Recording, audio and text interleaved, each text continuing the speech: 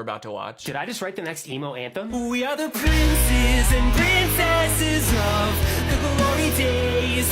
We were raised on a tree. Yeah, he starts the TikTok off by saying, did I just write the next emo anthem? TikTok answered with a resounding no, unfortunately. As you could probably guess from listening to the song, it was not well received on TikTok. The top comment with, holy shit, I didn't even realize this. This has 16,000 likes, and this video only has 5,000 likes. Just says, no, you did not write the next emo anthem. I mean, personally, I'm not like that into the emo music scene. So, like, when I saw this, I guess I was probably like, this song is kind of corny, but like, you know, I'm not really into that scene in general, so I'm like, I don't know if people like this. Maybe, I mean, people like corny music. There are people out there that like corny music, so I didn't think it would be like completely negatively received, but I literally don't think I've seen one nice comment about this song. We've got comments like, yo, unreleased this with fire emojis. People saying, is this satire? People labeling the song as Disney rock. Over the course of the next couple days, Andy continued to promote his song in pretty much the same way. He has another TikTok that says, this song is for all the weird kids that ever felt left out, which if you know anything about me and you watched my video about the Kyle Sheely situation, you know I really love it when people identify as being weird and people describe themselves as being kind of a weirdo. I really love that. That's like one of my favorite things. People were commenting on his TikToks, giving him hate. People were duetting him, giving him hate. This TikTok has 133,000 likes. Did I just write the next emo anthem? Let's check. No? But yeah, people are just being so fucking mean to this dude. And you know what? Sure, it's not a great song, but like, I do think that the hate on him is a little bit unjustified, or at least it was at first. Like, TikTok's just trashing this dude, calling him Pellet Gun Kelly. I mean, making fun of the way he enunciates words. The creator of this TikTok said, the way he enunciates words makes my brain itchy. And I kind of just felt bad for the guy. Like, he didn't really do anything that wrong. He just made a corny song. And, you know, I know that I make fun of people basically every week on my channel. I think maybe the difference here is there's like not even that much to make fun of. It's like he just wrote a bad song. It's not even that funny. So I think that's why it feels different to me. Not to mention like all of the hate comments on his videos are so unoriginal. I do find it kind of ironic that like people are commenting on this dude, hating on him for being like generic and corny, but like half of the comments on his videos are, yo, unrelease this with fire emojis. Wait, what the fuck? Someone commented, we know it's you under there, Danny. Are there people that think this guy is me? To that point, I guess, of people thinking that this might be me doing some kind of joke, there are people that think that this is satire. A week ago, I called you guys idiots for not realizing that this is satire and not knowing that this guy knows what he's doing. And I was wrong. This is a real song and a real man. So, my bad. This is something I actually kind of go back and forth on, whether this guy is doing some sort of satire routine or if this is like his actual self. I heavily lean towards this is who he actually is. He's been posting videos on this TikTok account for a long ass time. If you scroll down, this is at the very least a long con, because he's been making videos as this same type of person since I guess the beginning of 2020. And I think he has a YouTube channel too. Okay, he's been making videos on his YouTube channel for 6 years. Sunday Funday, question mark? Go ahead and check that out. Hey guys, so it's 10 a.m. on a Sunday, which is really early for me. Usually I don't get up at 10 a.m. I was bartending last night. Okay, so this is kind of weird. I do feel like he's giving off like a slightly different persona in this video. Maybe it's because he just woke up. But I do feel like in his newer videos, he's a lot more like, turns out I just made a Disney pop song. I just made the new emo banger. And then in this video from 6 years ago, he's like, what's up guys? I got fucked up last night. Okay, let's look at like this song from 5 years ago. Let's see if it's similar at all in style. Did you ever stop to think that this world isn't half the world you thought that it could be? Okay, still not really my cup of tea, and it did seem a little bit corny, but now I don't know, like, it does seem different. It's like a little darker, maybe. Maybe it's just because it's acoustic. The people who are saying Disney, whatever, Disney pop punk, that is very much the vibe I'm getting from the newer stuff. To be fair, I haven't listened to the whole song. Maybe I should do that first.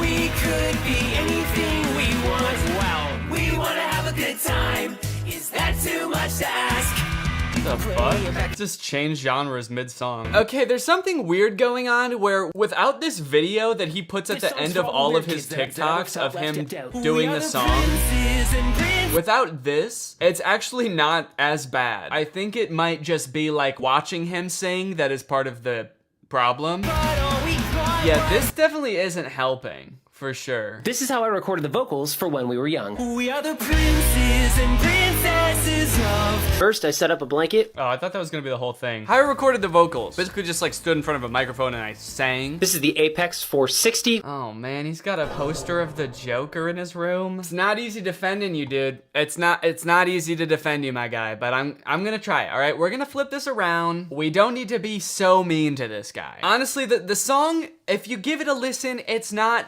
that bad without him performing it. I feel like because he's got like that like cringy emo aesthetic that a lot of people think is cringy. Of course, watching him perform the song is going to make it worse. But without him performing it, it was not as bad. Still not something I would listen to. And also, I think that the parts that he didn't put in his TikToks are better than the parts that he did put in his TikToks, which is a little suspicious, honestly. And the song also does come off as kind of like nostalgia bait in a way. It's talking about how like when we were little, everything didn't seem so bad. But now, turns out things are so bad. The real issue that I have with this situation is one, the unoriginal ass comments making fun of this dude, just like reposting the same like, yo, unrelease this over and over. It's like, yeah, I guess it's kind of sad to be promoting a song that everyone hates, but it's also sad to like keep checking this guy's profile to see if he posted any new TikToks and then post the same comment that's been getting upvotes on all the other TikToks. But aside from that, it is a little bit weird the way that Andy has responded to the hate that he's been getting. Okay, so this TikTok says, how I sleep at night knowing the emo and punk community think I'm an AI-generated plant sent to destroy the scene from the inside out by releasing music created in a boardroom by business executives trying to water down alternative music until it is absorbed by pop music so they can market it to the general public. Okay, so basically he's trying to give off the vibe that like he doesn't give a shit about the hate. He's got a lot of videos like this that are just like, don't listen to him, dude. Just do you. Just be you. Make them cringe.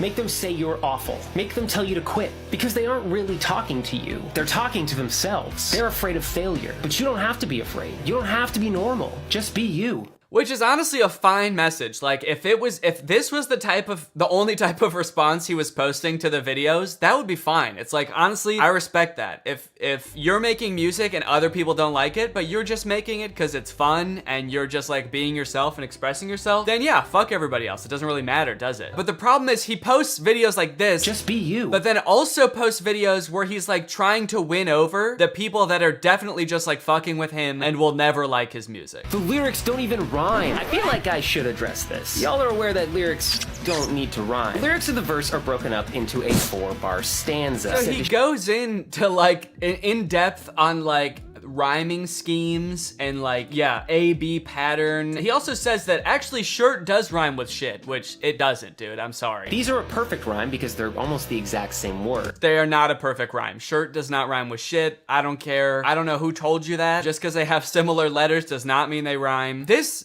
in my head, totally goes against the whole like, I don't give a fuck what anybody thinks. I'm just having fun mentality. If you're then making videos being like, no guys, it does rhyme. No, listen, if you just listen to the song the way I want you to listen to it and appreciate it in the ways that I'm gonna tell you to, then it's actually good. That's actually a good song. Please do that. So Andy, if you're listening, this is my advice, okay? You have to pick if you want people to like your music or not. Well, you don't even have to pick that. You just have to pick what kind of persona you want to put out there into the world, okay? You can be the cool punk guy that doesn't give a fuck what anybody thinks, but then you can't go around posting videos like this where you're explaining rhyme schemes so that people will like your song. No knowledge of rhyme scheme is gonna make people like this song. OMG, this sounds like a kid's song. That's so cringe. Yeah, wouldn't want to introduce young people to pop punk. What a horrible world that would be. When we were young, we were Yeah, I love that he ends every TikTok with the same clip of him playing the song. Just in case you forgot what fucking song I was talking about, let's play this shit one more time. Yeah, he's also trying to do this thing here where he's like pretending that that might have been the whole point of this song to begin with. Wouldn't want to introduce young people to pop punk. Which is obviously what I was trying to do here. Again, I'm not trying to be mean, I'm just trying to explain this. When people say that your song sounds like kids' music, that's not because they think it would be good music for kids. They're just saying that it's not good enough to be adult music. It's not a compliment, unfortunately. It's just people being rude. Bro, you gotta stop promoting this song. Why? It's getting tons of views and streams every day. Oh, stop! Alright, but you're gonna have to take it up with that. What the hell is that? That's promotion, Andy. What is it doing? Promoting. That's what it was born for.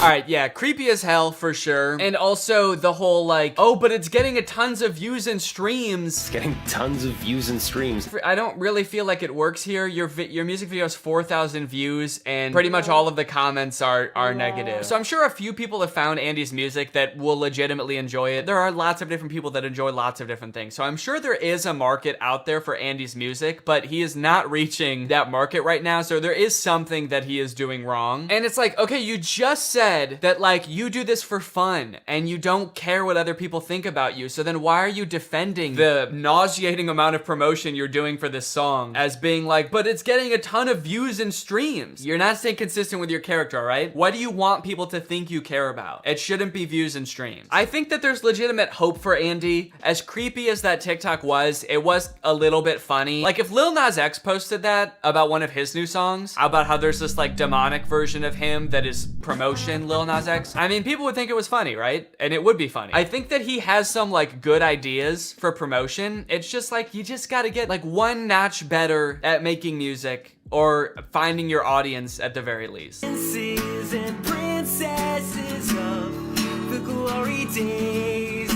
we were raised on a tree.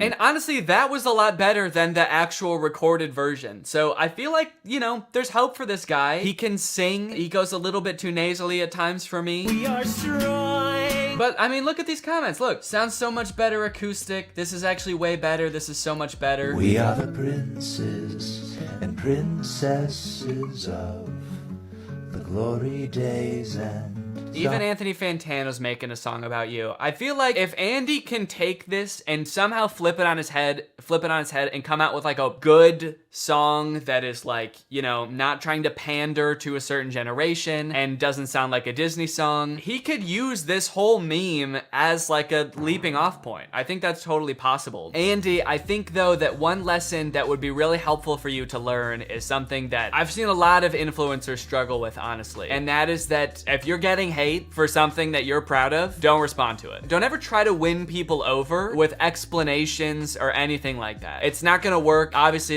as you've seen in your case, like explaining music theory and rhyme schemes to people isn't gonna make them like your song anymore. Unless you've really hurt a group of people, don't respond to hate. If people see that hate is getting to you, they'll be like, oh shit, that's awesome. He's reading my comments and it's having an effect on him. I'm gonna keep doing that. It's like the snowballing thing. There's a reason that certain creators can't seem to get away from drama. And every time they post a video, even if it's a pretty normal video, they'll get hate on it and people talking shit. It's because when they get hate, they have to like make a whole video discussing it and going over it. And if it's for something as inconsequential as just like, I didn't like this song, just leave it. Just don't address it. If it's legitimate criticism, learn from it and just, you know, hit them with the next song. That's better. You're not gonna change their mind with an explanation. You're only gonna change their mind by literally changing their mind and being a better artist than they think you are. If you are watching this, Andy, which I'm not sure if you will ever see this or make it this far into the video, but look, I mean, it sucks to get this much hate on stuff. I understand that. I hope that you can take my advice to heart. I know that sometimes constructive and well-intentioned criticism can be the most difficult to swallow because you can't just brush it off as someone blindly hating you. But, you know, I hope that you are able to learn from this and grow from this. You know, I look forward to seeing your next song. I hope it's good. So,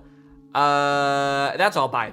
All right, you guys, I've heard the comments. Danny, decorate your office. It looks like you're in an insane asylum. Where's the little nutcracker guy? Well, for your information, he's right here, okay? My son stole him because he thought he was cool and he wanted to put him down the slide a few times, so that's what he's been doing for the last few weeks. But I get it. Apparently, him being in the background of my videos is more important to you guys than my son's happiness. So here he goes, back in the background.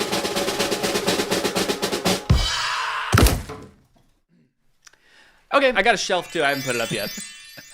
And perfect. Perfect placement for the little nutcracker guy. Exactly behind my body.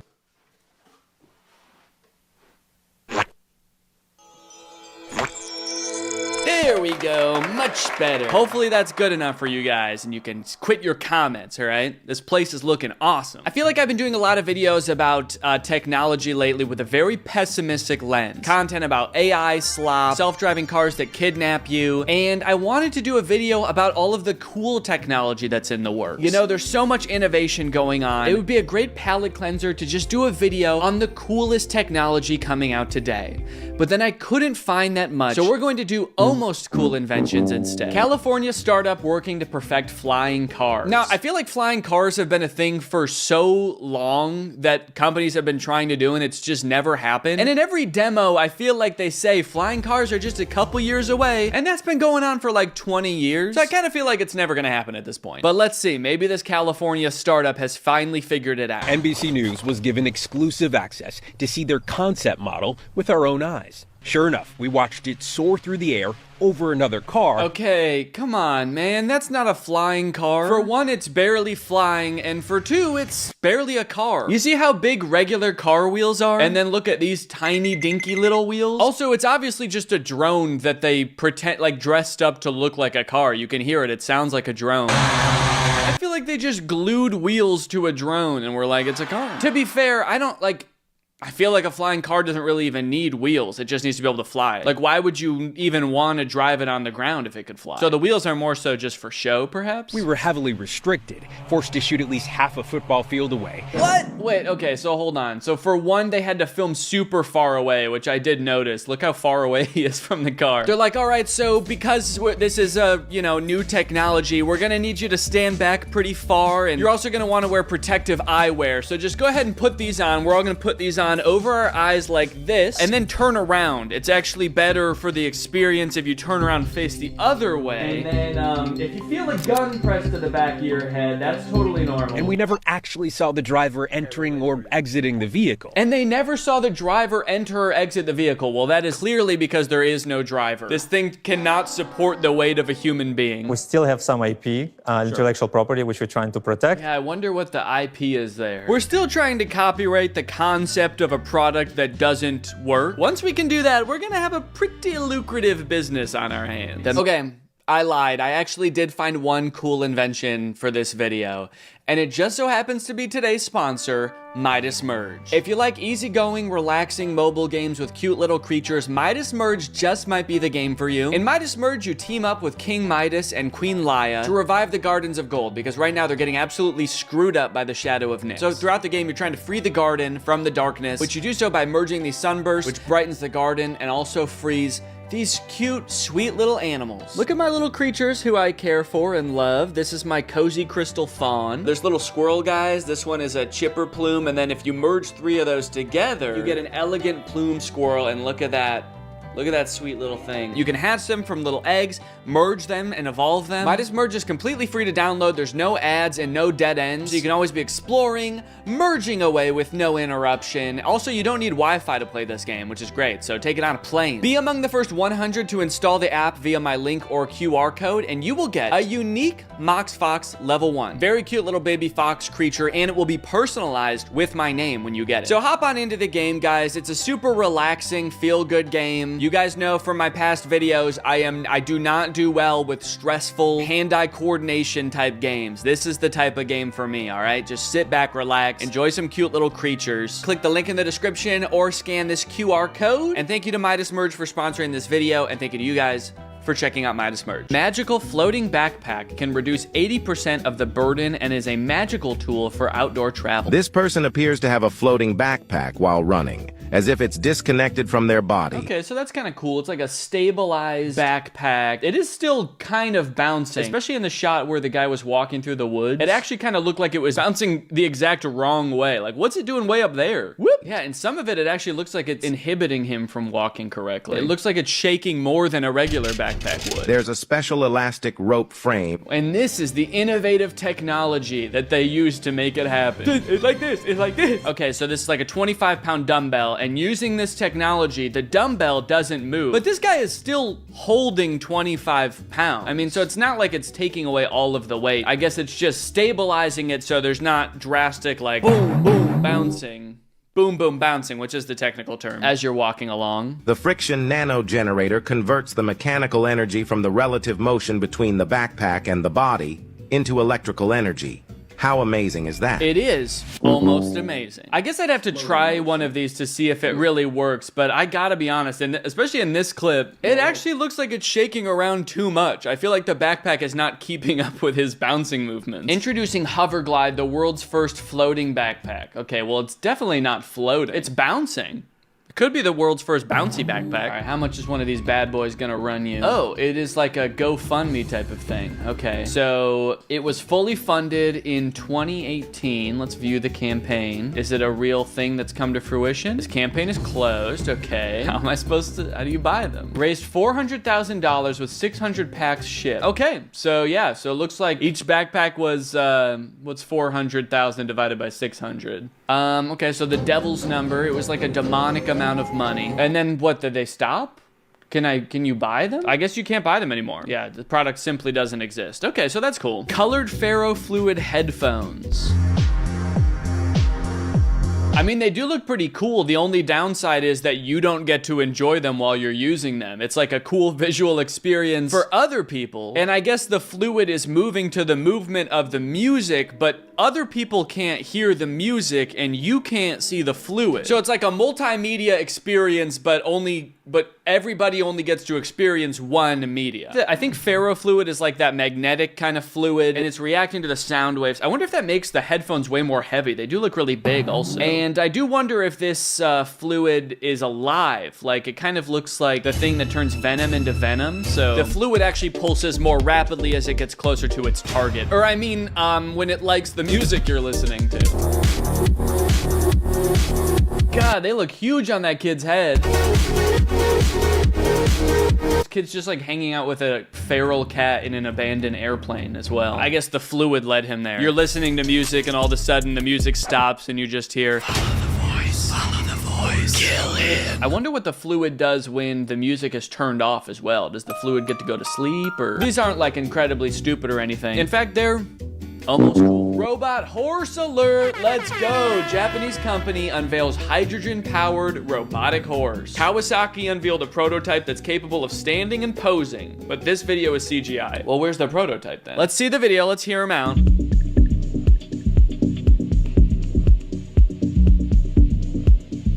Honestly, I mean, if this thing was real, I would be like, maybe, do I need one of these? Do I need a robotic horse? That would actually be kind of sick. And apparently there's an article about cowboys reacting to the concept of this robotic horse. Would a real Wyoming cowboy ride one? Kawasaki Heavy Industries has unveiled a prototype for its first-of-a-kind robotic horse called Corlero. The four-legged AI-enhanced robot is about the size of a large motorcycle and is designed to mimic an intuitive, equine-like riding experience controlled by its rider's weight shifting. It's also powered by a hydrogen fuel cell engine, just like a real horse. I thought it was a joke when I first heard it, said Jake Hutton. Every step a horse takes, it gets feedback and it gives you feedback, he says. If you're about to ride into a quicksand bog, a horse will stop and let you know we shouldn't do this before you get into the middle of it. Yeah, if there's one thing machines and robots hate, it's getting input and giving output. That's something machines and computers famously never do. I bet a robot would probably just keep trucking right on into the bog. I don't think you could ever build a computer program that can recreate the intelligence of a horse. Okay, I hate to say it. I mean, like, I understand not being down for the robot horse future, but I mean, you know, scientists are smart, then maybe they will figure out how to make the robot as smart as a horse. And then what are you gonna do? Because then they're gonna have heard what you said about them and they're gonna be pissed. Equine experts said they'll need to see it to believe it. I was definitely dubious when I heard, said Amy Stockton, a river-based veterinarian. You think of all the joints, all the tendons, all the ligaments, all those parts working together, she said, to get machine parts moving the way a horse horse moves, and taking the majesty and magic of a horse and turning it into something that needs oil sounds like quite an undertaking. Yeah, I feel like none of them are really answering the question of like, would they ride it? They're just like, scientists can't do it.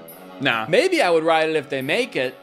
Too bad they're never going to. I feel like the person writing the article was more looking for their views on like whether this would make a good horse and not their views on like computer science. Because like in terms of moving like a horse, I feel like it's only a matter of time before they figure that out. They already have robots that can do like triple backflips in the air, like jujitsu and shit. So it's only a matter of time before they figure out galloping. I'll quote Churchill on this. There's something about the outside of a horse that's good for the inside of a man. Okay. What? There's something with the animal that's really connected to the human heart, he said. That totally makes sense. So when you have a horse, you have a relationship with the horse. You like to go out riding with the horse, and the horse likes it too. Maybe. I don't know. I actually don't know how horse-human relationships work at all. Just kind of talking out of my ass. 100%. Oh, if you run out of hydrogen and you're up at the top of the Wind River Mountains, it'll be a little hard to get your robot out of there. But if you take your horse up, it's fueled by feed stuff. Is that a technical term, feed stuff? Does that just mean food? Next time I'm going out with friends, I'm gonna be like, you guys wanna get some feed stuff? You can find a little valley, graze a bit, stop at the stream and get a drink, and you're good to go for another day. That's right. You can't find a charge port out there or whatever. I don't even know what charges a hydrogen. How do you find hydrogen? Good luck finding a collapsing neutron star to charge your hydrogen-powered horse. Mine just eats grass. And then here's a picture of some humans with horses, just for reference. I'm sure you can tell which one is which. So I would say the robot horse, I mean, like, if you put one in front of me and were like, do you want to ride this? I would be like, hell yeah. Well, actually, I would need to see some proof that it was safe first, and then I would be like, hell yeah. So in that sense, it's cool, but it doesn't exist yet. So for now, it's almost cool. The world's first humanoid robot with synthetic muscles and bones. Oh God.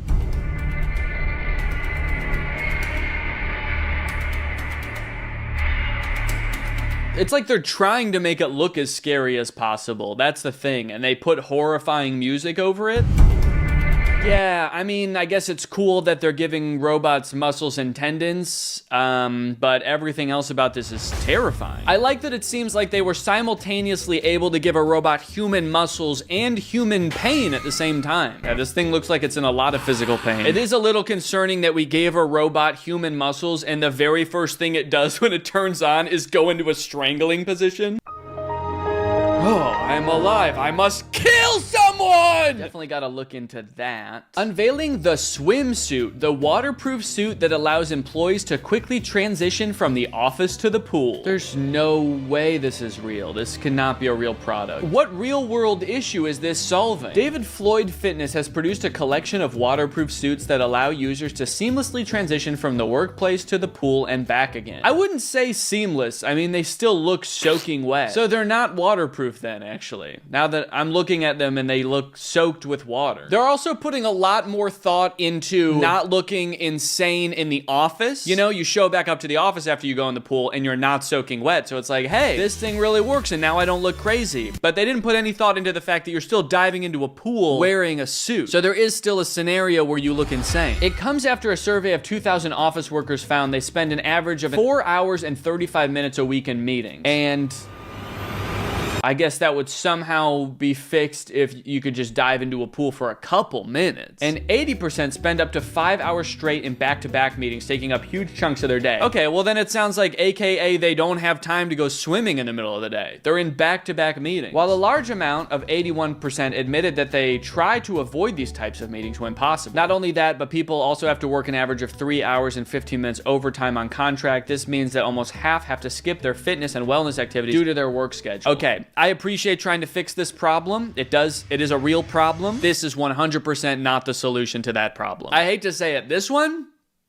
not cool. Like, firmly not cool. The invention of Rolligons, tires that won't crush. Even if these tires are installed on a truck weighing several thousand kilograms and driven over a person, that person would remain unharmed. So, like, how many prototypes of this do you think they went through that didn't work before they got to this one? Finally, we have a model that doesn't kill anybody in its way. If only our former fallen employees were here to see this. They would be so excited. Due to the low-pressure tires, the vehicle's entire weight is distributed over a large area, so the person underneath the tire remains unharmed. I don't know about unharmed. He actually did look kind of uncomfortable as it was going over him. So the person underneath Yep, it goes over him, and then the man safely drags himself away using only his arms. But that's just 'cause that's how he always walked. He walked like that even before this. These low-pressure tires are so remarkable that only a force of 2 kilograms is exerted at each point. They do look pretty impressive for going over like different terrains and stuff. Look at it wobble over these rocks. That's kind of satisfying to watch. This is like a perfect invention for the type of guy that loves running people over, but, you know, doesn't want to kill anybody. At most, he just wants to uncomfortably pin them down for a couple seconds. My guess is that you can't travel very fast with these because they're so squishy. I feel like they would just disintegrate if you tried to go over 30 miles per hour in them. Someone said, no profit from keeping people safe. Corporations are holding the world back while also keeping it afloat. Weird dynamic. And then another person said, there's no conspiracy. It's just that the tires only function at low speeds. They are currently used in Alaska and Canada for the tundra. All right, so top places to get run over. Turns out Alaska and Canada's tundra. So you know what? These actually are still in use today, and they do have a specific niche purpose. Turns out it's not for rolling over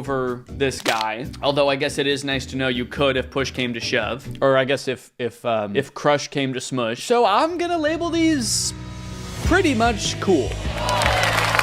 You know what? I think there's some real potential in the inventions we've seen today. I think if we just keep it up, we work on these, we could have some cool inventions on our hands. So I'm feeling pretty optimistic for the future. I don't know about you guys. But anyway, thanks for watching, and I'll see you next time. Bye. Being a touring musician might seem like a dream job. You get to perform for stadiums, screaming your name every night. But at the end of the day, you are just performing the same songs over and over. You get up on stage, do the same song and dance. So inevitably, musicians gotta find some way to shake it up a little bit, you know? Get a little bit of extra enjoyment out of their craft, you know? Maybe throw in an extra little dance, ad-lib a little bit. The Weeknd, I guess, decided to do this weird little tongue thing.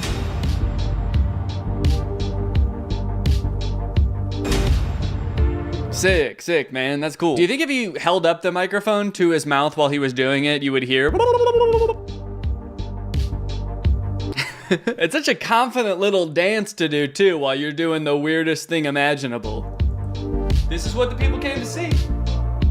This is how it's done. Oh, God, there's another angle.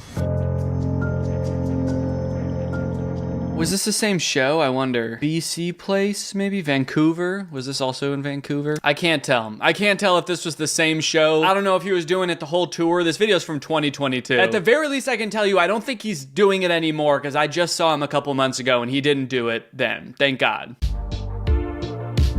I like that he was doing it long enough that this person had time to pull out their phone and start recording, and he was still doing it. It wasn't just like a one-off, like, blah, blah. This could have been going on for like 30 minutes. This could have been the whole show. All the reviews of the concert were like, he never once even put the microphone up to his mouth. He didn't sing at all. He did a little tongue dance. At one point, he did actually raise the microphone and say, I'm a turkey, gobble, gobble, motherfucker. And then he just kept doing it. Next up on the list of embarrassing concert moments, I'm sure a lot of you have seen this, it's Travis Scott falling in auto-tune. What I appreciate about this one is how musical he still is even when falling. He was fully off the stage, descending through the air by the time he said, yeah. So it could have sounded a lot worse. He kept it musical. It could have just sounded like, ah! But in auto-tune. You know what they say, man, musicians, they're trained to keep going. The show must go on no matter what. You push a musician off stage, they're still gonna be singing. You push me off stage, I'll be giving commentary. On the way down, I'll be reacting to things. I'll be like, that was kind of cringe what just happened back there. Okay, apparently Katy Perry had like a lightsaber battle on stage.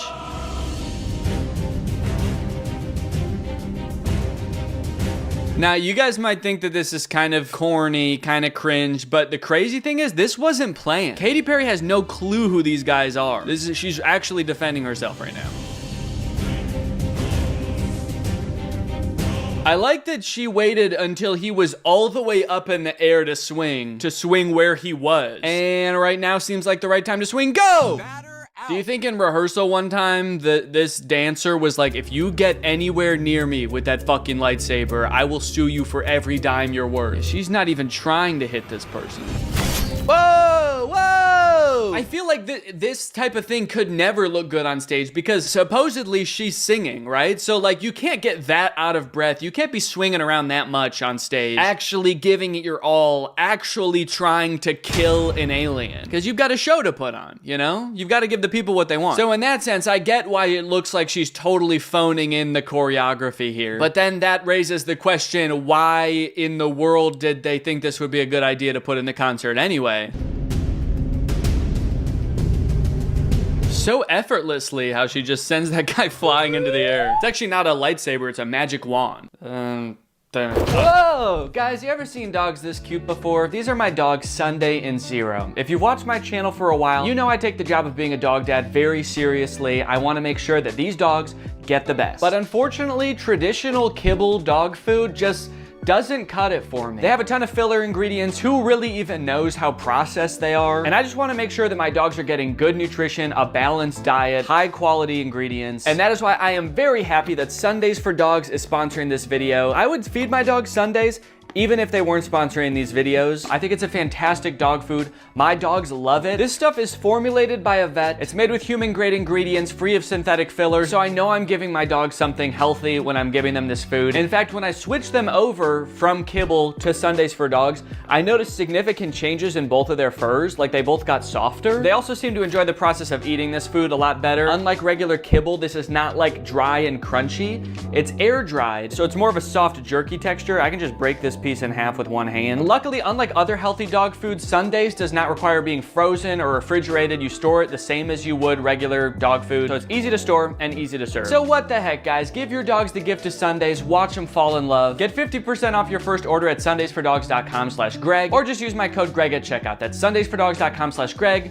or click the link in the description. Use my code Greg at checkout. Thank you to Sundays for Dogs for sponsoring this video, and thanks to you guys for checking out Sundays for Dogs. Your dogs will thank you. 1 year ago today, Mariah Carey randomly brought up the 9/11 attacks during a concert. Okay, this was in 2023, and it was 1 year ago that day. So it was actually September 24th of 2022. So not on 9/11, like a couple weeks after 9/11. Let's see what she has to say. No.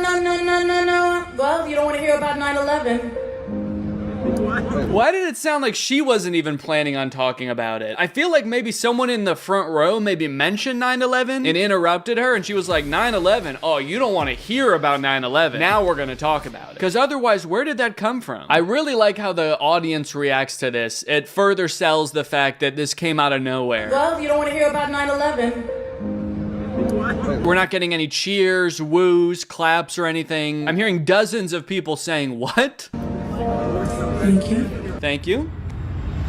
Thank you for that reaction, everyone. That's exactly what I was hoping for. It is my aim to entertain and confuse you all tonight, so thank you for that. Most artists go for a standing ovation, not Mariah Carey. She goes for a standing confusion. Also, I'm worried, is she gonna have like a hot take about 9/11? Because she said you don't want to hear about it. She's like, you don't even want to know what I think about 9/11, all right? And that's right, because my conspiracy, I don't think it was George Bush. I think it was Miranda Cosgrove. Okay, here is Steve Lacy going overboard with some smoke machines, apparently. He's just gone. This gives the vibe that that's not really him. Like they were like, oh no, Steve Lacy's in the hospital tonight, but the show must go on. What are we gonna do? Also, who is Steve Lacy? Does he have any songs I know? Oh, Bad Habit. Okay. Yep. Okay. Oh wait, is he gonna address the smoke? I'm meaning, is he gonna address the smoke situation? But for a second, it also kind of sounded like I thought the smoke was like a living entity. And I was like, is he ever gonna address the smoke? Is he going to bow before the smoke as is tradition and beg for forgiveness?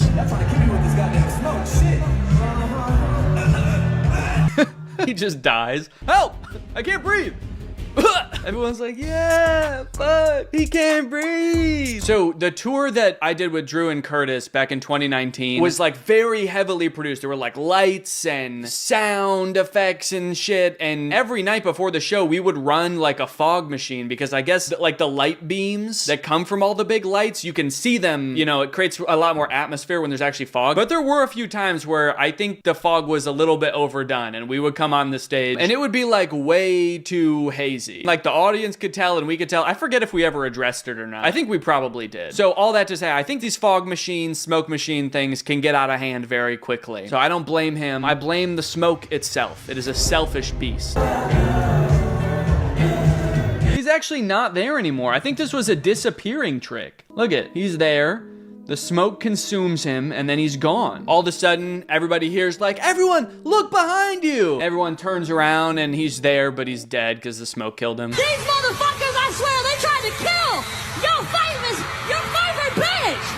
They tried to fucking kill me! Who is she talking about? Who tried to kill her? Is she also talking about 9/11? I was in the towers that day! This video just reminded me of, I don't know why this video reminded, have you guys seen the video of Kanye West like sprinting across the stage during Touch the Sky? I just wanted to dance, I wanted to take about how I get my bit. Just wanted to I don't know why I'm like asking you as if you're gonna, like, this is a live stream. Did you? Did you see it? It's okay, I'll wait. Now you're just being rude. Okay, this one's a good one. I really like this one. Drake performing the end of Headlines. This looks like a really old video.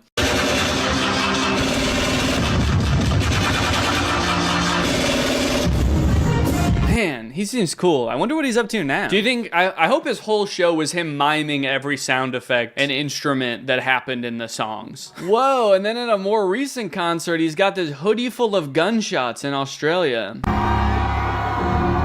So wait, in that first clip, Drake was shooting at himself from the future. This Drake went back in time and was like, dude, Drake, I have to tell you something from the future. And Drake was like, no. And then he was like, this. And then this Drake was like, fine. And he walked on stage like this. And then this smoke machine gets out of control too, and in 10 minutes, nobody can see Drake. Akon throws fan off stage. Old footage of Akon surfaces. Should he have just joined the WWE?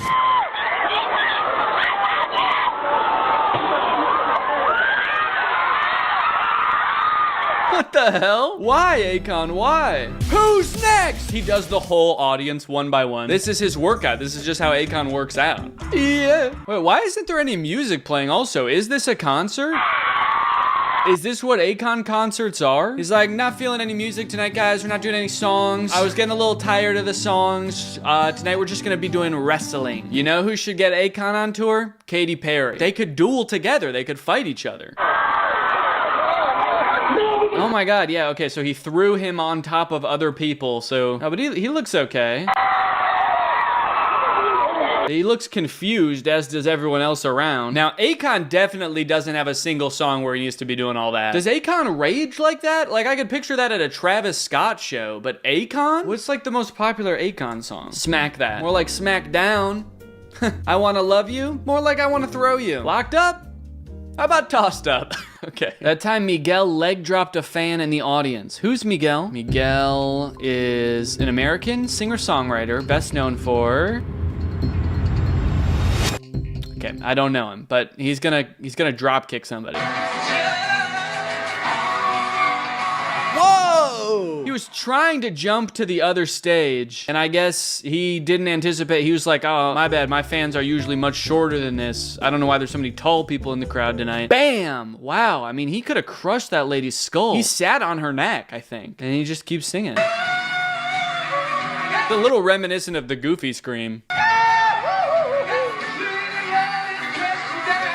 Okay, so he reaches back to be like, oh, are you okay? Oh, we're cool. Look at that. She's okay, everybody. That's not even the lady he crushed. She's got blonde hair. These two ladies have dark hair. This lady back here is the one he befriended. Yeah, they're off to the hospital. They don't have time to talk to Miguel. I like when moments from concerts blow up and then they inevitably get comments that are like, he doesn't need a single song where he needs to be doing all that. Now, Akon definitely doesn't have a single song where he needs to be doing all that. I want to someday make a song where I do need to be doing all that. Like, I want to make a song that's so insane that you could see me doing anything on stage and people would be like, yeah, that makes sense. He should be going harder, actually. Fergie sings the national anthem at the NBA All-Star Game. This has 30 million views. By the dawn's early light, and let's least Whoa. Oh Oh no, he looks like he's about to cry. Everybody's having a slightly different reaction. They showed Chance. He was laughing. Some of them look like they don't want to be on camera at all. They're like, get that shit out of my face. I don't want to be a part of this in any way. Okay, well, it looks like the most rewatched part is over here. Let's go here.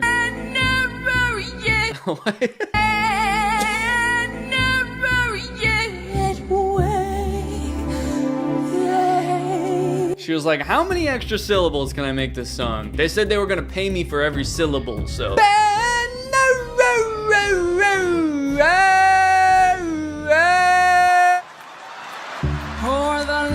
No, everybody's laughing at her. How have I never seen this? This is crazy. And Star Spangled Banner yet wave.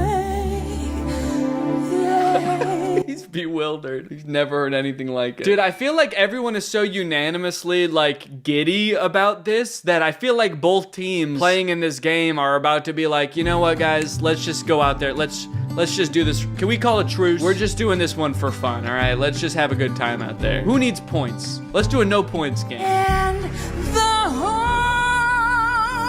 of the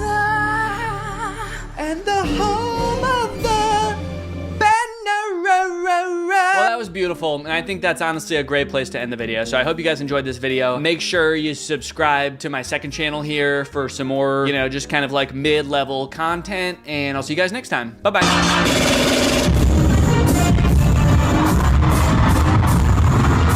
What's up, Greg? New technology truly fascinates me. A new gadget being introduced to the world has the potential to change the way we live, learn, and communicate. Or, more interestingly, it could flop and become a laughingstock of the internet. Which is why a few weeks ago, I was thrilled to discover the unveiling for a project called the Humane AI Pin. This might be the worst product presentation I've ever seen for one of the strangest products I've ever seen. Apparently, Humane AI is a new tech startup founded by two former Apple employees and current lovers, Imran Chowdhury and Bethany Bongiorno. Their mission is building innovative technology that feels familiar, natural, and human. Okay, first thing that's sticking out to me is that none of those words were useful. Also, do I really want my technology to feel more human? I've never wished my MacBook to be more fleshy. Also, Humane AI is such an unsettling name for a company. I'm sorry. You lost me right off the bat. I feel like the only times I ever even hear the word humane is when we're talking about like factory farming or something. Don't worry, dude. When this AI takes over, it is going to be super humane in the way it slaughters us. It will not violate the Geneva Convention, unlike other AIs, Siri. All right, let's go ahead and watch the product presentation and let's see if you think it's as weird as I do. Welcome to Humane. Thank you. This is the Humane AI Pin. Cool. It's a standalone device and software platform. So the intro does have a very threatening aura about it, doesn't it? The sterile white room. They're both so serious and they're unboxing a mysterious device. I feel like I'm about to be tortured for information.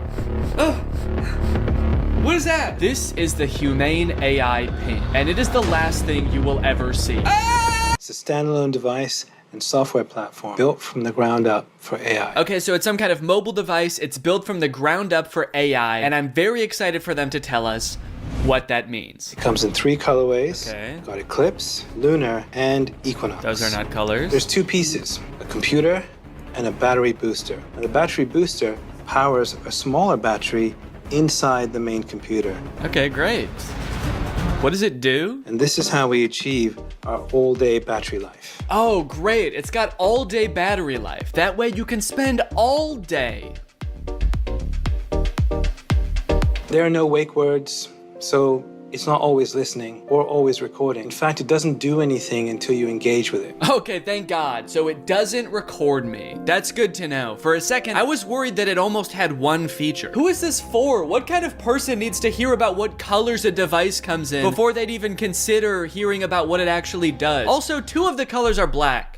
You designed 3 colors and 2 of them are black. You couldn't come up with a 3rd color? Also, I'm sorry because I know that not everyone is super comfortable in front of a camera. It's not a skill set everyone has. But maybe you guys should have like hired a spokesperson or something instead of letting the world's 2 sleepiest CEOs do this product demo. Now, the battery booster powers a smaller battery inside the main computer. Are they okay? This thing has all day battery life. That's because it actually feeds on your life force. I've had mine on for 3 months and you probably can't even tell the physical toll it's had on me. And your engagement comes through your touch, voice, gesture, or the laser ink display. Whoa, wait, okay. Holy cow. We have a feature. It actually does something. I will admit I was not expecting that. Why didn't you lead with that? I mean, I don't know what that is or what it does, but at least it's something. It looks futuristic. I don't know about the name laser ink display though. That doesn't sound very futuristic. The laser ink display. Sounds like a printer. It also comes with its own connectivity built right in. Our own Humane network, connected by T-Mobile. Our very own network. That is T-Mobile's network. We were able to pack a lot of technology into something really small. Tell me about it, dude. I can barely even count all the technologies you put in this thing. You got the laser ink display, all-day battery. Black, is that a technology? They continue for a while just using buzzwords and vague expressions to explain what this thing does until like 3 minutes into the video when they finally give us a demonstration of something tangible this thing can do. Play the song How Music Makes You Feel Better. Doesn't look like it's making him feel better. We've partnered with Tidal, which you get out of the box. Okay, finally, we know one thing it can do. It can play music. And not just how you would normally listen to music either. You can give it little riddles to try to figure out what songs you want it to play. Play music written by Prince, but not performed by Prince. Give me songs written by first-born left-handed British women who have never been to Ibiza that weren't released on weekends or holidays. Can Alexa do that? I don't know. I don't think anyone's ever tried before. Got my music controls. If I go to the left, I can go back. If I was to go down, I can pause. Wow, okay, that actually does look a lot more convenient than using Tidal on my phone, but only because I don't have Tidal on my phone. After this, we do start to get some truly incredible demos using this product's advanced AI. When is the next eclipse? Where is the best place to see it? The next total solar eclipse will occur on April 8th, 2024. Best places to see it are Exmouth, Australia, and East Timor. Huh, that's weird. This NASA article says that eclipse that's happening on April 8th is actually not going to be visible in Australia. It's only going to be visible from like the US. It actually seems like it's going to be nighttime in Australia during the eclipse. Well, what are you going to do? I mean, they're a technology company. They're not a space company. What would you expect them to know about the moon? They only named all of their colors after it. Much protein. These almonds have 15 grams of protein. Great. Those almonds for sure do not have 15 grams of protein. An entire cup of almonds has 20 grams of protein. This dude was holding like 9 almonds. Did I think he was asking about his whole hand? Because that actually might be accurate. I'm gonna eat it. Enjoy it. Guys, I hate to say it, but I don't think your thing works. You only asked it to do a couple things and it got 2 of them wrong. He does do a demo where he sends a text later in the video and that seems to work. Tell Andrew I'll be there later tonight. But to be fair, we never see the person receive the text. I got a weird text from Imran that just says, learned how to go potty big boy style. Interestingly, after people started to realize that all of the information in this demo was wrong, they actually re-uploaded the video pretending that the pin gave the correct answer the entire time. How much protein? A half a cup of almonds has 15 grams of protein. Don't believe it. That's humane propaganda. The AI pin allows you to shop in the real world. How much is this online? This is $28 online. Great. Buy it. That one is super confusing. It doesn't give you any information on where it's getting that price, where you're buying it from, when it will arrive. I feel like you need to give it at least some specifics, otherwise it's definitely gonna mess up your order. Go ahead and buy this book. Sending to Sudan. No, send it here. You didn't specify. Sending to Sudan. Shit. Now, if you're wondering how you can get one of these things, the prices range from $700 to $800 for the more expensive colors. And they're estimated to ship in March of 2024. Now, you might be thinking the price of $700 is a little bit high for this thing, but think about it this way. What other product on the market can so accurately tell you how many grams of protein aren't in 9 almonds? Okay, they've also got this little short film about the human experience using their AI pin. Isn't life about what we experience? What we smell? Can I eat this? Yes, dragon fruits are low in sugar. What is this thing, my mom? Can I drink this? Not before you finish your vegetables. And say please next time. Bitch. What did you just call me? I am your pin, young man. Dude, I want to buy this thing just for that feature. I want to hold every object, creature, and human in front of this thing and ask if I can eat it. Do you need something from me? Can I eat that? Analyzing. Oh, no, you can't eat me. I'm a person, so. High fat content detected. Rude. 1 gram of protein detected. That can't be right. Tiny balls detected. All right, what the hell? Enjoy it. Yes, yummy. Wait, stop. No, you cannot eat me. I'm a human. All right, man, who do you think I'm gonna trust? You or my $700 pin? Last time I checked, this pin doesn't have tiny balls. This thing tells me what to eat, when to eat. It even suggested this very fashionable outfit I'm wearing today. Is that why you're not wearing pants? They're in Sudan. What we hear. Hey, what should I get here? 我在这里该点什么呢? What is this interaction? Who are those people? Does he know them? Man, if he's in a different country where he doesn't speak the language, I would not trust that pin. Based on everything we've seen so far, who knows what it's saying to these people? 我在这里该点什么呢? What we see. Capture this. Dude, parents are gonna love that feature. Me walking around a park with my AI pin. Capture this, baby. Capture. Kidnap this child. So after watching all of this, I have 2 thoughts. The first being, maybe someday this will be like a revolutionary product that changes the way we all interact with each other. Maybe we're just seeing some hiccups now, but a few product generations down the line, this thing is really gonna take off. It'll be more refined. It will know where the moon is. But the second thing is, I have a lot of questions about this product. For one, how is this better than the phones we have now? More specifically, why can't all of the features of this thing just be built into one app in a phone? And what if you don't want to be talking to your chest every time you need to Google something or text someone? Well, this thing started to pick up some traction online, and eventually the founders ended up on CNBC, where the hosts seemed to have a lot of the same questions. Doing this right now is Imran Chaudhry. He's chairman and president of the company. I'm Bethany Bongiorno. She's the CEO. We're also very scared of them. That's why we've sat them as far away from us as we physically can. We actually ordered this giant table when we found out they were coming. I don't know if can we get the camera so people can see just what we're taling about in case? Imran, you can't see as much because it's black, so it blends in with your jacket. It's black. Imran's just sitting there like...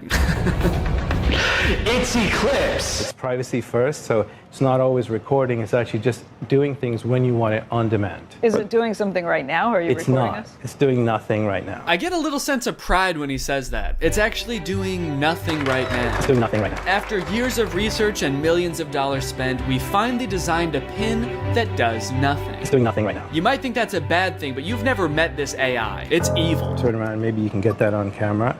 Oh, yeah. I see your hand. Yes. Keep doing it. I see your hand. Can you see what's that? Yeah, what's that telling you? Oh God, dude, I do feel for him. I mean, these people are not like media trained, I feel like. They really should have hired a professional spokesperson, because I feel like they're just so out of their depth.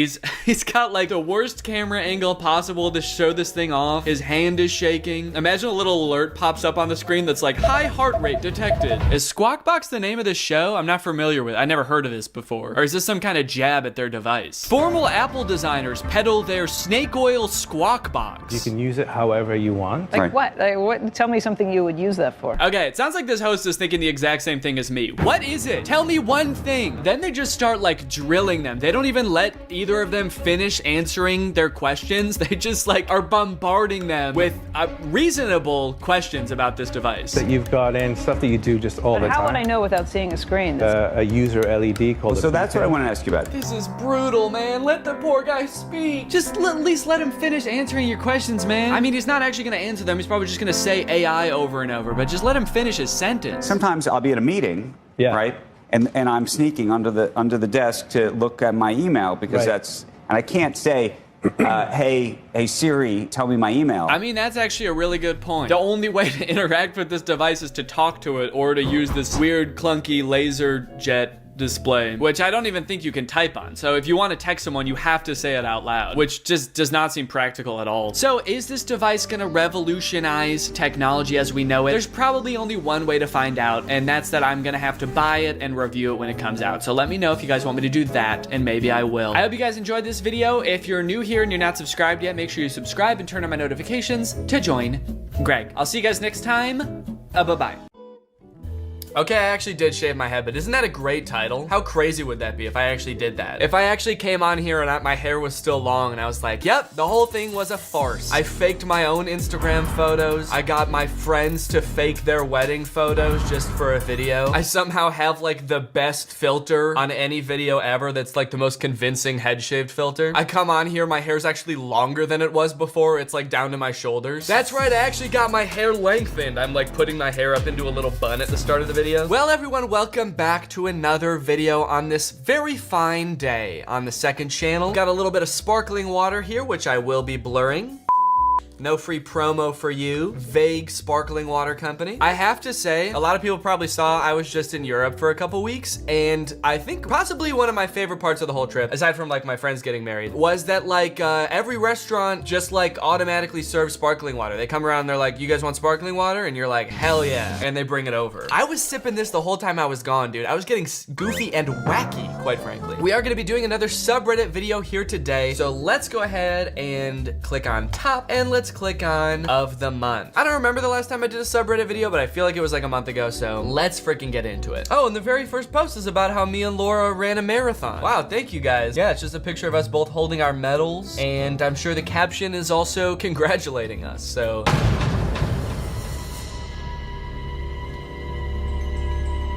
Oh yeah. Danny ran so fast his hair is still at the starting line. I actually broke the world record for a marathon. Not for the speed or anything, not my time. I just broke the record as the first person to run so fast that my hair was actually shorter at the finish line than it was at the starting line. No one's ever done that before. At this point, we need a hair mega thread, LOL. Yeah, so it's my understanding that after I posted pictures of my newly shaved head, the subreddit was just in disarray. People like could not stop posting about it. Every single post was just being like, why do you do that? What's wrong? What happened? It's been an interesting couple of weeks to see how people have reacted to me cutting my hair. Not just on the subreddit, but like every single social media I have, the comments are, quite frankly, they're unhinged. If we go to this TikTok I posted with my freshly shaved head, the top comment is, Danny, you better be joking, hell nah. And that has 38,000 likes. We have no Danny, Danny Y, no. I mean, just scrolling down here, you can see the reception was lukewarm at best. Please tell me it's just a prank, bro. I need to know it's just a prank. Danny Y. That seems to be the overwhelming sentiment, is people just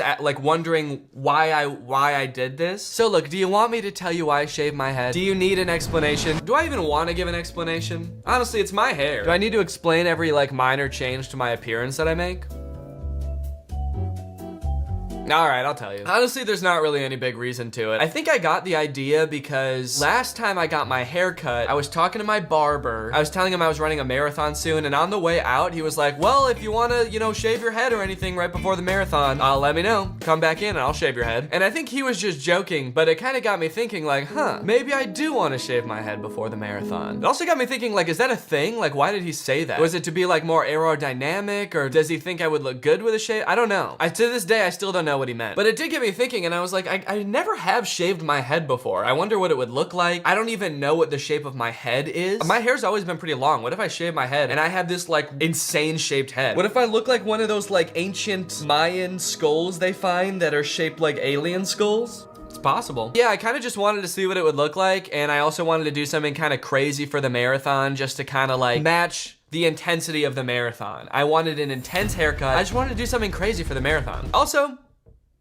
I thought it would be kind of funny. I thought it would be funny to see how I would look with a bald head, because I thought I would look pretty goofy. And I thought it would be funny to see how people reacted to me shaving my head, and it was pretty funny. I mean, most of the reactions are pretty funny. They're just like people being like, oh, whoa, like super surprised. I will say, even though I did do it a little bit just to see people's reactions, some people's reactions were too much. There were definitely people that I did not realize were a little bit too invested in like what my hair looks like. So that is, you know, that's good to know going forward. You guys are haters. He looks good. Yeah, no, for real. I was pleasantly surprised. I think he looks fire. No, he doesn't. Don't give him any ideas. Nobody say anything nice about him. He might keep it. Next video, I tricked everyone into thinking I cut my hair. That is gonna be the title of this video. So, kind of an epic comment moment. I was looking at my grandpa's army company photo from 1957, Fort Dix, New Jersey, and found Danny. Okay, yeah, I see it. Honestly, the smile I think is what's throwing me off a little bit. Like, that doesn't really look like how, well, I kind of do smile like that sometimes as a joke. I kind of like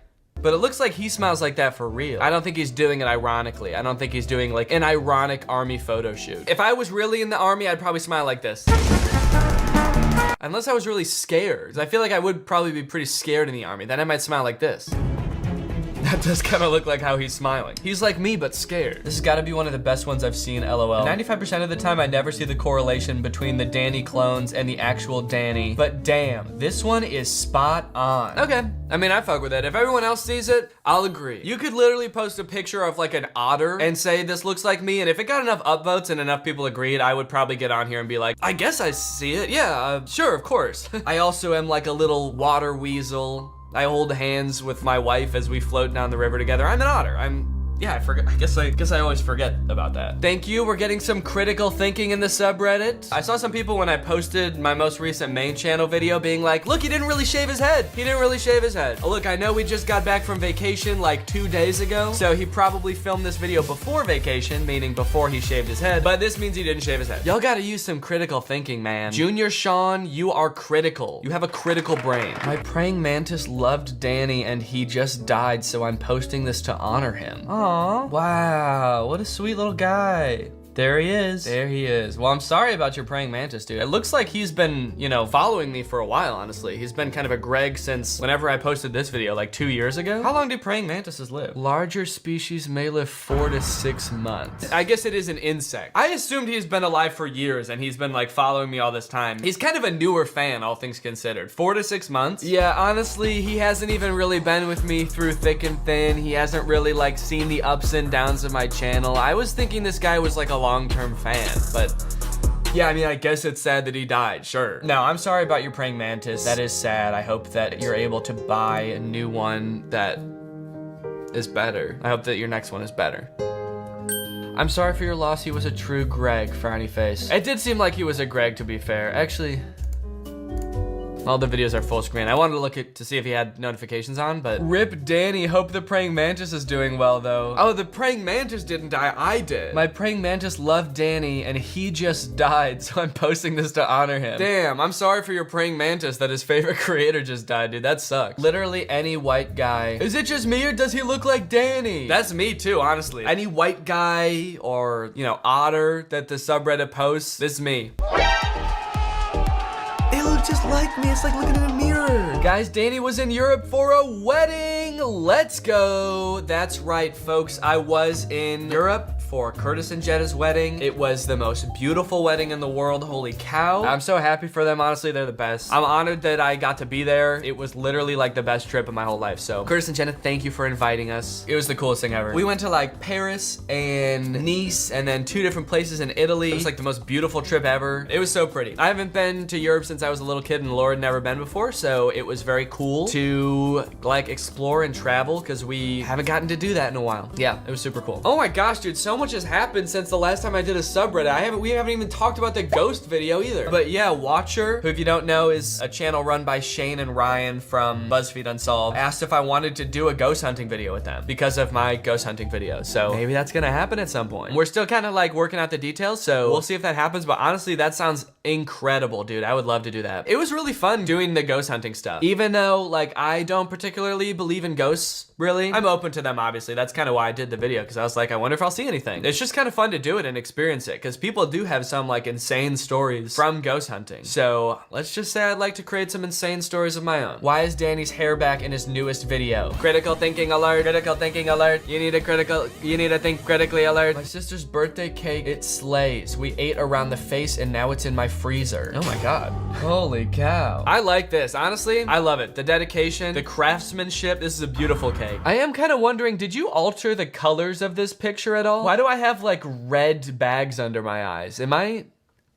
Do I just look like that? Is that just how I look? And they said they ate around the face and now it's in the freezer. Oh God, that's terrifying. What the hell, dude? I take it all back. I hate the dedication. Terrible idea. It's weird, all of the things that you don't think about when you're an influencer, like statistically at any given time, there's probably like X amount of people watching one of my videos somewhere in the world, but this is definitely a new one. Like at any given time, there could be like my face in someone's freezer. It's just one of those things you don't really think about. I can't get over this ghost hunting angle. Yeah, honestly, shout out to what's this dude's name? Francois Bourgeois.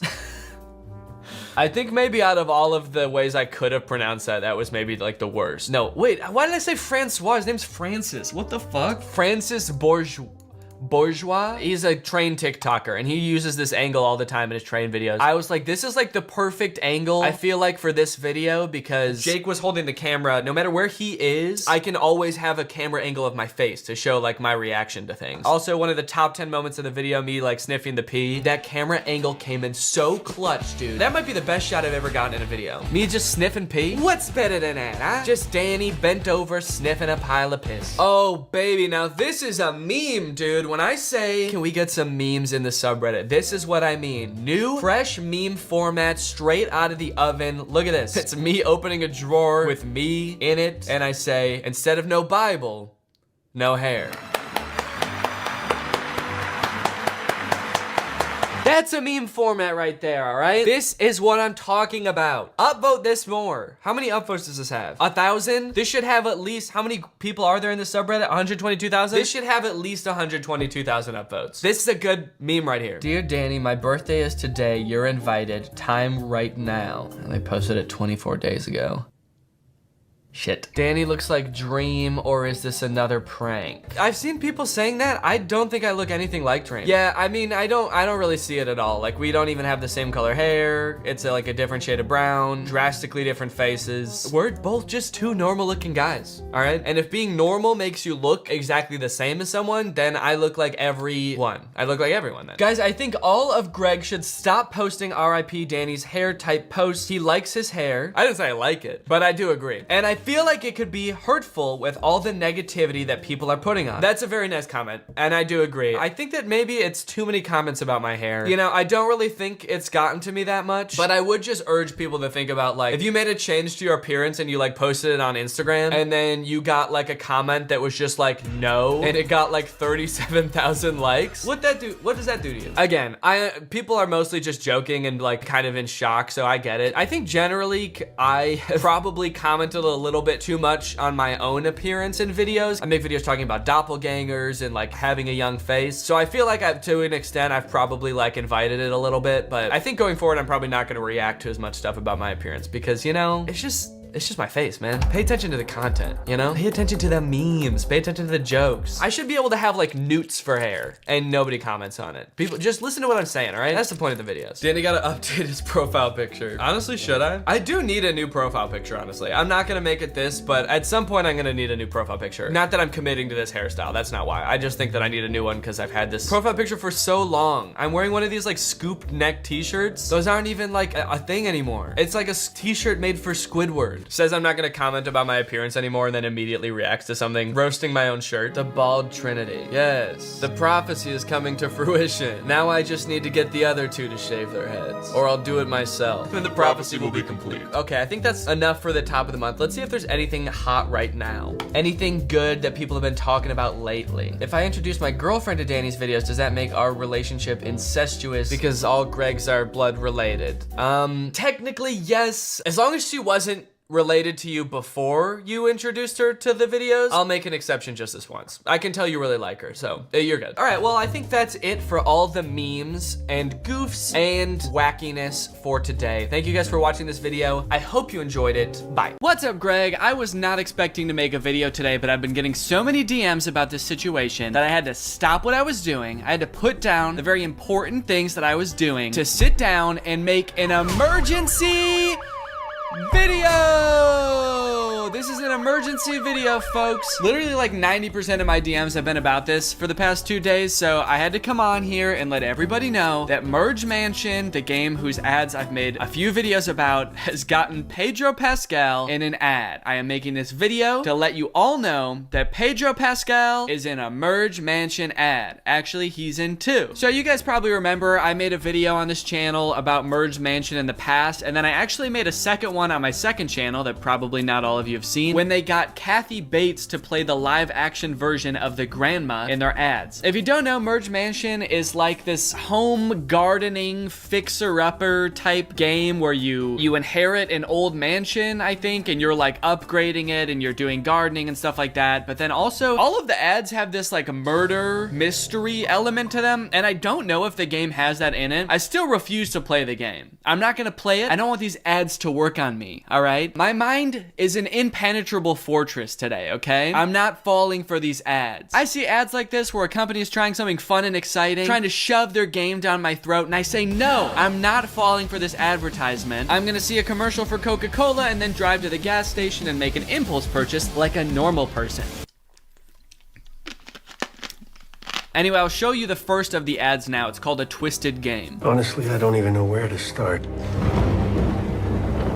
On the surface, you've got this perfectly normal family. Okay, so this ad introduces a new character to the Merge Mansion lore, which I am a little bit familiar with, honestly, more familiar than I would like. So what I know so far is that the granny has murdered somebody. I cannot figure out from the ads who she's murdered, and I don't think that it's even answered in these ads, honestly. She's murdered someone, and then her granddaughter, who is the younger woman character in this game, is like slowly uncovering clues to what's going on. Now we've got Pedro Pascal in here, and he's playing Detective Tim Rockford, and he's come in to try to crack the case open. On the surface, you've got this perfectly normal family. A young girl, her grandmother. You know, this is apple pie America. A girl and a grandma. That's apple pie America, baby. Nothing more American than a girl and her grandma. Sorry, Europeans. Sorry, anyone anywhere else in the world. Actually, I don't know why I singled out Europe. Sorry, anybody anywhere except for America. You can't relate to apple pie or grandmas. We made them up, and just like everything else in American culture, it is starting to kill people. Please help. It's like everybody is hiding something. There's no body, no smoking gun, just a lot of knives. See, this is where it loses me. The whole ad is framed as a trailer for a not real movie or TV show where Pedro Pascal is trying to figure out what's going on inside this home. I'm not sure what this lady is. I think it's like maybe a true crime podcast, so now we're not only getting like an investigation into the case, but we're also getting someone to comment on it. And then you guys are also getting someone to comment on both of those things. I like the true crime podcast element to it, honestly. It adds a fun little flair to it. What confuses me most is like, what do you mean there's no body? There's no body. Can you please explain to me what the crime is that you guys are trying to solve? Was someone murdered or not? Who was it? Just say it one time in one of the ads. Say who was murdered. No smoking gun, just a lot of knives.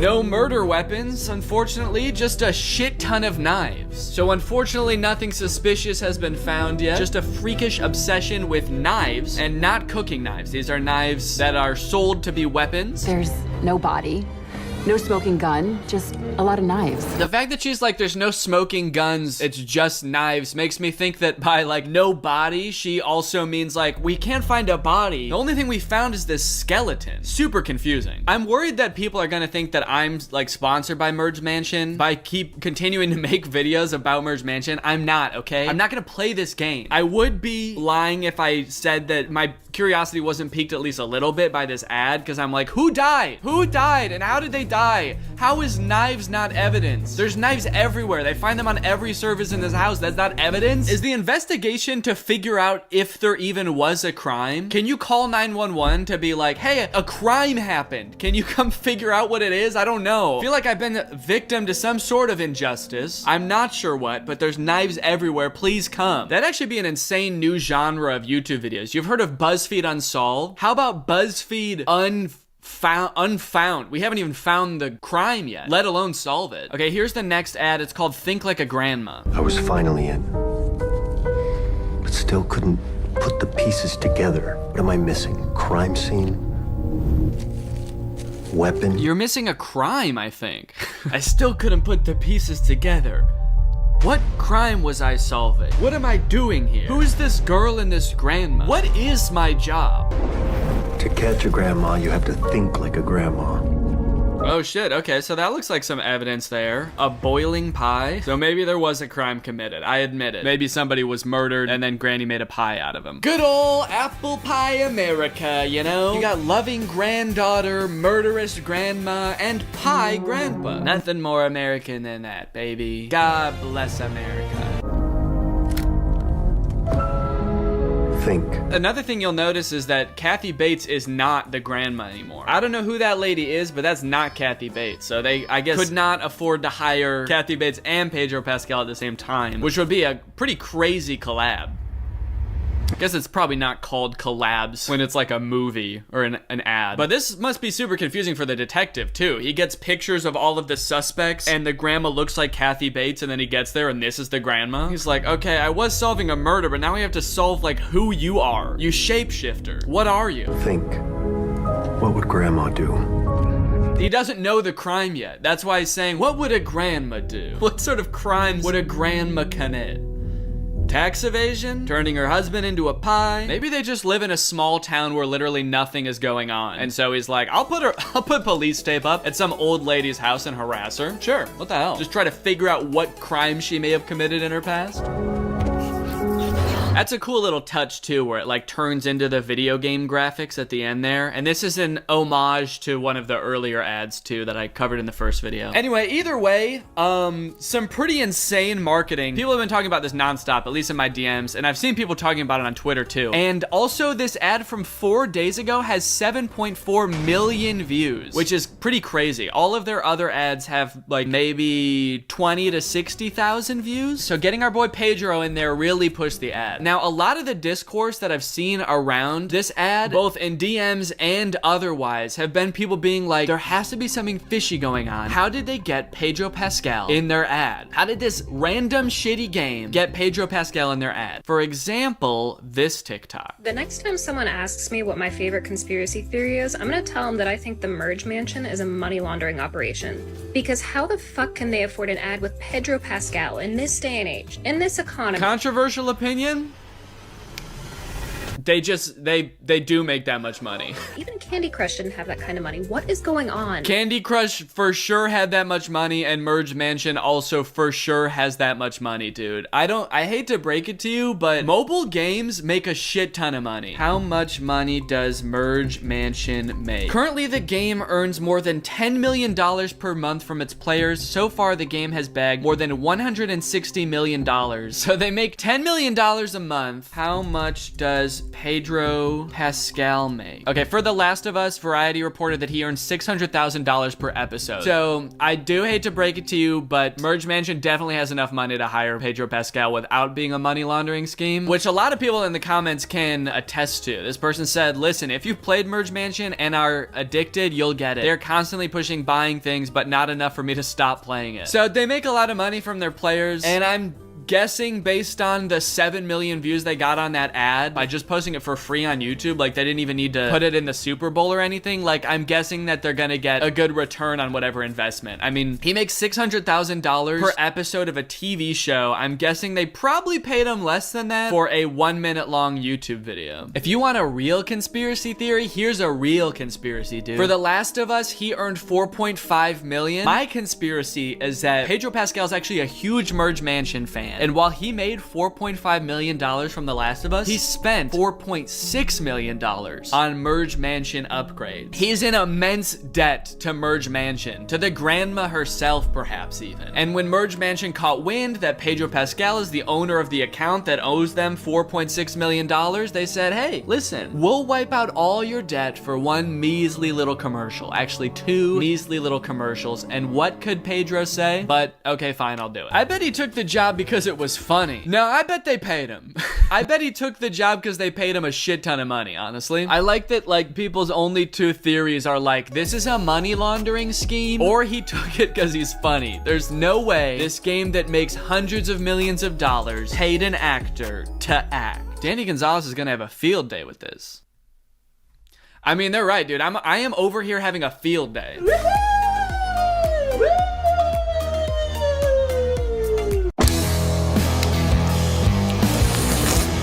Hello everybody and welcome back. We are doing another subreddit video today. I'm very excited to check out the subreddit and see what the community's been up to. See what this beautiful community that I fostered has been conjuring up the past couple weeks. So let's hop into it. Let's go top of the month. Alpha male YouTube hates Danny. So this is a picture of a video from 5 years ago when Laura did my makeup, and that's a clown. And then here's a man who has also a design on his face, but his is tattooed on. They could have picked so many manly men that didn't also have paint on their face. So I'm a clown and he's a man because I'm wearing makeup and he is not. I assume that's what it means. It's only 30 seconds long, it looks like. What are they gonna say about me? Are they gonna make me sad? We'll go search it up. All right, let's check it out, man.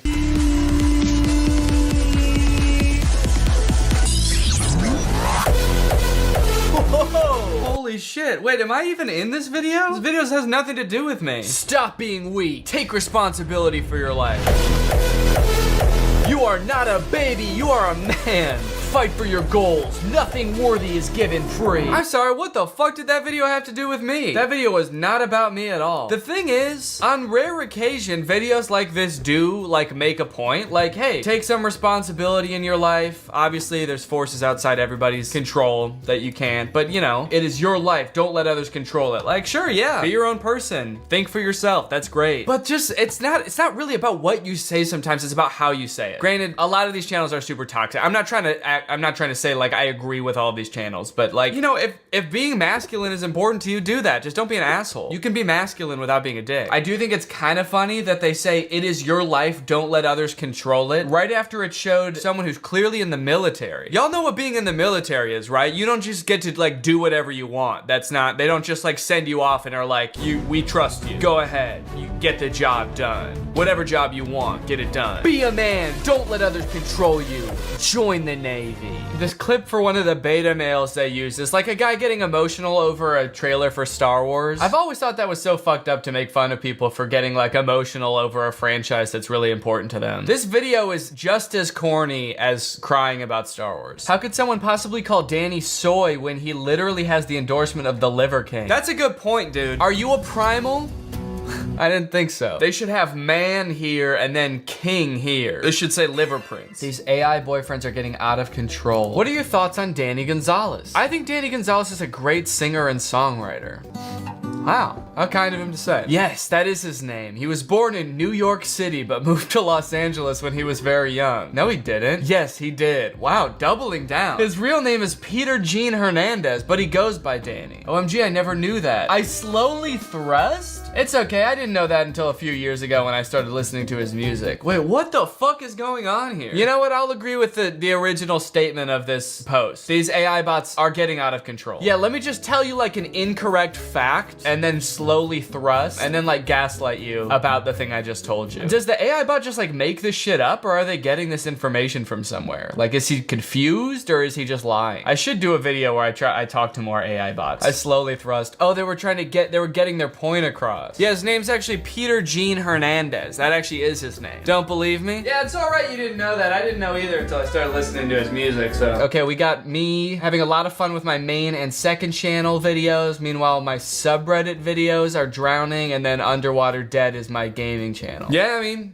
yeah, I don't really post there anymore. I mean, it was fun to do for a while, but I'm just like not really a gamer. And that was also like super time consuming. It was just like a ton of time to devote to something I wasn't like super into. It was fun. Like I liked live streaming. Maybe someday I'll live stream and not game. Like, you know, I could do videos like this, like reaction stuff on live and then cut it down for second channel videos. That could be kind of cool. I miss his GTA series. I'm so sad he didn't keep up with that. It was thoroughly enjoyable. I guess it's nice that people liked watching those, but I'm like really bad at every video game. Oh, we got an ad in here. Let's see. What kind of bad mobile ad do we have today?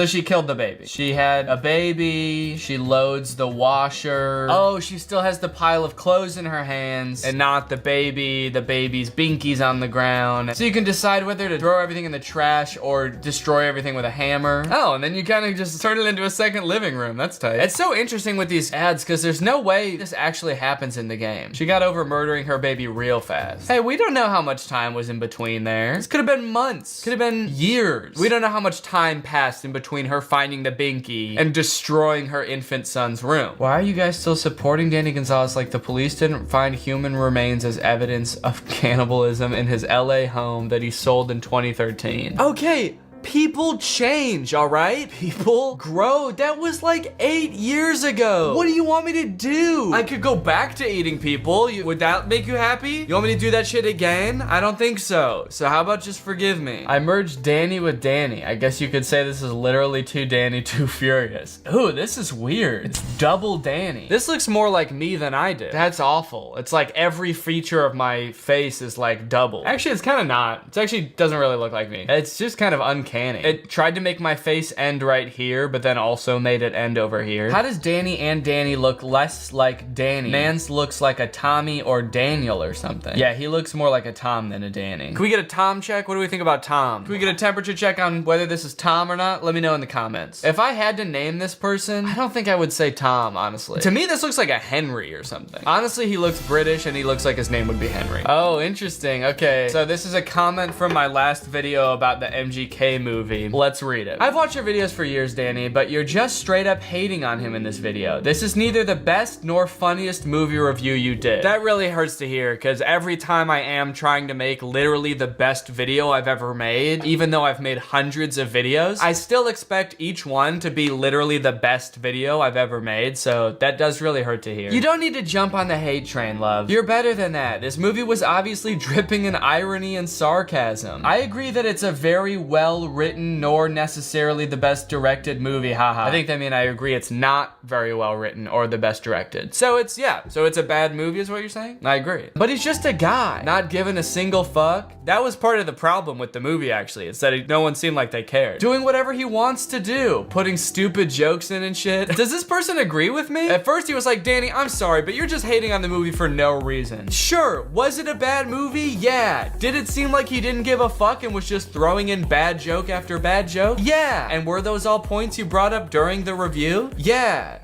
So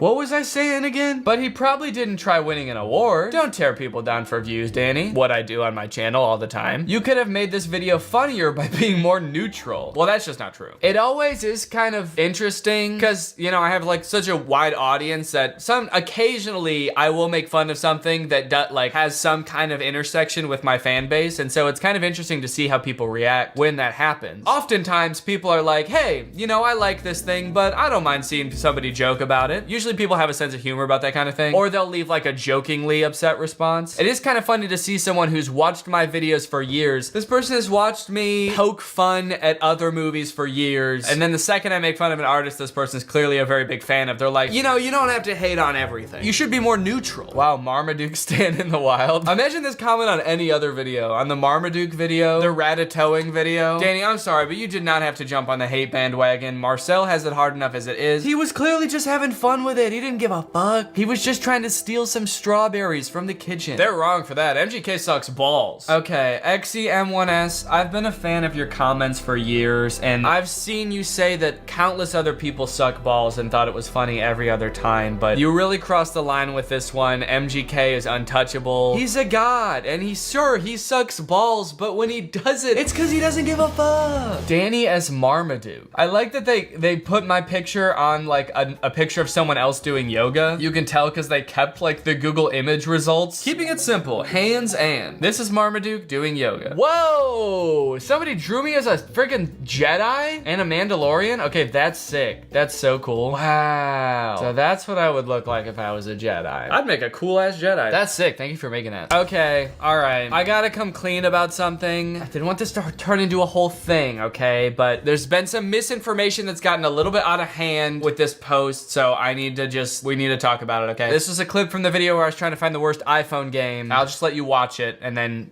we can talk about it. If you want to kill your entire family and swap them out with people that look different, oh, hello. Okay, so this person who posted it said screaming dog, and then a person underneath said, I think it was the guy. I remember rewinding the vid over and over to figure out what it was, XD. Someone said, still not sure who it is. He needs to explain this clip. I need to know where the scream came from. I didn't mean for it to be so confusing, honestly. I thought people would know that I just edited in that scream, but a lot of people thought that it was this old man like screaming for his dog to come back, because it was just such a short clip. It's kind of hard to tell, I guess. It's just a screaming sound effect. I thought it would be funny if the dog screamed when it ran away. So I threw in the dog screaming sound effect, and I've seen a lot of misinformation of people saying it was the old man screaming at his dog. It was not, all right? It was just a funny little edit. Yeah, knowing Danny, it's just an edit. See, Woombi, that's why you know me best. You really do know me. This is my good friend, Woombi. Woomy Bai? Woomy B? Yeah, it's my good friend. Hey, what video is this from? Danny's YouTube channel. I like to do Danny portraits for art practice and wanted to share. Oh, that's kind of sick. This is cool. I love the colors, actually. The yellow and the blue contrast really well. That's actually a sick ass picture. That's really cool too. These are all really good. Like, are these actually paintings? They look so good that it's like, is this like just a filter on a picture? But no, I guess it does look like they drew. Yeah, they definitely drew this one. That's insane. These are really cool. Look at the detail in my hand. That's awesome. Nice job. 2 thumbs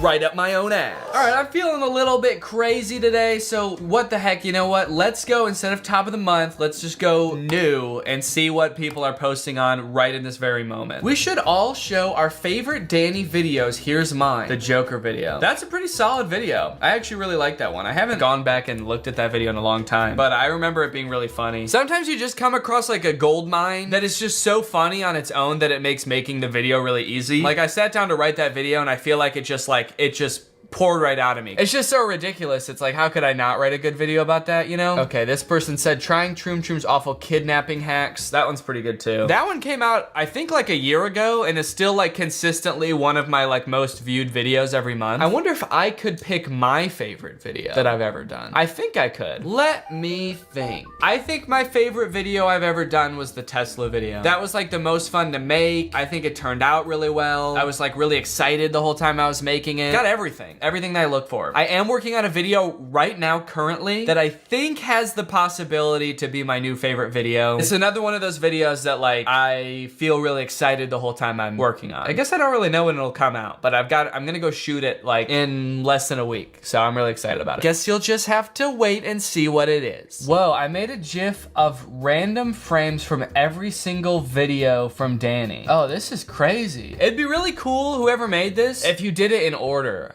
It'd be cool to see like a progression of like how my videos have changed over the years, but it's just kind of like in a random order, but still really interesting to see. I've filmed in so many different rooms. That's really cool. That must have taken forever. How many videos do I have? I don't even know. I've got 262 videos. Why does Danny constantly look like he was just told there was homework? I don't know what you mean by that, but I resent that comment. Probably because I'm always watching like the weirdest thing possible on my channel. And I guess I just make that face sometimes, man. Interesting. I'm Netflix, Drew is HBO Max, and Curtis is Disney Plus. I don't know about that. I don't know. Don't do Drew dirty like this. He's definitely Hulu. Don't do Drew dirty is an insane tongue twister. Don't do Drew dirty. Don't do Drew. Don't do Drew dirty. Don't do Drew dirty.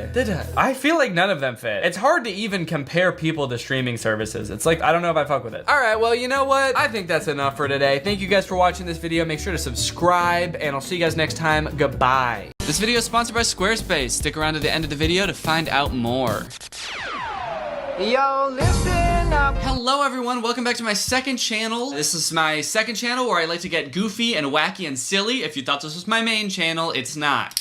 This is my second channel where I like to get funky and crazy and wacky and drink LaCroix. This is actually kind of a special episode because this is a flavor of LaCroix that I've never tried before. It's Pesticue, aka watermelon. I've never tried this flavor, so this will be my first impressions of this flavor that I will be drinking today.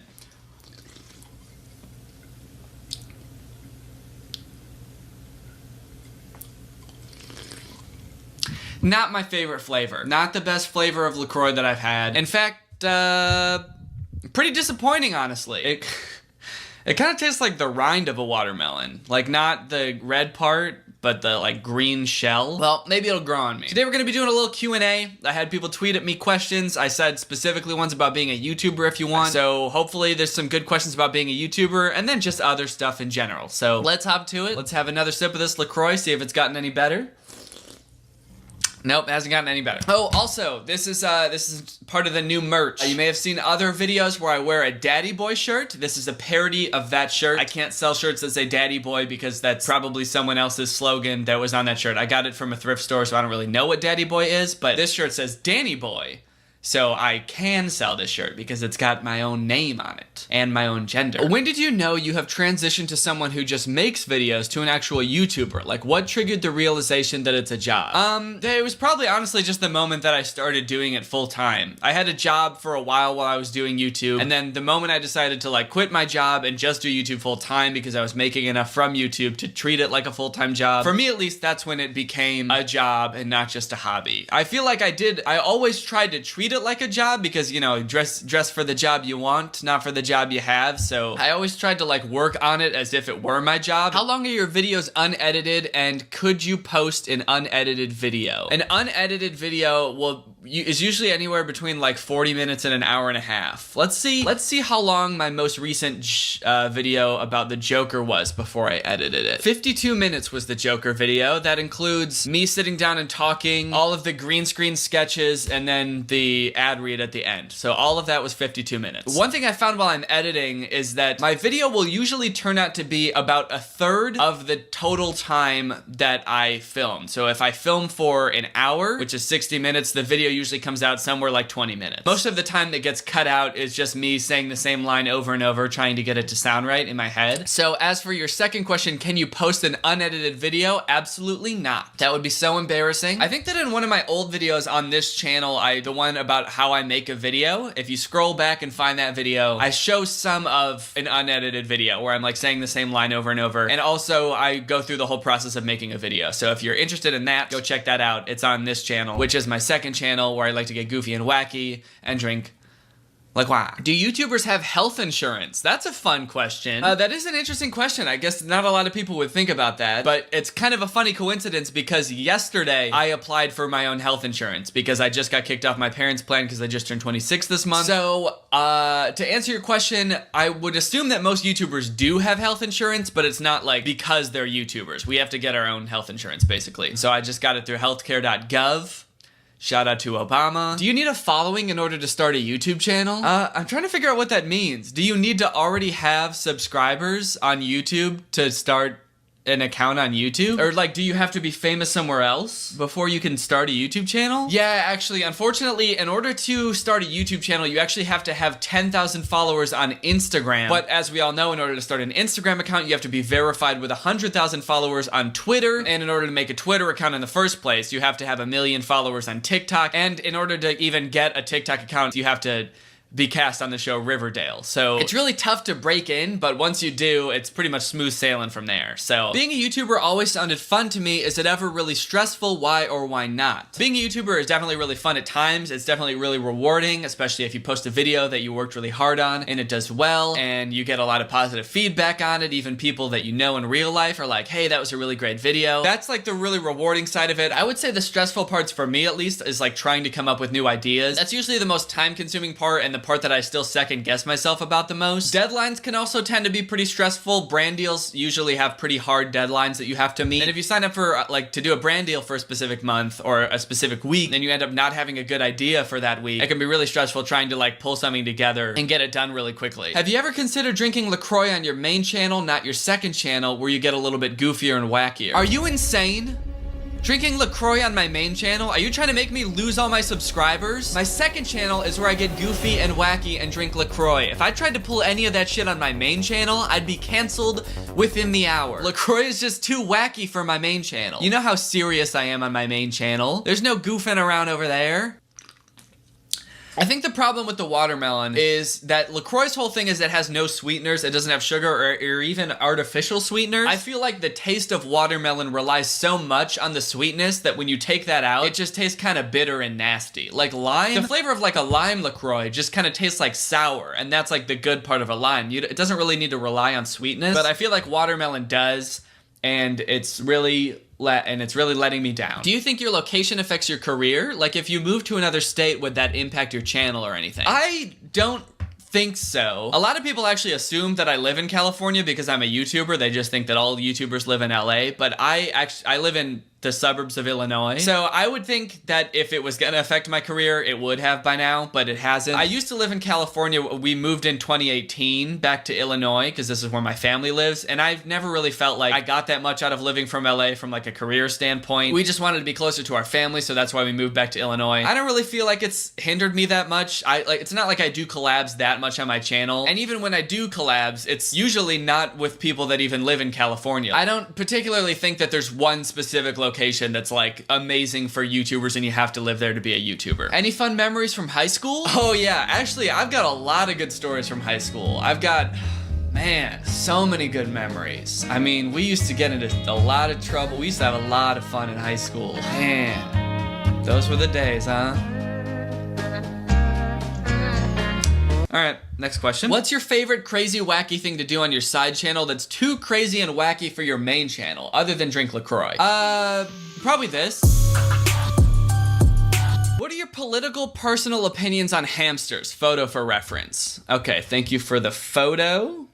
So that's a hamster, huh? Personal and political opinions on hamsters. Personal opinion, I think that they seem like nice little animals. My sister used to actually have a hamster when we were kids, and it seemed pretty chill. As for political opinions, specifically about hamsters, I am far right. Very far right about hamsters, alt-right even. This might be too serious, but it's about being a YouTuber. How do collabs work from a monetary point? If all the revenue goes to the one that uploads the video, does that person pay the other one? One for each kind of deal, or is it just for fun? Okay, this is a good question. This is why I wanted people to ask questions about being a YouTuber, because this is something that like most YouTubers don't really even think about. But I've never heard of another YouTuber paying a YouTuber for a collab. It's mostly just like for fun, at least in like my circle of people that I've talked to, and I know personally, I've never heard of anyone paying for a collab like that. So it's usually just for fun. Sometimes there's kind of an agreement, like if we're hanging out together, we'll each do a video if we each have a good idea, but sometimes like each person doesn't have a good idea for a collab anyway, but that's not really for monetary reasons. It's more like if you're in town and you're visiting me, we should get as much content out of it as possible and each make a video. What are the best and worst things about working completely from home and on your own time? The best things are probably everything that you would expect. I don't have to like drive to work every day, so I don't have a commute. I get to set my own hours and do whatever I want. I can set my own deadlines. I'm not really beholden to a boss, so what I post is pretty much my decision. Downsides are kind of all of those things, but the bad version of them. So I don't have to go to an office every day, but that also means that I don't talk to anyone all day. I get to set my own hours, but that also means that I don't have a time that I'm supposed to stop working or start working. So I can sometimes accidentally work too much, and I can sometimes accidentally work too little. And it's because I have no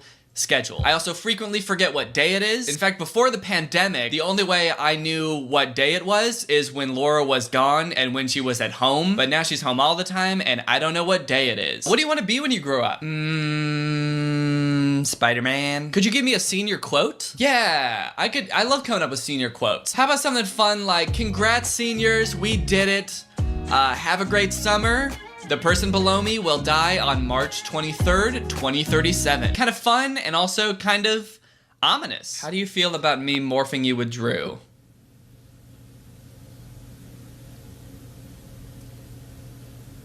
I don't like it. How do you decide what to put in a thumbnail? Okay, that's a good question. I don't know if I've ever really put it into words, so it might be kind of hard for me to answer. But usually the first thing I do is find a screenshot of my face from somewhere in the video, usually looking at whatever type of way the video made me feel. So I don't know, like concerned or confused or angry or silly. Then I try to find clips from whatever I'm reacting to, and there's a couple of different things that I look for. Either like the most visually attention-grabbing image that makes you like think like, what is this? And then you have to click on the video to figure out what this is. Or if it's something like a movie that I know a lot of people have seen, I try to pick like a recognizable part of that movie. That way people recognize what I'm talking about right away, and I feel like they're more likely to click on a video if they're like, oh, he's making fun of a movie that I've seen before. That's cool and hip. So it's usually a combination of those things and just messing around with it until it looks good and also looks good from like far away. You usually want to like zoom out a bunch and see if it looks good small, because usually thumbnails are pretty small on people's screens or on their phones. So yeah, I've usually found that having your face and everyone's face be pretty big in the thumbnail is good. That way your subscribers recognize that it's you right away, and any emotions on your face or on anyone else's face in the thumbnail are really clear. How did Laura take it at first that you were a YouTuber? Well, we were already together by the time I started making a living off of doing YouTube, so that wasn't really a surprise to her at any point. But I like that this question phrases it like it's something like a deal breaker that I really had to break to her. Like it's a Hannah Montana moment where I put on a wig and I'm like, I know we've been dating for the past 3 months, but I just gotta tell you that I'm a YouTuber. I've been a YouTuber this whole time. I hope that doesn't make you see me any differently. I hope you still like me. But no, she's cool with it. She likes it. I never had to break it to her. Your thoughts? Oh, it's a LaCroix cake. And on the bottom it says, cheers to baby. Happy first birthday, baby. We made you a LaCroix cake because... you know how all kids love LaCroix? Actually, it's got no candles on it, so maybe it's the baby's 0th birthday. It was the day this baby was born, and they made it a LaCroix cake. It is really pretty, though. It's a nice looking cake. All right, well, I think that's enough questions, so what do you say we talk about today's sponsor, Squarespace?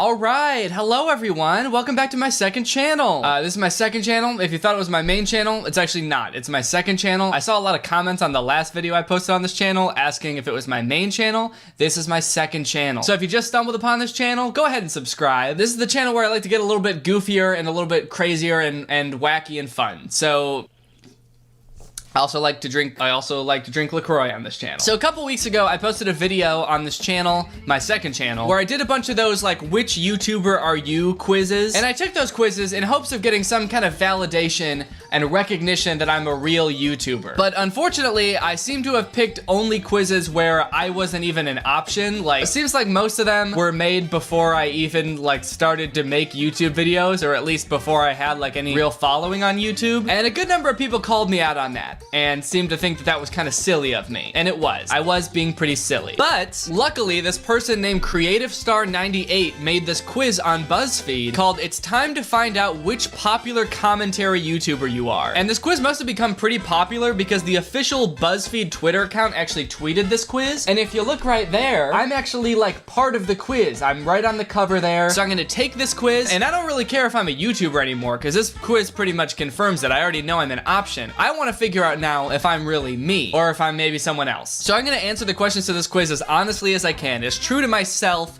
as I can possibly be, and we'll see how I do. I'm kind of excited. This quiz was made for me, baby. The little tagline under the title here does say you are now entering Curtistown, so I kind of feel like this person might be more of a Curtis fan than a me fan, but hopefully they still know enough about me to make this quiz correctly guess me. All right, first question. Your friend wears a whack pair of shoes. How do you respond? Is yelling, "What are those," an option? What are those? No, it's not an option. Shit. Don't say anything, politely suggest that they change, roast the hell out of them, don't mention it, but spend the rest of the day thinking about it. If my friend was wearing a whack pair of shoes, I definitely don't think I would ask them to change. Like, how whack would they have to be? Unless they said something really offensive on them or like had swastikas on them. I don't know if I'd ask someone to change because I didn't like their shoes. Oh, that's what you're wearing? Oh. Can you change? You're making me uncomfortable. I don't think I've ever asked one of my friends to change what they're wearing because it makes me uncomfortable. Roast the hell out of them? Maybe. It depends on the shoes and it depends how close I am with the friend, but most likely I would probably not mention it and spend the rest of the day thinking about it. That sweet, sweet taste of LaCroix. It's just like soda, but without the flavor. I'm trying to stop drinking soda, so I've been drinking LaCroix. It's okay. It's okay. How often do you create art/content of some kind? Not too often. I like to put my all into my projects. Once in a blue moon. Pretty regularly. Sometimes I even make extra content on a very specific schedule every week, every day, etc. I would say pretty regularly. Sometimes I even make extra content. In fact, that's kind of what I'm doing right now. I'm posting on my second channel. Guys, this is my second channel. This is where I like to get a little bit goofy. Just in case you were wondering, this isn't my main channel. So I'm gonna pick that one. Pick your least favorite internet trend. Country TikTok, YouTubers trying to become famous in Hollywood. That doesn't really bother me that much. That's fine. Weird children's content or FOMO posters? I wanna know what commentary YouTuber that is for. FOMO posters, like fear of missing out. I'm gonna say weird children's content because I've made quite a few videos about weird children's videos, so I feel like that most closely applies to me. What's your guilty pleasure? Trashy reality TV, watching so bad they're good movies, unironically making TikToks, binging cringy YouTube videos.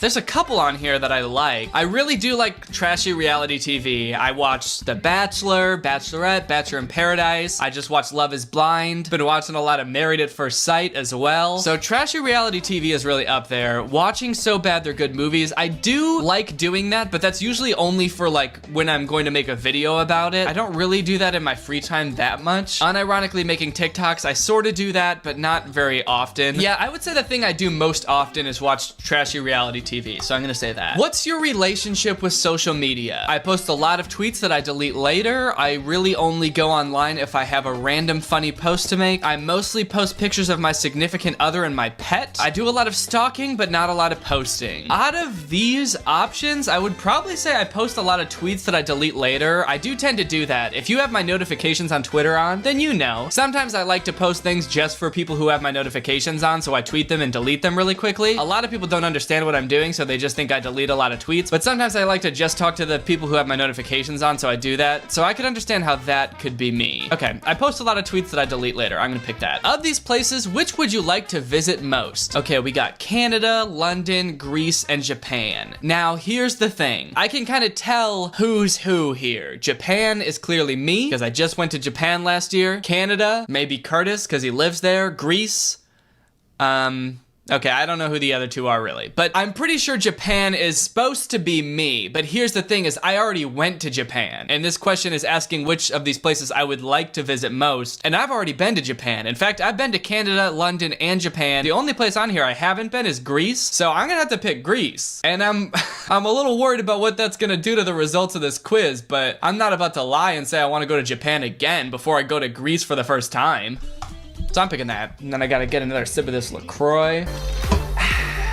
Your friend is having a rough day. How would you cheer them up? Okay, this is an interesting one. Have a sincere conversation about what's bugging them. Offer to take them out to do something fun. Invite them over to watch funny videos with me. Or make jokes and try to make them smile. Shit, man, I don't know. My friend is having a rough day. How would you cheer them up?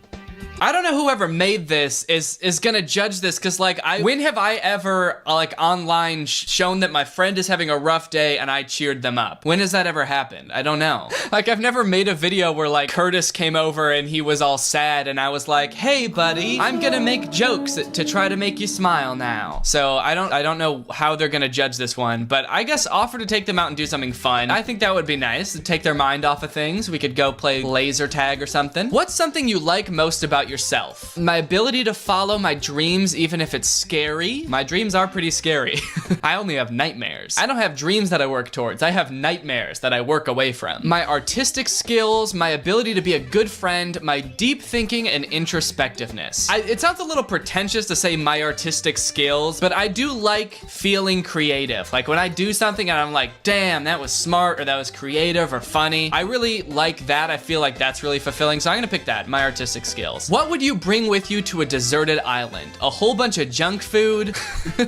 Who is that supposed to be? I feel like if that was me, I'd be like, what the fuck are you trying to say? An endless library of music, my laptop, or my pet? I definitely would not bring my pet to a deserted island. She would die. A bunch of junk food? No, probably not. I would probably bring my laptop, provided there's like a charger somewhere. I'm gonna go with my laptop. Okay, we might be getting close to the end here. I'm feeling pretty good about it so far. I've answered very truthfully. I have looked deep down into my soul for the first time in years to answer these questions. So if I don't get me, There's something wrong, either with the person who made this quiz or with the way I see myself. And actually, come to think of it, judging by all the responses to my doppelganger tier list, I'm gonna say there's definitely something wrong with the way I see myself. But shit, I might fuck around and blame somebody else. Pick your favorite quality in a significant other. Someone who is kind and understanding. Someone who doesn't mind keeping our love life private. Someone who can handle my dry jokes. And someone who supports all my strange endeavors. I don't know, I feel like all of these are kind of true to an extent. I think Laura's very supportive. I'm gonna pick someone who supports all my strange endeavors. She's willing to leave the room when I gotta film. She's willing to film my weird ass music videos. I think being supportive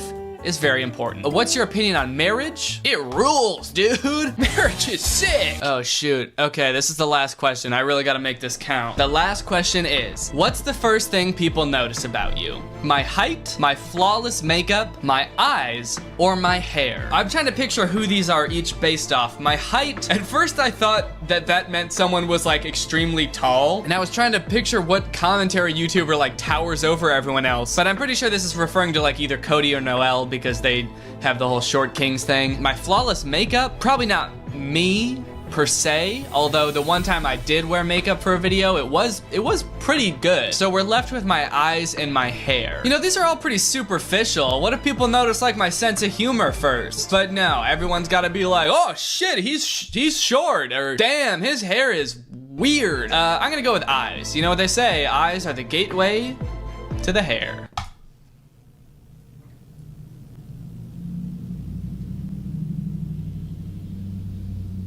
Man, what the fuck? Curtis? What answer? Okay. Huh? I answered these questions as truthfully as I could, and I get Curtis? That dweeb? That absolute dweeb Curtis? So the truth is out, huh? I'm really not me. I'm really Curtis. At the very least, I would expect to get Drew because there's all those jokes about how we're the same person, but no, I get Curtis, shirtless Curtis. This is not good news. Can I retake it? Okay, I'm gonna do the thing I did last time where I try to answer based off what I think the person thinks about me. I'm gonna do it really quick, lightning round. I'm gonna try to get me. Your friend does a whack pair of shoes, how do you respond? Politely suggest that they change. How often do you create art or content? I'm gonna say that pretty regularly. I still think that's true. What's your guilty pleasure? I guess watching So Bad They're Good movies, or maybe binging cringy YouTube videos. I'll say binging cringy YouTube videos, because I feel like maybe watching So Bad They're Good movies could also apply to Drew. I guess he watches cringy YouTube videos too, though. Shit, man, I don't know. What's your relationship with social media? I post a lot of tweets that I delete later. I still think that's true. I'm not even changing many of these answers. Okay, if you could go to one place, where would you go? Japan. I guess I'm going to Japan again. If your friend is having a rough day, how would you cheer them up? Invite them over to watch funny videos with me. Maybe that's like, because, you know, I sometimes do collabs with people, so it's like I'm inviting people over to watch fun videos with me, but it's not because they're upset. Yeah, the only times I ever collab with Drew or Curtis or anyone is because they're upset and they're sad and I need to cheer them up. What would you bring to a deserted island? An endless library of music. Okay, because I make music. Maybe the music thing has something to do with me. What's your opinion on marriage? It rules. What's the first thing people notice about you? Okay, so maybe my eyes wasn't right. Maybe I'll pick my hair. Okay. So, I'm not me, we've already established that, but do I at least know me well enough to be able to guess me in the quiz? Let's find out. I'm picking my hair. I'm going for it.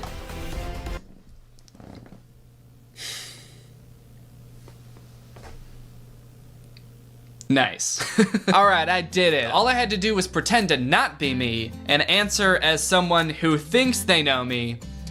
And then I did it. All right, well, I hope you enjoyed this video. Again, this is my second channel. This is where I like to get a little bit goofier and a little bit sillier, so make sure you subscribe. I'm gonna go finish my Hello everyone and welcome back to my second channel. If you didn't know, this of course is my second channel. This is not my main channel. If you thought it was, you are sorely mistaken. This is my second channel where I like to get a little bit goofier, a little bit wackier, give you more of a behind the scenes look, get a little bit unscripted, and drink LaCroix. Today I've got a nice limoncello LaCroix, my favorite flavor. So about a week ago, I released my video. I made a viral TikTok song. The response has been great. First of all, I'm glad you guys are enjoying the video. It seems like all the feedback on it has been really positive. But since this is like one of the only times I've ever made a video that is like this expansive and has like a narrative to it almost, I do feel like there were some parts where I didn't explain as much as I could have, or maybe I cut some explanation out for the sake of the story and making the video more entertaining and not having it like like drag on for too long. And also, I thought it would just be kind of fun to show some like behind the scenes stuff and give you guys like an insight of what it was like to make this video. So I wanted to make this sort of behind the scenes slash Q&A slash deleted scenes video. So that's what this is. It's gonna be all about the TikTok video. I asked you guys on Twitter if you had any questions. I'm gonna be showing some deleted scenes, all that jazz. I know that there's a lot of questions that people have tweeted me, but first maybe let's take a look at some of the deleted scenes from this video. One last thing that I did that I feel like is really the cherry on top that's really gonna help people know that they're supposed to dance to this song is I added in sound effects for the dance portion. Let me know if you can hear them in the track. Like clap and slide, elbow shake. She don't wanna throw hands, she just wanna throw cake. So these are some cues that will hopefully tell people when and what to dance.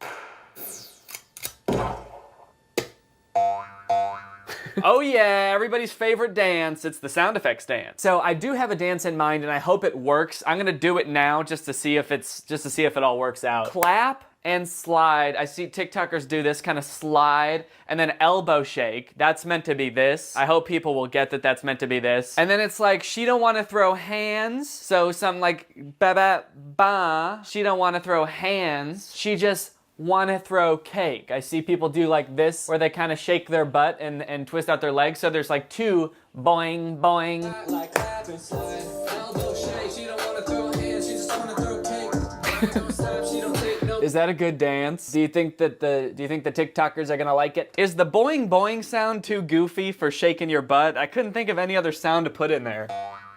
Yeah, girl, let me see that ass go boing, boing. All right, let's check out some of these questions. Okay, I got a few comments about this. How did you end up getting the baby in the tree? And 2, how did you get the baby to fall out of the tree at the right moment? The shot's actually 2 separate shots combined, one of me dancing and one of me throwing the baby up into the tree, the baby falling down and hitting the ground. I just cut that video so it's just the baby falling out of the tree, combined it with the video of me dancing, and then I could retime it to be timed perfectly, and that's how I did it. Nothing too crazy. I didn't have to climb up into the tree or anything. Actually, I think I have some clips of that, so let's show that. Here's me talking about that. Come to Papa. Going to shoot a video with my baby. All right, we have to figure out how we can get a shot where I'm lip syncing in the foreground and there's a baby falling from a tree in the background. So what I'm thinking is we can just do 2 different shots. And so if the camera's here, I'll be like right here, lip syncing or whatever. And then we edit in a shot of the baby falling from the tree. And I think to do that, we can just throw the baby up into the tree and have it naturally fall down. So let's see how that looks. Why make yourself look like a dad who dips at his son's Little League game rather than someone who could look like a prospective pop star? How did you decide to wear that? And I like how that is in all caps, as if that is like the most offensive thing I could have possibly chosen to wear. I decided on like the goatee and the mustache because I've never had facial hair. I can't even grow that thick of facial hair even if I wanted to, just because of my genetics. So I knew that facial hair would be a semi-good disguise because like no one's ever seen me with facial hair, so you wouldn't expect me to have facial hair. I also thought the sunglasses would be good because one thing that I learned from the Zayden video is like your eyes and your eyebrows are super recognizable. That was one of the things that I had the most trouble with Zayden, was like I couldn't get my eyebrows to look different and I could still tell it was me. So I brought like pretty big sunglasses to cover up my eyes and my eyebrows. And once I had the goatee and those sunglasses, I was like, okay, so it's pretty clear I'm dressing like a 40-year-old man because that's the only person that would have the goatee and the sunglasses. And then the clothes pretty much just followed suit. I just went to Goodwill and picked out stuff that I thought that guy would wear, the guy with the goatee and the sunglasses.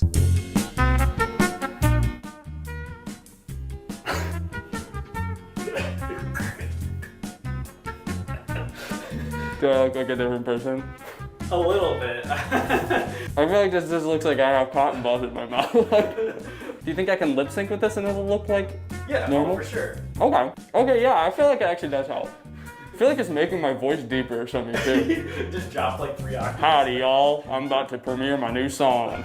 This is kind of freaking me out. I feel like I really do look like a different person. I do feel like my mustache is a little crooked, but you know what? Maybe my face is just crooked and that's the problem. Okay, so lots of questions about the disguise. Why didn't you slightly change your voice so it wouldn't be too obvious? Why the hell didn't you use a voice changer? Why didn't you think to change your voice? Did you really not think we would recognize your voice? Why didn't you change it? Why didn't you change the pitch or tone of your voice in the song? Huge giveaway, my dude. I guess that was sort of an oversight. I remember thinking at the beginning, maybe I could just record the whole song with my voice and then pitch it down 1/2 step on the computer, and then it would sound like my voice, but just a little bit deeper, so maybe it wouldn't be so recognizable. Or maybe pitch it up 1/2 step, depending on which sounded better. And it turns out neither of them did. They both sounded like I recorded somebody and then pitched their voice up or down. I'm a fucking clown. Maybe that would make it sound less like me, but it would have made the song sound bad and not like a real person. And I wanted to prioritize making a song that people would actually want to use, as opposed to having the perfect disguise. Also, I sort of said this in the video, but like, I really did not expect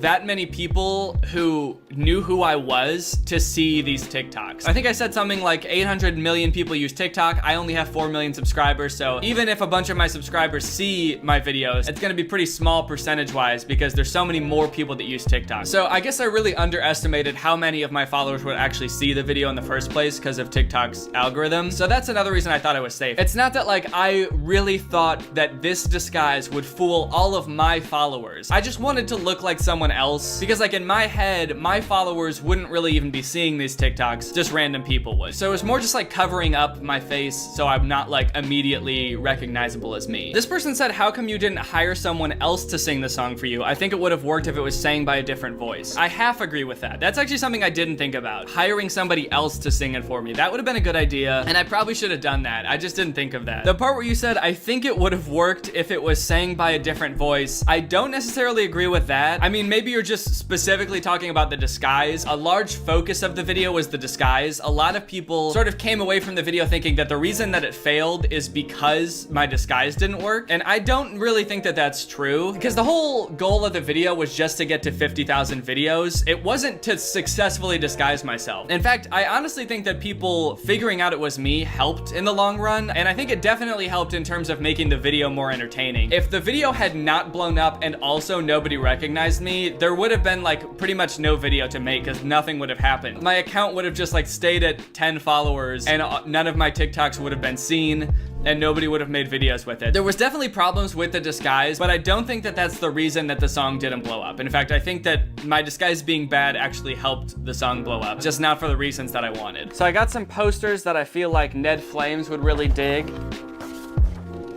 Hello. I got a Rick and Morty poster and then a Marvel Avengers poster. I guess I haven't really established too much about like who Ned Flames is as a person, so I'm just sort of flying by the seat of my pants. Just whatever feels right when it comes to him. Honestly, I feel like I'm taking the disguise thing a little bit too far. This video, I keep having to remind myself this is not what this video is about. This video is about trying to get this song popular, and this whole disguise thing is kind of taking up all of the time that I have allotted to do that. So hopefully it works. In hindsight, what is something you feel you could have done to better the chances of getting your desired result with the song? Yeah, so this is sort of along the lines of the same question. Like, if it wasn't the disguise that made it fail, why did it not blow up on TikTok? I actually just saw this video by YoBGS. He uploaded it 4 days ago, right after I posted my video, and it's sort of like a reaction to my video from this dude who is a radio DJ. Obviously, he knows a lot about music and like why certain songs blow up, and he gave his opinion on why the song didn't become as popular as it could have, and I actually agree with a lot of it. So if you want to watch that, I'd highly recommend it. But basically what I think is that there's a few reasons. One is the song didn't commit hard enough to any of the things in particular, with the exception of maybe the I'm a fucking clown line. I think the beat was a great beat for just like a catchy pop song, and at first that's what I thought that I needed for a TikTok song, but looking back on it, I feel like I picked the wrong beat. I should have probably looked more at the songs that were actually getting popular on TikTok, because now I see there aren't really any songs on TikTok that sound like Circus. So I think I should have tried to replicate an actual TikTok song a lot more than trying to get it to just sound like a generic pop song. But even then, I think I would still be worried. That would only work for like the dance portion, but then that wouldn't work for like the POV portion, because that should maybe sound like a heavy metal rock song. Like that's what POVers kind of like to use, like people like Goverbo. So I don't know, it's hard to say if like one beat would work for every portion. Maybe I should have just like released a bunch of different songs for each like line and just made like a bunch of 15-second songs and put them on TikTok. Maybe that would have worked better.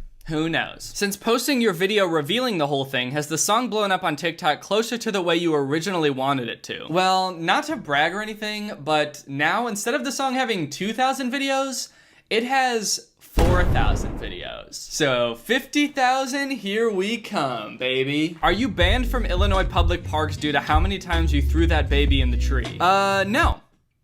that isn't the reason I'm banned from Illinois public parks. It's a different reason. What was the most difficult part of the process? Writing the song, making the videos, creating the persona, etc. Making the TikToks themselves, like actually recording them, wasn't that difficult, but it was a huge pain to every time I wanted to make a video to put back on the mustache and the goatee and then like get changed again, put on a Ned Flames outfit. That was kind of a hassle. Maybe I would have made more TikToks with the song if it weren't such a pain in the ass to get in that costume every time. Maybe I should have just like stayed in the costume all day and should have just lived like Ned Flames for a few days. Definitely the actual hardest part of making the video was editing the entire thing. I had a pretty insane amount of footage that I had to edit. It was, I don't even know if I could guess, but it was probably like 5 hours at least of footage that I had to edit through. But I think really the difficult thing was like turning it into an actual story. Cause like once I was done editing, it was kind of just like a bunch of scenes of me talking to the camera, but you didn't really get a sense of like what was happening from scene to scene, like what the actual story of it was. It was kind of just a bunch of me like doing stuff and not explaining it. Once I thought I was done filming, I actually had to go back and film all of that narration that was me in front of like the purple background, actually like explaining what was happening at each step. And I think that helped the video flow a lot better, but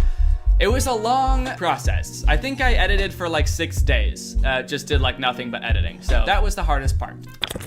Oh, this is something that I forgot to mention in the video, but I never talked about. I'm curious to how TikTok views translated to Spotify streams before everyone figured it out.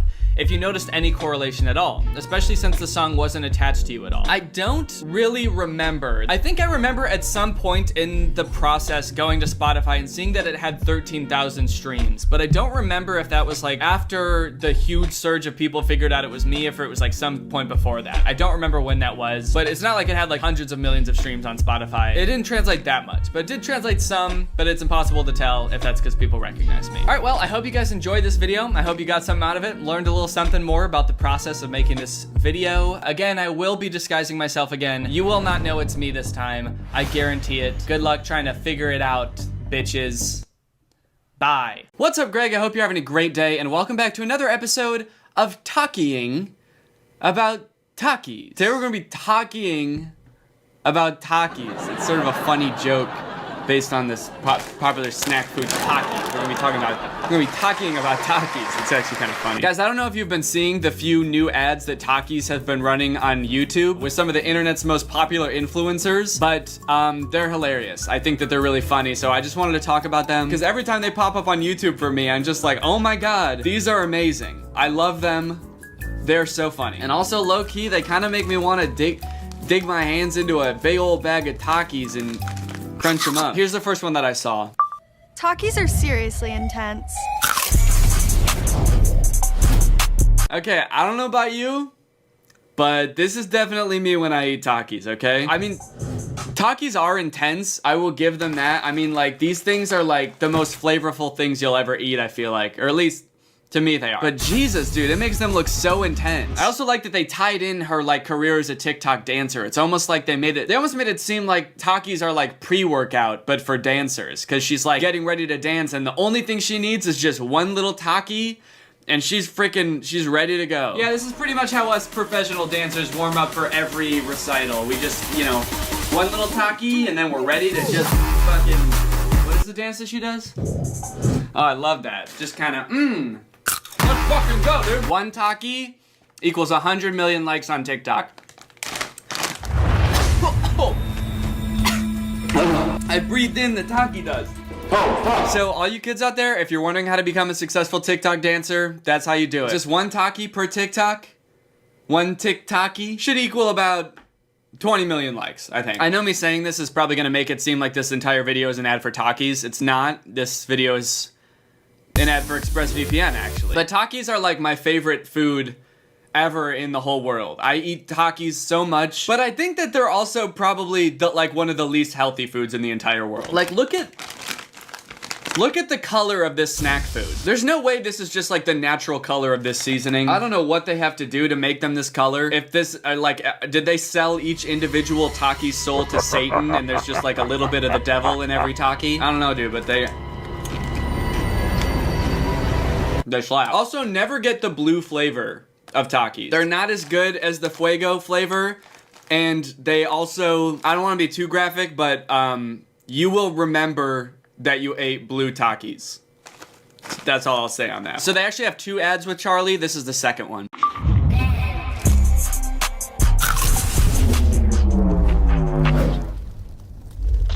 was intense. Talkies are seriously intense.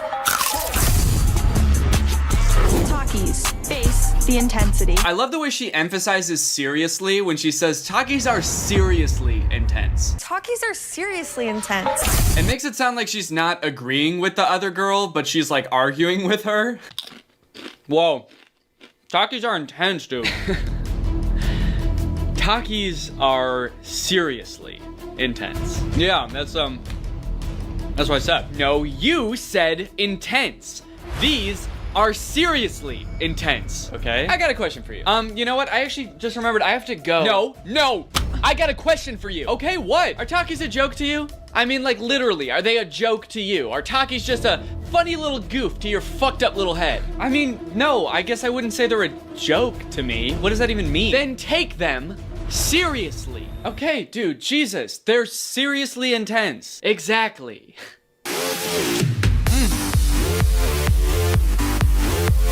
Oh wow, those are actually some pretty cool moves, man. Help.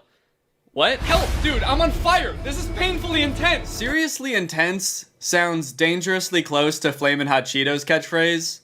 Dangerously cheesy. It's like they wanted to use that exact slogan, but they were like, well, but Takis aren't cheesy, but they are intense, so maybe dangerously intense. But dangerously intense makes it sound like it's like open heart surgery or something. Like it's like actually life-changing. Ma'am, your husband only has a 50% chance of surviving this surgery. It's dangerously intense. The husband comes out of the surgery like, that was fucking intense. I can't stop. It's also funny how Charlie D'Amelio just like randomly shows up in this girl's living room. Like that's something that Takis do. But then not only does she show up out of nowhere, but then she steals one of the girl's Takis and eats it, and then does the same dance as her. In a way, it's kind of like a metaphor for how, you know, like large creators on TikTok will steal dances from smaller creators and not give them any credit for it, often leaving the smaller creator with no credit and the bigger TikToker blows up. Literally in this case. I don't know, I think I'm onto something here. This is some interesting social commentary, Takis. Really invested in the creator space, huh? Sort of exposing some of the new mains of the world. I dig it. Thank you, Taki. Thank you for shedding light on this situation. All right, this next one's for all my gamers out there. Gaming is intense, but Takis are seriously intense. Wow, Ninja. Interesting. Takis are seriously intense and gaming's not? But gaming's not serious to you? You wouldn't say it's just a game, would you? Kind of a weak mindset, to be honest. I kind of thought you were a real gamer. So, you know, Charlie's a dancer and Ninja is a gamer. In Charlie's video, she eats the Taki and then the Taki sort of enhances her dance moves, you know? You know, when she starts dancing, she's on fire, literally. But Ninja takes a bite out of the Taki and then just sits there and like basks in it, just basking in the intensity, the serious intensity of it all. Look at him, dude. He's like transcended reality. He's on a different plane of existence. Honestly though, if I were to eat an entire bag of Takis, that is how I would feel. Sometimes I eat like an entire big sized bag of Takis, and I'm just like drenched in sweat by the end of it and like hyperventilating. And Laura will come into the room and be like, are you okay? And then she'll see the bag of Takis and be like, oh, okay. Come to think of it, actually, this is kind of a perfect visualization of what's going on in my stomach after I eat a whole bag of Takis, actually. There's just fucking fire tornadoes and Takis swirling around. And I'm just sitting there like, oh, fuck. My next trip to the bathroom is gonna be seriously intense.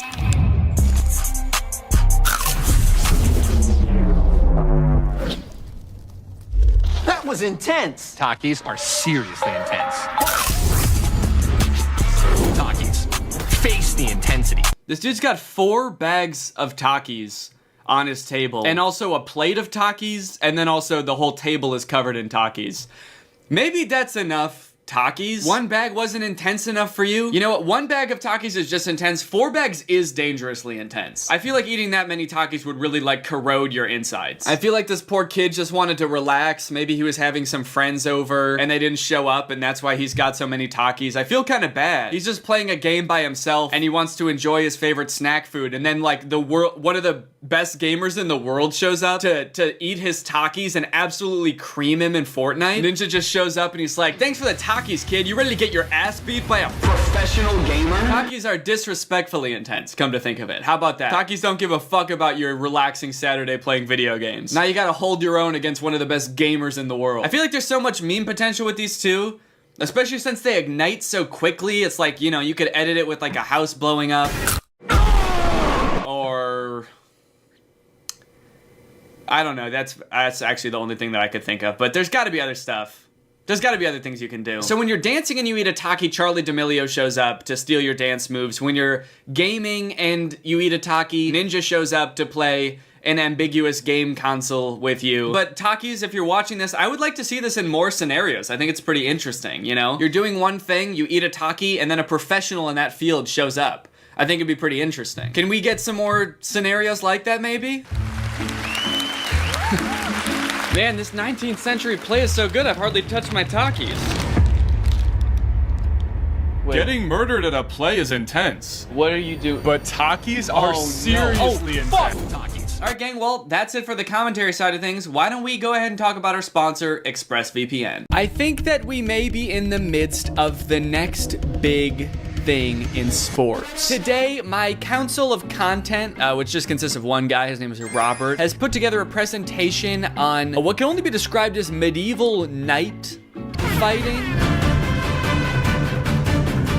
I've seen one video of it already, and it appears to be the most insane sport I've ever seen. If you've ever been to medieval times, it's like that, but the people who are fighting actually want to hurt the other person. It's not a staged, choreographed fight. Medieval times would be much crazier if that's actually what was going on. I would 100% pay to go to that. I mean, this is what it is. It's basically like boxing or MMA, but they're wearing armor and they have swords. And I'm going to be watching some of the videos from this event. Okay, this one is called Night Fights Knockout, M1 Medieval. So I think that is like the league of this sport. It's called M1 Medieval. What do you think we're going to see in this fight?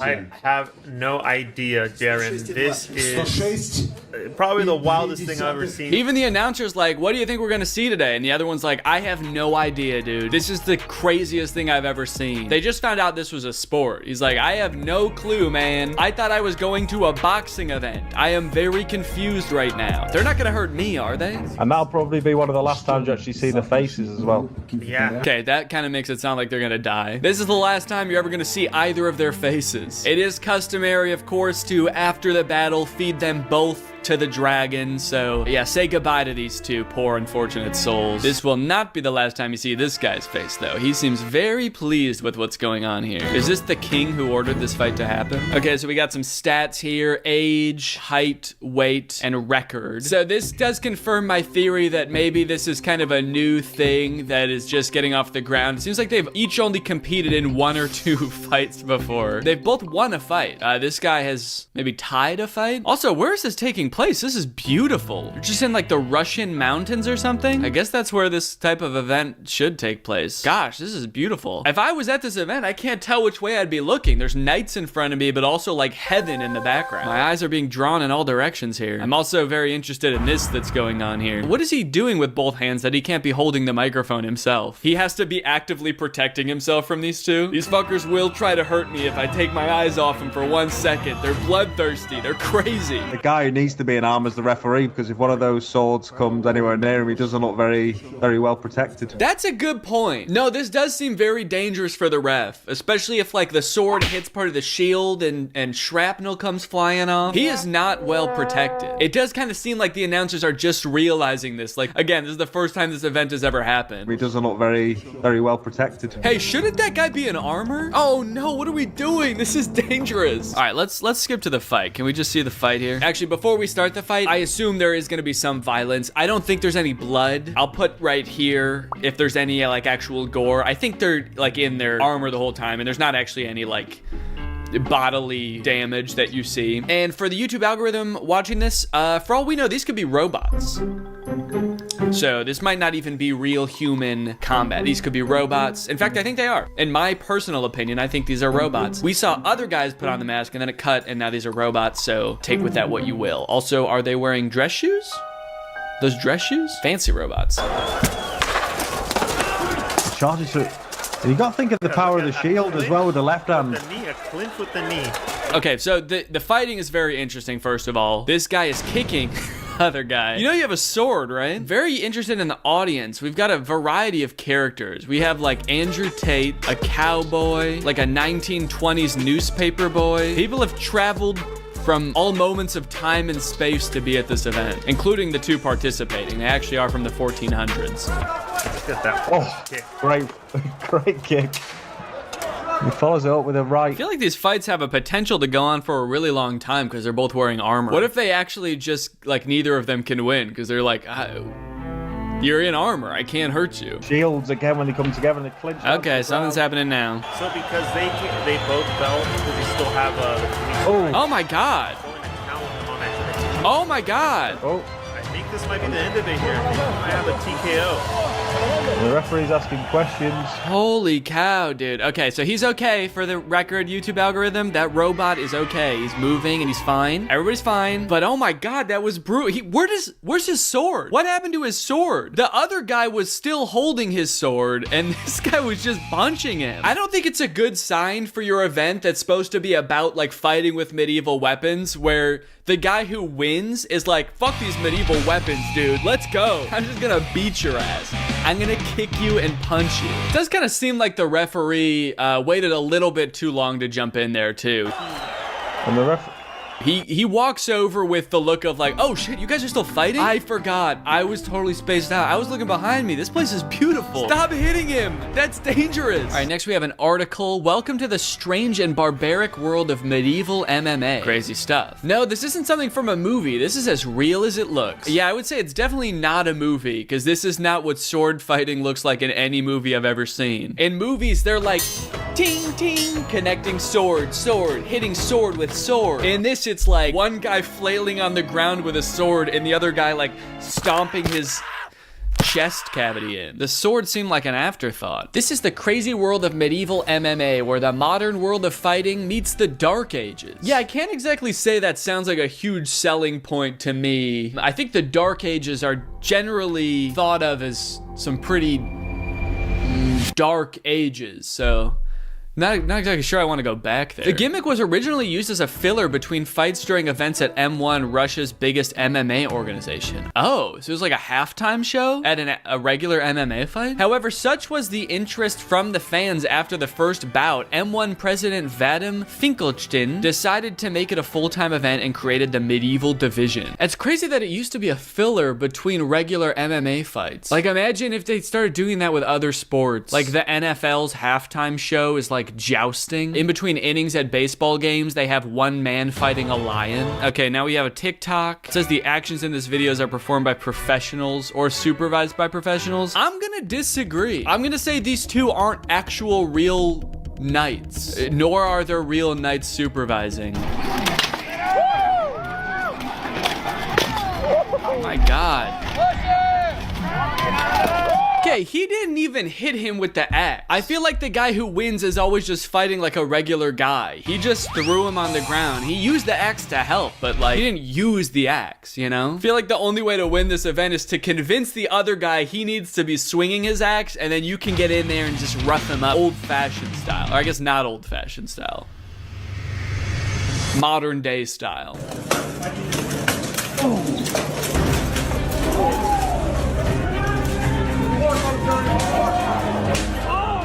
My god. Wait, where are they fighting? Is this like a CrossFit gym? There's like exercise, like medicine balls in the background. Yeah, there's a pull-up bar back there. Is this what CrossFit is? I wonder what the ratio of people who do these fights and do a second one is. I feel like it's 0. I feel like if I was in one of these fights, even if I won, it would be like the scariest thing ever and I would never do it again. It looks so painful. You're trapped inside of this armor. It makes it really hard to move, so you can't escape even if you wanted to. And sure, you have protective armor, but you're also getting wailed on with like a 30-pound axe. It definitely still hurts. I'm wondering if this is like the minor leagues or something, because the really big event was in this beautiful location and this is just in some kind of barn slash gym. I feel like there's definitely a big like gap in the professionalism of this event, but they still are decked out in some really sick armor. I wonder how much it costs to get started in this. You can't exactly start without the necessary equipment because you would die. Like, you can't spar with someone and just be like, it's all right, we'll use the axes still, just no armor, because we can't afford that yet. I feel like it's got, like, this has to cost thousands of dollars. This is a rich man sport, to be sure. Okay, now we've got knight versus samurai, an unexpected ending. The beginning is unexpected. I thought it was just knights. We're introducing different kinds of fighters into this now. The next one's like knight versus Navy SEAL, and he just has a gun. Yeah, they actually let you bring any weapon into this. It's totally fair. So I just sort of sniped him from the other side of the ring, and I won, obviously. All right, well, let's see what the unexpected ending is. If it's just one of them beating the other one with their bare hands, I hate to say it, but it won't be unexpected. Oh, this one's kind of sad. There's like nobody in the audience. They got all dressed up. They put on their $1,000 costume. They trained for this. The loser will live with a lifetime of regret. And let's face it, recovery probably. And there's like 7 people there watching. Oh, his sword broke. That's the end. Okay, so in this one, when his sword breaks, it's the end, but in the other one, when the guy drops his sword on purpose so we can start punching the other guy, that's allowed? I guess this time they were like, whoa, whoa, whoa, he lost his sword, we have to stop, this is too dangerous now. Dangerous for the other guy, I mean. The sword was a hindrance, it was holding him back. He's gonna kill the other guy now. Now we have a group war? This just goes to show how far we've come as a society, man. As we've grown out of certain things as a species, like, you know, having to hunt, we end up going to the gym so we can still get exercise because it's good for our bodies. Still have to go to battle with neighboring tribes. We just do it at like a Renaissance fair with referees.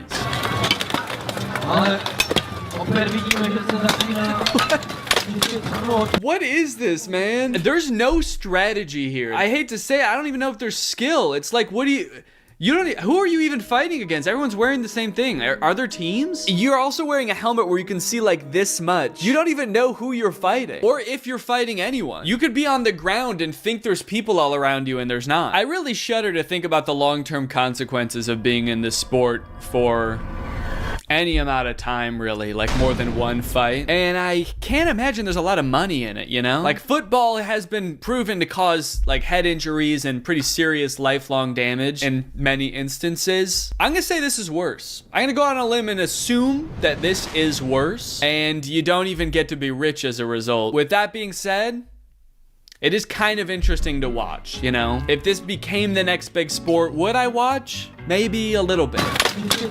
Or maybe not. All right, well, I hope you guys enjoyed this video. I'll see you guys next time with another video. Bye-bye. Hey, Greg, I know that I'm late to this video. I'm gonna be talking about the Dobre Brothers' new music video with Lil Pump. It's called You Know You Lit. I'm not gonna sit here and lie to you and tell you that this is new, okay? It's a couple weeks old, so I'm sorry for being a little bit tardy to the party. If you've already seen other people talk about it, I'm sorry. But you know what? When they released that song a couple weeks ago, it wasn't even new then, okay? Because they've already released this song twice before in slightly different formats. They've uploaded You Know You Lit in 2017, 2018, and finally 2020. I don't know why they keep remaking the exact same song just slightly differently. And that's really what I want to talk about today. Because while the recent music video is pretty bad, it's even worse considering the fact that this is the only song that they can come up with. They've been making the same song for 3 years. So in today's video, I'd like to take a trip to the past, even more so than I already was going to, and talk about the history of You Know You Lit. Yeah, we're not flipping this time, we actually about to rap. Hey, Dobre Brothers,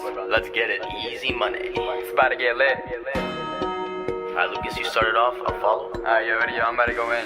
I like that they're trying to like amp themselves up at the beginning of the song. I guess they do this in the beginning of a lot of rap songs where there's like a long period of instrumental before the beat drops. So they sort of had to fill that space by just like ad-libbing and saying stuff to get you in the vibe of the song. But I just like in this one how it seems like they're like planning the song. Okay, so we're gonna rap, right? Yeah, I think so. Why, did you want to sing? No, you're right. We should definitely rap. Let's all rap, okay? We're gonna rap. Good, so we all agree this is going to be a rap song. When we're done, can we go to Chili's? Okay, Lucas, you go first. I'm Lucas, and I'm gonna go first. And I'm gonna sing. No! Alright, Lucas, you started off, I'll follow. Alright, you ready? I'm about to go in. Better go in, yeah. I swear to God, dude, I'm gonna go in right now. I swear. The second I go in, I'm gonna go in so hard. Dude, the song's over. We finished like an hour ago. We just did it without you because you wouldn't stop saying I'm gonna go in. Started from the grocery store, now I own the grocery store. Head spinning through the aisles, flipping through my marble floor. So we start off with a line referencing the Dobre brothers passed on Vine. They used to do Vines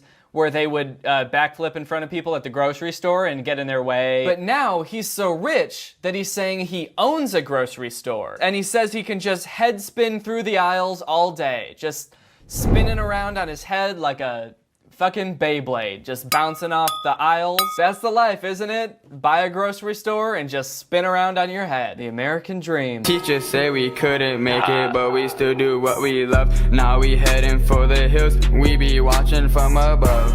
Oh shit. Is it just me or does it look like he pulled something when he did that move? Like that was the first time he ever tried that, and the second he got up there, he was like, oh fuck. Like look at his face. That is the face of someone who just realized that he can't do that dance move. That's that not getting out of bed for 3 weeks face. He genuinely looks scared, like he doesn't know what's gonna happen next. He's like, am I just gonna be stuck like this forever? Hit it like you don't care, hit it if you ain't scared. Hit it like you don't care, hit it if you know you lit. All right, I love this chorus. Hit it if you don't care, hit it if you ain't scared, hit it if you don't care, hit it if you know you lit. A very interesting chorus, I gotta say. I honestly don't know what it means. Like, are they talking about hitting a dance move? Like hitting the woe? Hitting them folks? Are they talking about hitting it like some kind of sex thing? Either way, why would you be scared? Dude, I think that girl likes you. Huh? Really? Yeah, dude, I think so. Dude, go over there and hit it. Hit it like you're not even scared to. Dude, you gotta... Dude, what? What? Huh? You're scared. You're scared to hit it. I'm not. Bottom red bottoms and I'm smacking that A. Calls for a pause, but we ain't here to play. Bachelor degree, master degree, made it through. Where were you? Oh, okay. An educational flex. Bachelor degree, master's degree, made it through. Where were you? Where were you? Why did you help me study for finals, dude? I almost failed. Where were you when I was getting my master's degree? You know, before I was even trying to do social media? If you didn't support me back then you get no love now. It's also a little bit funny to flex a degree that you're clearly not using at all now. I don't even know what his degree is, but quite frankly, I don't think I have to know that he's not using it in the videos that he's making now. Like fake tongue prank on brothers. I'd be pretty hard pressed to think of a degree that is necessary to make that video. Hop in my chariot, they call me Apollo. 1, 2, 3, and then I'm 4. What? 1, 2, 3, and then I'm 4. What does that mean? All right, everyone. On the count of 3, I will be 4. 1, 2, 3, and then I'm 4. Hop in, that's drop top. Yeah, that grind, it's non-stop. That's your girl right there. She got my name on her crop top. Yeah, that's a weird line because I can't picture anyone like over the age of 11 wearing a Dobre Brothers shirt. What does he mean by that? Is that your girl? That's my daughter. Yeah. Nah. She's wearing a Dobre Brothers crop top. She's my daughter now. GTR, I'm swerving. What? Got your head turning. Yeah. 220 on the dash. Launch control, whiplash. Oh, Jesus. I think he's trying to say he crashed his car. I'm sorry, dude, that sucks. He said, GTR, I'm swerving. Lost control, whiplash. Yikes. That's not a flex. That's sad. Now, I think we both really enjoyed that song. Correct me if I'm wrong. But I think you'd be surprised at just how successful this song became. This song has 120 million views on YouTube. Isn't that crazy? How does that happen? The next one's got 70 million. They're really out here. I mean, say what you want about the songs not being good and being the same song over and over, but they pull the views. This next one they uploaded in 2018. It's called You Know You Lit Remix featuring 6ix9ine. That's right, the rapper 6ix9ine is supposedly in this. Spoiler alert, it's not really 6ix9ine. It's just some guy that looks like him. Which is kind of crazy that they got 70 million views on a song featuring 6ix9ine and it doesn't even have 6ix9ine in it. That's a wild strategy. Just saying someone's in your song that's not. Bottom red bottoms and I'm smacking that A. Call shot calls cause we kill every day. Bachelor degree, master degree. He really wants you to know that he's got a master's degree. Did he say where were you again too? Made it through. Where were you? He really wants you to know that he has a master's degree, and he also really wants to know where you were when he was doing that. Why weren't you there? We don't need to cover too much in this song. It's almost identical to the first one. Most of their verses are almost exactly the same. It's the same beat. The only real thing that's different is that 6ix9ine is in this, even though it's not even 6ix9ine. 6ix9ine with the crew, yeah. Don't think I'm a fool, yeah. And the imposter 6ix9ine's verse is loud, and that is all. All right, so there's all your background. Those are the You Know You Lits up until now. Now we have been blessed with this song, You Know You Lit, featuring none other than Lil Pump. And this song is admittedly a lot better. The first two were it just seemed like they had no flow, no presence at all. That one dude really wanted you to know that he had a master's degree. And in this one, to be quite frank, it doesn't really seem like he cares if you know that or not, which is an improvement for sure. But you can definitely tell that they worked on their flow a little bit, thought about their lyrics a little bit more. They also actually got Lil Pump in this one. It's not just some guy dressed like him, which was definitely a surprise to me. I really thought it was just gonna be an imposter again. But with all that being said, I'm still gonna clown on him because it's what I do. I am a clown. Let's check it out. We back again, hitting it again. Get up on your feet and bring a friend. Aw, did he just friend zone his girlfriend? That's his girlfriend. He said bring a friend and it panned up to his girlfriend who's just staring blankly at the camera. Do you think she saw this later and was like, what the fuck? What's that supposed to mean? Have we just been friends this whole time and I didn't know? And he comes up and he's like, hey, what'd you think about the music video, pal? If you know you lit, yeah.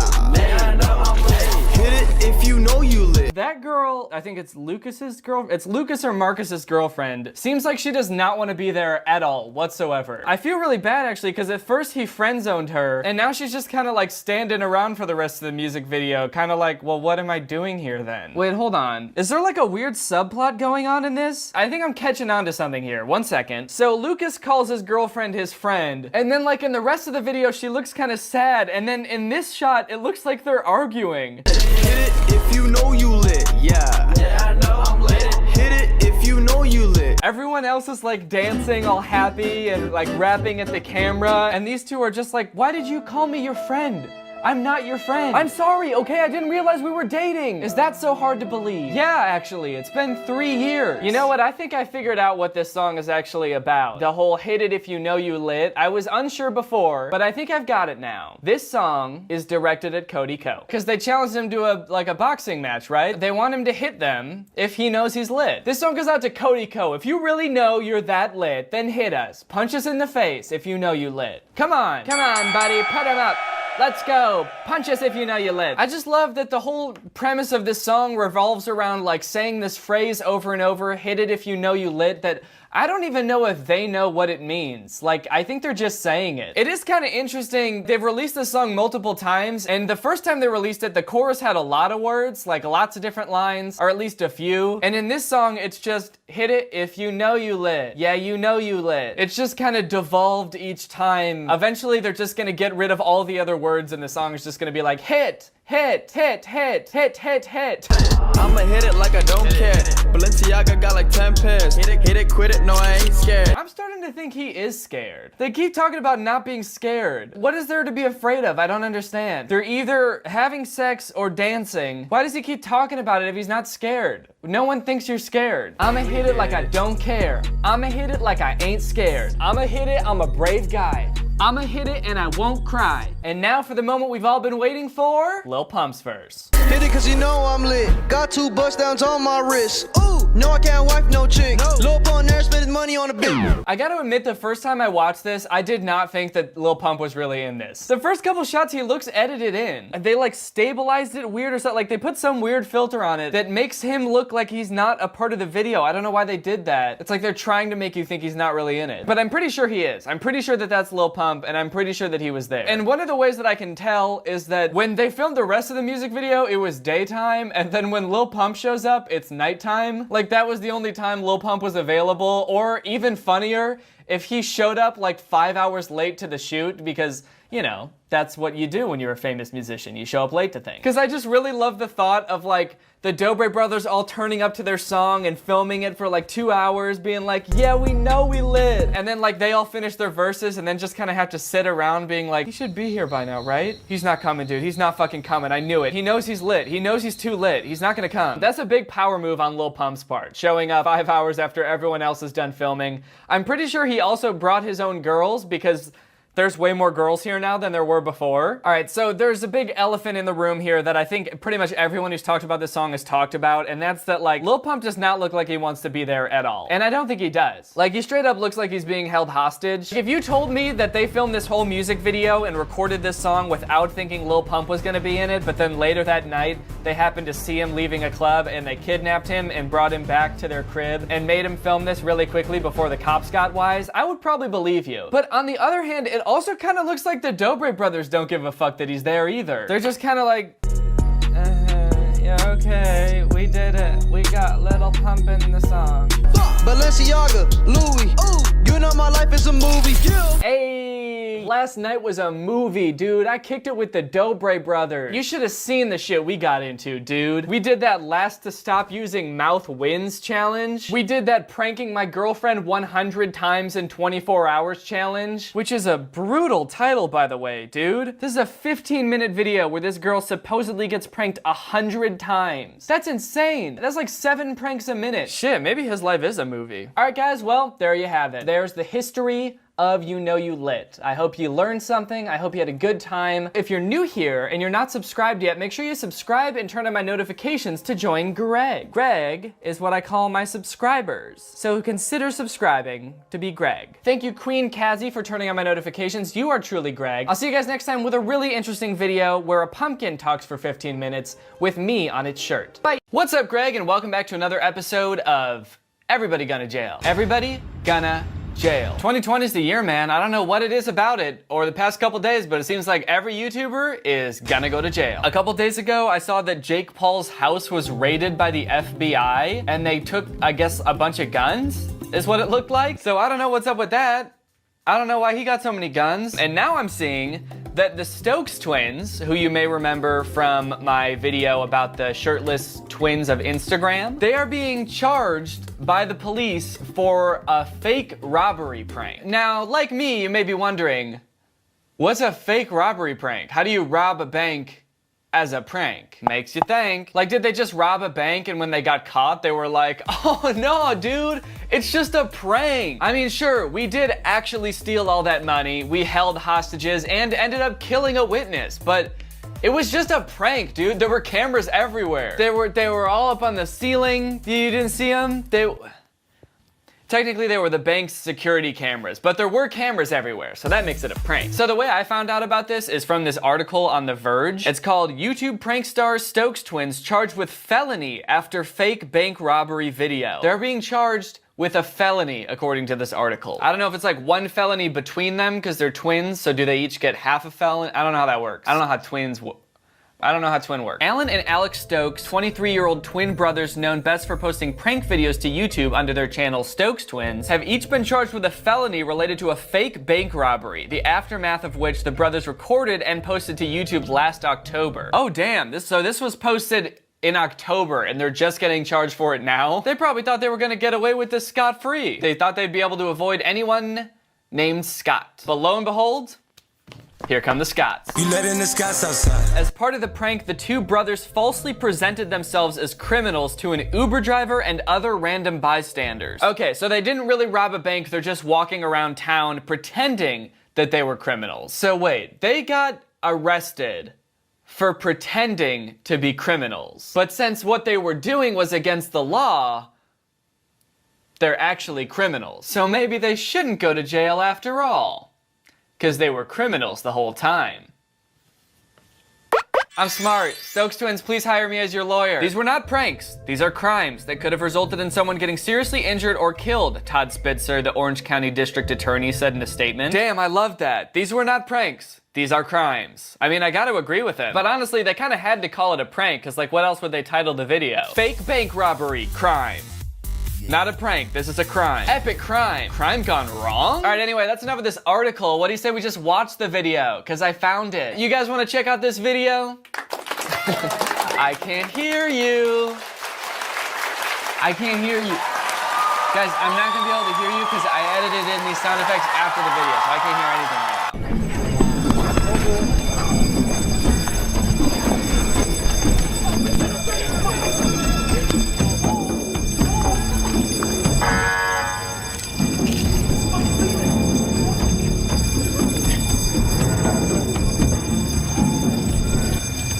Hey guys, welcome back to another YouTube video. So I'm Alan and I'm Alex. What is this little baby lullaby music at the beginning? What a weird change of pace. They start with this video of two like crooks violently exiting a building with bags of money. They're running around scrambling. They've got ski masks on and duffel bags full of cash. People are legit scared, like running away because they think they're in real danger. And then it just cuts to them like, hey guys, we're doing a video today. We're gonna be doing a sweet little baby prank. We're playing sweet, soft music to really exemplify the fact that what we think we're doing is really cute and silly, and we don't understand the consequences of our actions at all. You might be wondering why we're dressed like this, and it's because... we're doing a bank robber prank. Kind of makes me uncomfortable how funny they think they're being when they're describing this very dangerous prank. What's up, guys? Today we're gonna be doing an epic prank. We're gonna be going... I can't even say it. Dude, you made me laugh. Stop. I can't. Okay, wait. Okay, I got it. Today we're gonna be hunting people with a bow and arrow. Oh my god, this is gonna be hilarious. We're gonna be running around in front of people and making it seem like we just got done robbing a bank. Let's try to get this video at 100,000 likes because we're literally risking our lives doing this video. Okay, wait, so they do understand how dangerous they're being in this video. They just said they're risking their lives, so they know there's a good chance that like the police could get called on them and they could get guns pointed at them. They're like, hey guys, make sure you smash that like button, baby, because we could die from this shit. 1 like equals 1 shock from the defibrillator. But I guess the problem is that they only see the possible harm being to them. They don't seem to understand that other people could be hurt by their actions also. Excuse me? Do you know where the nearest bank is at? Which kind? Just like a bank where I can make like a large withdrawal, if you know what I mean. There we go. 200? No, I'm trying to make like a larger like amount. Do you know how tight your security is, or? Oh, God, I'm so uncomfortable. This dude is just not entertained at all. I really admire this dude's ability to just look so bored and like not impressed by this prank. I feel like this dude, the twin, I don't know if this one is Alex or Alan. I'm just gonna call him Al. I feel like Al thought this dude would be like, oh, this is such a fun prank. Oh, what a fun, silly little thing you're doing. But I gotta give it to this guy. He just straight up stone-faced them. I don't care. What is this? I feel like that's the best thing you can do to a prankster, is just like not react at all. Because how boring of a video would that be? A prank video where nobody gives a shit about the prank that you're doing? I got stabbed. What? In the arm, look. This is dumb. Got him. Epic crime. Hey, look, man, I'm trying to perform CPR on someone. Can you get out of here with your dumb prank? It's not dumb. Next prank. Ooh, little boy, I'm a monster. I don't care. I'm a scary monster, though. I don't care. I'm gonna get. You suck. Haha, mean. Guys, smash the like button. 1 like equals 1 I don't suck. You do suck. Cheating on the love of my life prank with a fake girl. She's gonna come in any second and see this.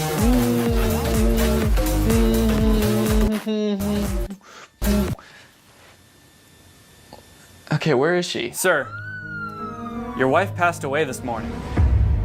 What? I was one of the officers on the scene. Too late, unfortunately.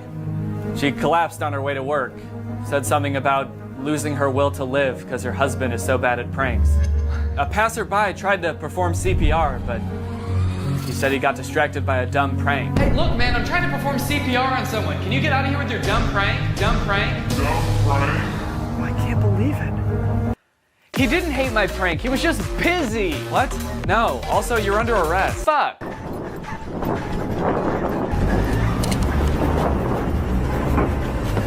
Uber for Alan? Yes. What is it? Our getaway driver just bailed on us. Oh great, now they're trying to prank an Uber driver. They're trying to make the Uber driver think that he's the getaway driver for a bank robbery. Like this. Oh, we're going to like a costume party. Sure. Yeah. Could you step on it? Like step on the gas? Over here. Not funny. Yeah, that pretty much sums it up, doesn't it? I think that really encapsulates this very nicely. This is weird. It's not funny. Imagine if the Uber driver's like not even scared. He's just like giving them an honest critique of their prank. He's like, guys, this is really unoriginal. It's not gonna be funny. And honestly, it's weird. You guys are weird. What do you think their Uber score was after this? Negative 8,000? Okay, can I just take these away? Just get out of my car, please.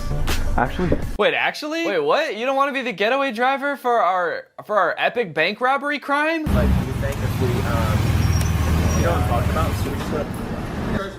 Hey. Hey, what's going on? You guys just get out of an Uber a minute ago? You're videotaping stuff? Yeah, we were like a public prank. One of them just said, we were doing a public prank. A public prank, you know, the kind that you do in public, as opposed to like a private prank. Dude, I was just in the bathroom all by myself and I just pulled an epic private prank. No one's allowed to see it though. That shit was private. Public prank that gets about 15 police officers in the area hauling butt over here because you guys are pulling up mass. What's your name? Oh, and right back to it. Just cuts the cop off mid-sentence. The police showed up, told us to stop or they're gonna arrest us, but we ain't got time for that. It's time to prank. It's crime time. I'd say it's prime time for a crime time.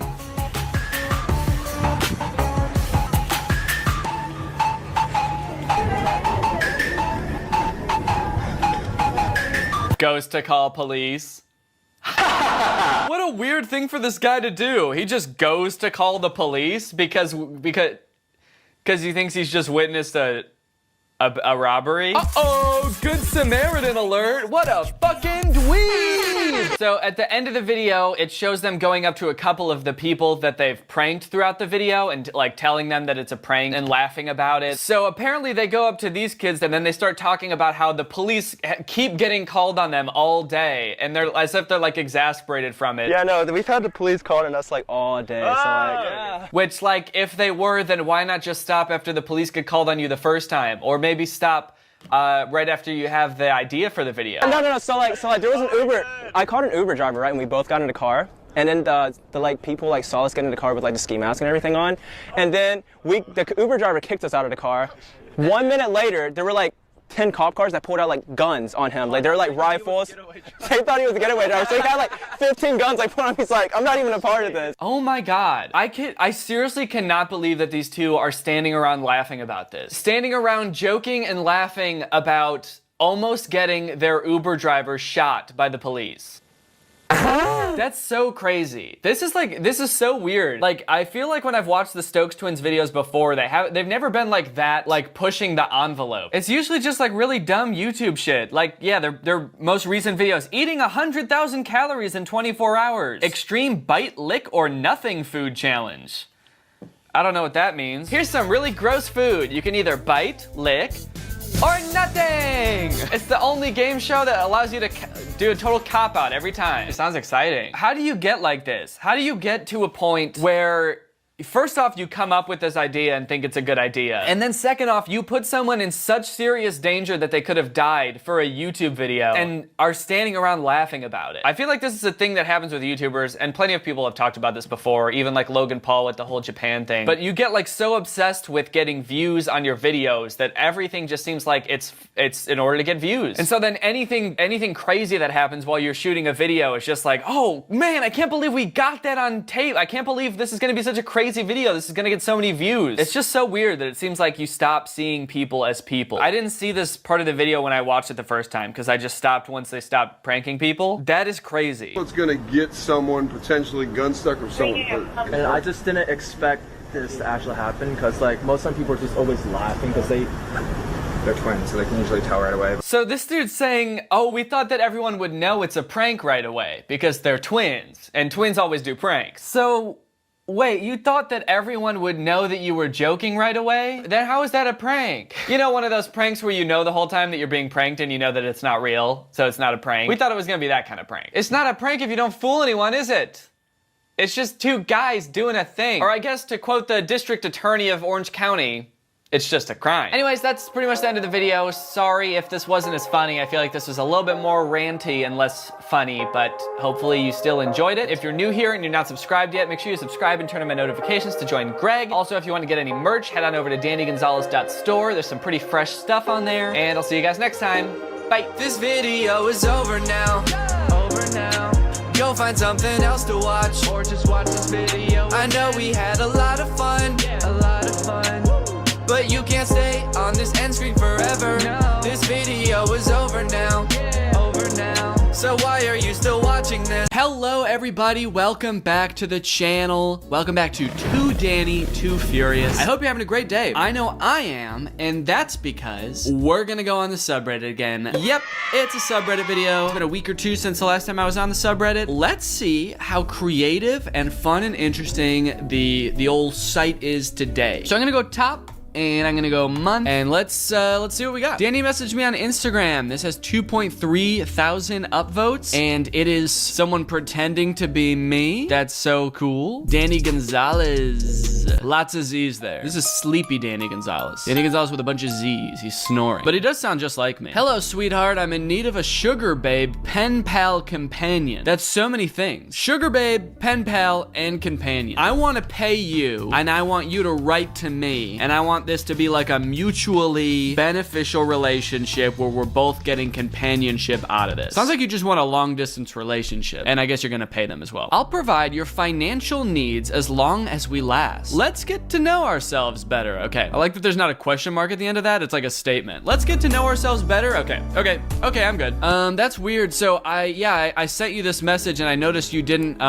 accept it yet. Do you not want your financial needs met? Because I think I made myself pretty clear in the DM. I'm gonna meet your financial needs and let's get to know ourselves better, okay? It's not let's get to know each other better either. It's let's get to know ourselves. Like, Sleepy Danny still has a lot to learn about himself as well. And he needs, whoever he sent this message to, he needs their help to figure it out. Oh, there's text on this. He's so considerate to reach out to his fans to get to know us. He's not just trying to get to know you, he's trying to get to know himself as well. In all seriousness, it's hilarious to see the way scammers try to scam people. Yeah, I was gonna say, I'm kind of interested to see like where this was gonna go, how he was gonna try to scam you, but I think it's just actually a better idea for everyone to just ignore these types of accounts. Don't try to figure it out. I do not endorse anyone trying to figure out how this person's gonna try to scam you, lest you get scammed. Lest you. I don't think I've ever said lest before. That is a thing. What does that even mean? Lest you get scammed. Define lest. It's a conjunction. Oh, it's formal, extremely formal. Lest you get scammed with the intention of preventing, to avoid the risk of. Yeah, do not message these accounts lest you get scammed. Oh, looks like I picked the perfect time to start using the word though. Its usage is at pretty much an all-time low. Man, I swear to God, dude, I was born in the wrong generation. I should have been around in the early 1800s, lest me looking like a fool. This is Danny if his YouTube career didn't work out. He turned into a porn bot, and then somebody said, when wasn't he? It's kind of fucked up. Why did I read this in his voice though? I read it in my voice too, funny enough. I read it out loud in my own voice. So to be clear, do not message any of these back, please. I don't want to be responsible for people getting scammed. Okay, the next most popular post in here is removing one of Danny's facial features every day. And it looks like all of the subsequent most liked things for a while are them removing facial features on my body. Okay, well this is taking up a lot of room on the subreddit. Oh, and then someone made Canadian Danny. It's a lot like Curtis. Well, I'm definitely not gonna review each individual one of these pictures as I slowly lose all of my facial features. But this, on the other hand, is very interesting. Found this on a trash can while on vacation, and it's a sticker of me spanking myself. There's a lot I would like to know about this. First off, where were you on vacation that this is on a trash can? Where did the person who did this get this sticker? I've never sold stickers like this before. Did someone make this just to put it on like a Caribbean trash can? You should sell these as merch. Trash cans with stickers on them? I don't know. Seems kind of gross. Making that trash can look much hotter and stinkier. One time I passed a test, so my teacher gave me this sticker to congratulate me. Huh? I bought a meme sticker pack from Amazon for my students and there were a bunch of Danny stickers in it. What the fuck? Is someone selling my likeness without me knowing? Okay, Redbubble, I knew about this site. They just steal people's shit and sell it. DannyGonzalezMerch.com. That's not my merch website. What the hell is this? Dude, is there like a counterfeit Danny Gonzalez merch industrial complex? What is going on? Why are there so many companies that sell fake merch? There's Carol what the fuck stickers? Okay, now I gotta go to Amazon. Danny Gonzalez sticker. Actually, let me just search Danny Gonzalez. Oh, this is fucked up. There's t-shirts. I'm Greg doing Greg things. 600 piece cool random stickers. 156 funny meme vinyl stickers. Am I in one of these? Searching for Danny. Yeah, I don't think I'm in this. I guess this is the type of thing that they were talking about. Thought that was me for a sec, but that's Squidward. Damn, dude, that's crazy. I didn't know that there was a whole industry around stealing my shit, only for it to end up in a compromising situation like this, covered in garbage dust or whatever that is. This is... Honestly, I would like to lest this. I would like to avoid this. Dude, this is so weird to conceptualize. There's probably like other places where there's just like pictures of me and I don't even know. Greg died today. Spam rip Greg in the chat. Oh no! Aw, it's a cute little mouse. I'm sorry your mouse died. Or is that a rat? Okay, looks like it's a rat. It's cute either way. I'm sure you gave this little Greg a great life. They look happy here. I mean, he's chilling out here. That's about the chillest rat I've ever seen. Usually you see rats in popular culture and they're like scurrying. They're never still, that's for sure. They're always scurrying around and up to no good. So the fact that this rat is calm and collected in this image, I bet you gave him a great life. Rest in peace, Greg. We'll see you on the other side, buddy.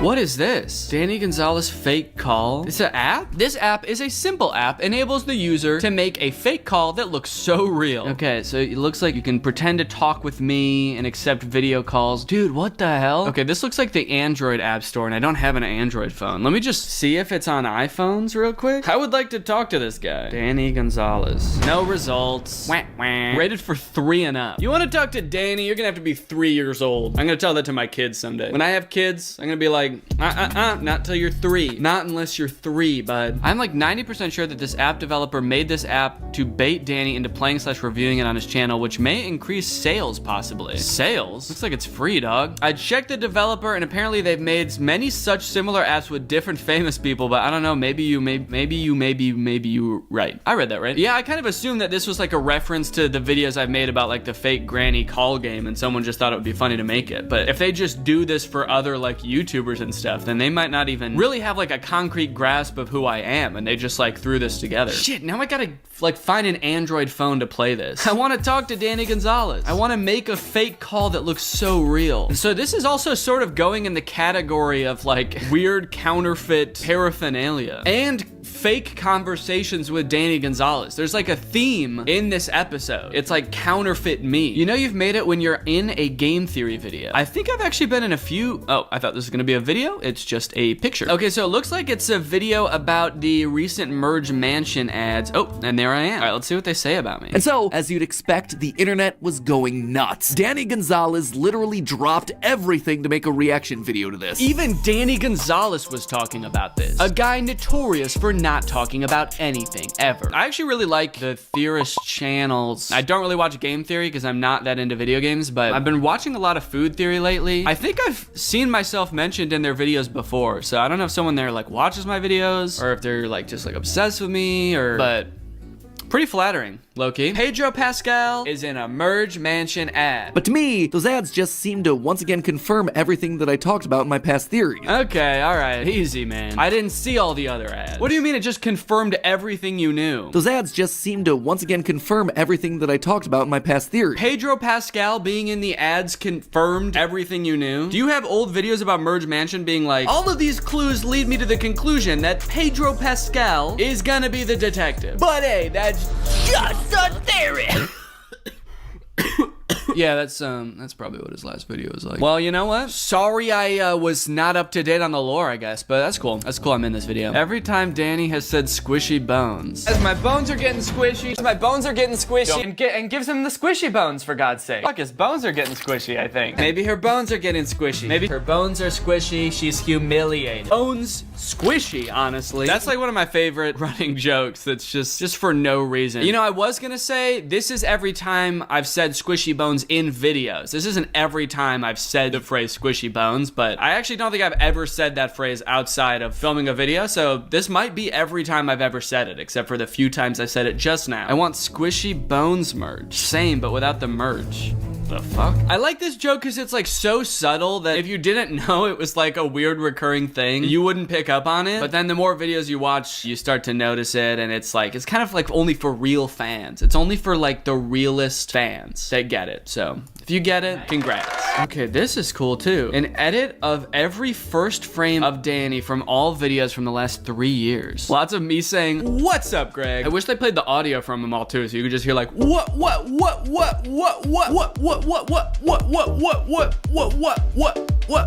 Wow. I do start every video in the same position. I guess I sort of do that intentionally. Weird to see like my face and hair change over time too. This is what I look like now, and this is what I look like 3 years ago.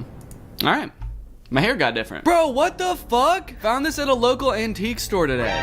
Dude, what the hell? There's no way this is a coincidence. This is so weird. Did you buy it? It was only 50 cents, of course. I would have paid whatever for it to come home with me, though. Don't get me wrong. Okay, wait. When was this? When did this person buy this at the antique store? And when did the other person find it on a trash can? Is this the same person? 15 days ago. And they found it at the antique store 15 days ago. I'm gonna say it's not the same sticker because that one looked way too dirty to have been there for less than a day. But that's insane. Wow, that's really antique. It's just like the one my great-great-great-grandfather used to have. Okay, dude, how many of these stickers are there? I didn't know that they were that old. Okay, there's a lot of me spanking me on the subreddit today. I didn't know that that was such a monumental part of my brand. I guess I should do this more in videos? I don't know. My boy Danny made it. Okay, I'm in another video? Guava Juice, a guide to losing your entire audience by Sunny V2. Oh, I'm in a Sunny V2 video? Gotta say, not the biggest Sunny V2 fan. Yeah, Sunny V2 has said some very gross things about Mr. Beast's friend Chris. Yeah, I kind of agree with that. And by kind of, I mean I agree. Okay, so it's just a clip about how Guava Juice lost his entire audience, and looks like I am maybe to blame. I don't think that's really true. All right, let's see what's hot right now on the subreddit. What do we got going on right now? Okay, this motherfucker's still removing my facial features. Okay, that's Thank you for that. Oh no, this is the one thing besides is Greg the fastest growing army that you're not supposed to Google. Shit. I thought I could distract everybody with the whole Greg thing so people wouldn't even be focused on Googling this. Oh no, I like how it says that there's 200 million results, but it's not gonna show you them. It's just gonna tell you. Look, I could show you all the results, but yeah, I know what you wanna know, and he's not real, okay? You don't need to go to any websites. You don't need to take anyone's word for it besides me. He's not real. I'm liking Danny's new look. That's weird, dude. I actually wasn't sure if this was like me with like a filter on it at first. I'm still not sure, actually. Is this an edited picture of me? I don't like this, man. I don't like that at all. This scares me deeply. Yeah, me too. Added to the list of counterfeit Danny things going on today. I feel like I've taken a selfie from this exact, like exactly looking like this before, but the background wasn't like, I don't recognize this background at all. So that makes me think it's not me. Whoever posted this picture, is this me? Can you please clear it up? Me watching Danny's new video as if I don't have / believe in psychic abilities. Okay, that's kind of, that's pretty surprising, but I guess that's a compliment that they still watched the entire video, even though I was pretty clear that I don't believe in them and that belief only was strengthened by the video. But hey, I'm glad you enjoyed it, glad you watched it. Ghostly Orchid. Post some videos that you doing some sick telekinesis in the subreddit. If you really are psychic, I would like to see it. Maybe you could change my mind. Post it in here. That's not an open invitation to everyone, by the way. That's only an invitation to this one person. I don't want to see everybody posting psychic shit in here. Just that one. All right, well, I would say that's enough for today. Thank you guys for watching. Thank you guys for joining. Thank you guys for posting in the subreddit. If you've got some funny, interesting, inspirational stuff, please put it in the subreddit, and I'll be back again with another video very soon. Bye. What's up, Greg, and welcome back to the Beef Zone, baby. This is where we talk about the internet's hottest drama going on right now. Today, we're gonna be talking about Axel Weber. He's a TikTok star, and he's already started one of the year's most insane internet quarrels. I don't particularly talk about internet drama too much on my channel, but I had to do an installment of the Beef Zone just this once because this is a pretty unique case. I don't think I've ever seen anybody start an internet beef quite like this before, and that's because this dude Axel has started a feud with a college. This dude has started beef with a 4-year accredited institution. I've never seen that happen before. Other influencers are out here starting beefs with each other because of like messy breakups, problematic tweets. This dude's out here starting beef with institutions. That's crazy. I'm gonna start doing that. The DMV, you're done. You're canceled. I had to wait in line once 5 years ago when I got my license renewed. You're done. Everybody go harass the DMV now, please. No, don't actually do that. This dude, Axel Weber, he's a very popular TikToker. He's got 3.9 million followers. He is, Okay, what was that? It looked like he was calling me? Okay, it's to share to WhatsApp, I see. I click on it, he's like, hey dude, are you making a video about me right now? No, how did you know that? So yeah, he was already really popular on TikTok. He had like 1 million followers a couple months ago, and now he's skyrocketed to almost 3.9 million followers, mostly because of this series of videos he did auditioning for Juilliard's acting school, and he did not get in. And his fans were like so upset by this that they started a war with Juilliard, which like thrust Axel into the spotlight because all of these major news outlets were like covering this dude. And so now he has like almost 4 million followers literally because he didn't get into Juilliard. Kind of crazy considering I also didn't get into Juilliard and I don't have 4 million followers on TikTok. So what happened with that? I didn't even get an audition with Juilliard. They didn't even offer me one. How fucked up is that? Where are my fans? Greg, what's going on? It's just kind of crazy that you can get famous for not doing something impressive, you know? Like if he had gotten into Juilliard, that would be really cool. That'd be worth, you know, making a big stink about, I feel like, because like nobody gets into Juilliard. Dude, did you hear about that guy who's going viral because he's gonna try to climb Mount Everest blindfolded with his hands tied behind his back? Oh no way, dude, that sounds insane. Did he actually do it? No, no, actually, he did not. He's dead. He died. Not even on the mountain either. He choked on a granola bar on the flight to Mount Everest. He's going viral? Yeah, dude, his funeral has 800 million likes. So I feel like to fully appreciate this story, we kind of have to go back to the beginning where it all began. So in December of 2021, just about a month ago, Axel had just moved to New York. He's pursuing acting. He's making a bunch of TikToks about living in the world's smallest apartment, and he has just hit 1 million followers on TikTok. Hi, we just hit 1 million on TikTok. Come on.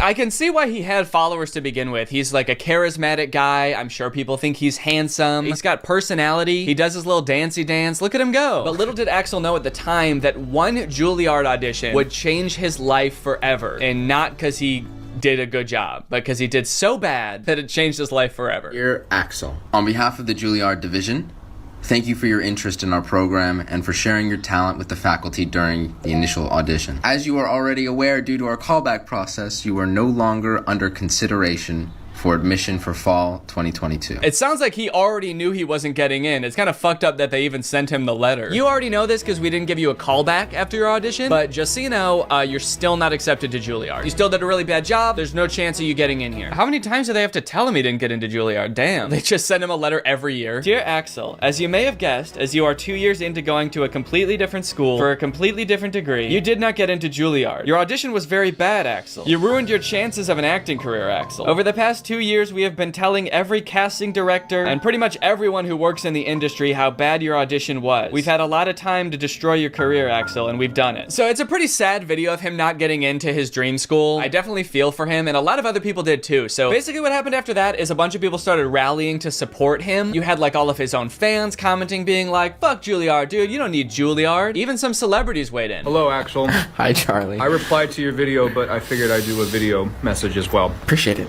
Not only did I not get into Juilliard, but I didn't get into 5 of these prestigious schools that I wanted to get into that I thought could better my career. Don't believe it. And while I do think school is great, and I did end up going to Berkeley. Okay. A prestigious conservatory for the arts is not going to be the thing that defines your career as an actor. Ooh. Honestly, I mean, it's a sweet sentiment, and I agree with the message. You know, not every famous actor went to a super prestigious school like Juilliard to learn how to act. You know, some just had rich parents, and so that's how they got into it. Lucky for him, I feel like he seems to like Charlie Puth. I feel like this video would not be nearly as impactful if it was like some guy that Axel does not care about. There's a video of Vanilla Ice being like, take it from me, Vanilla Ice.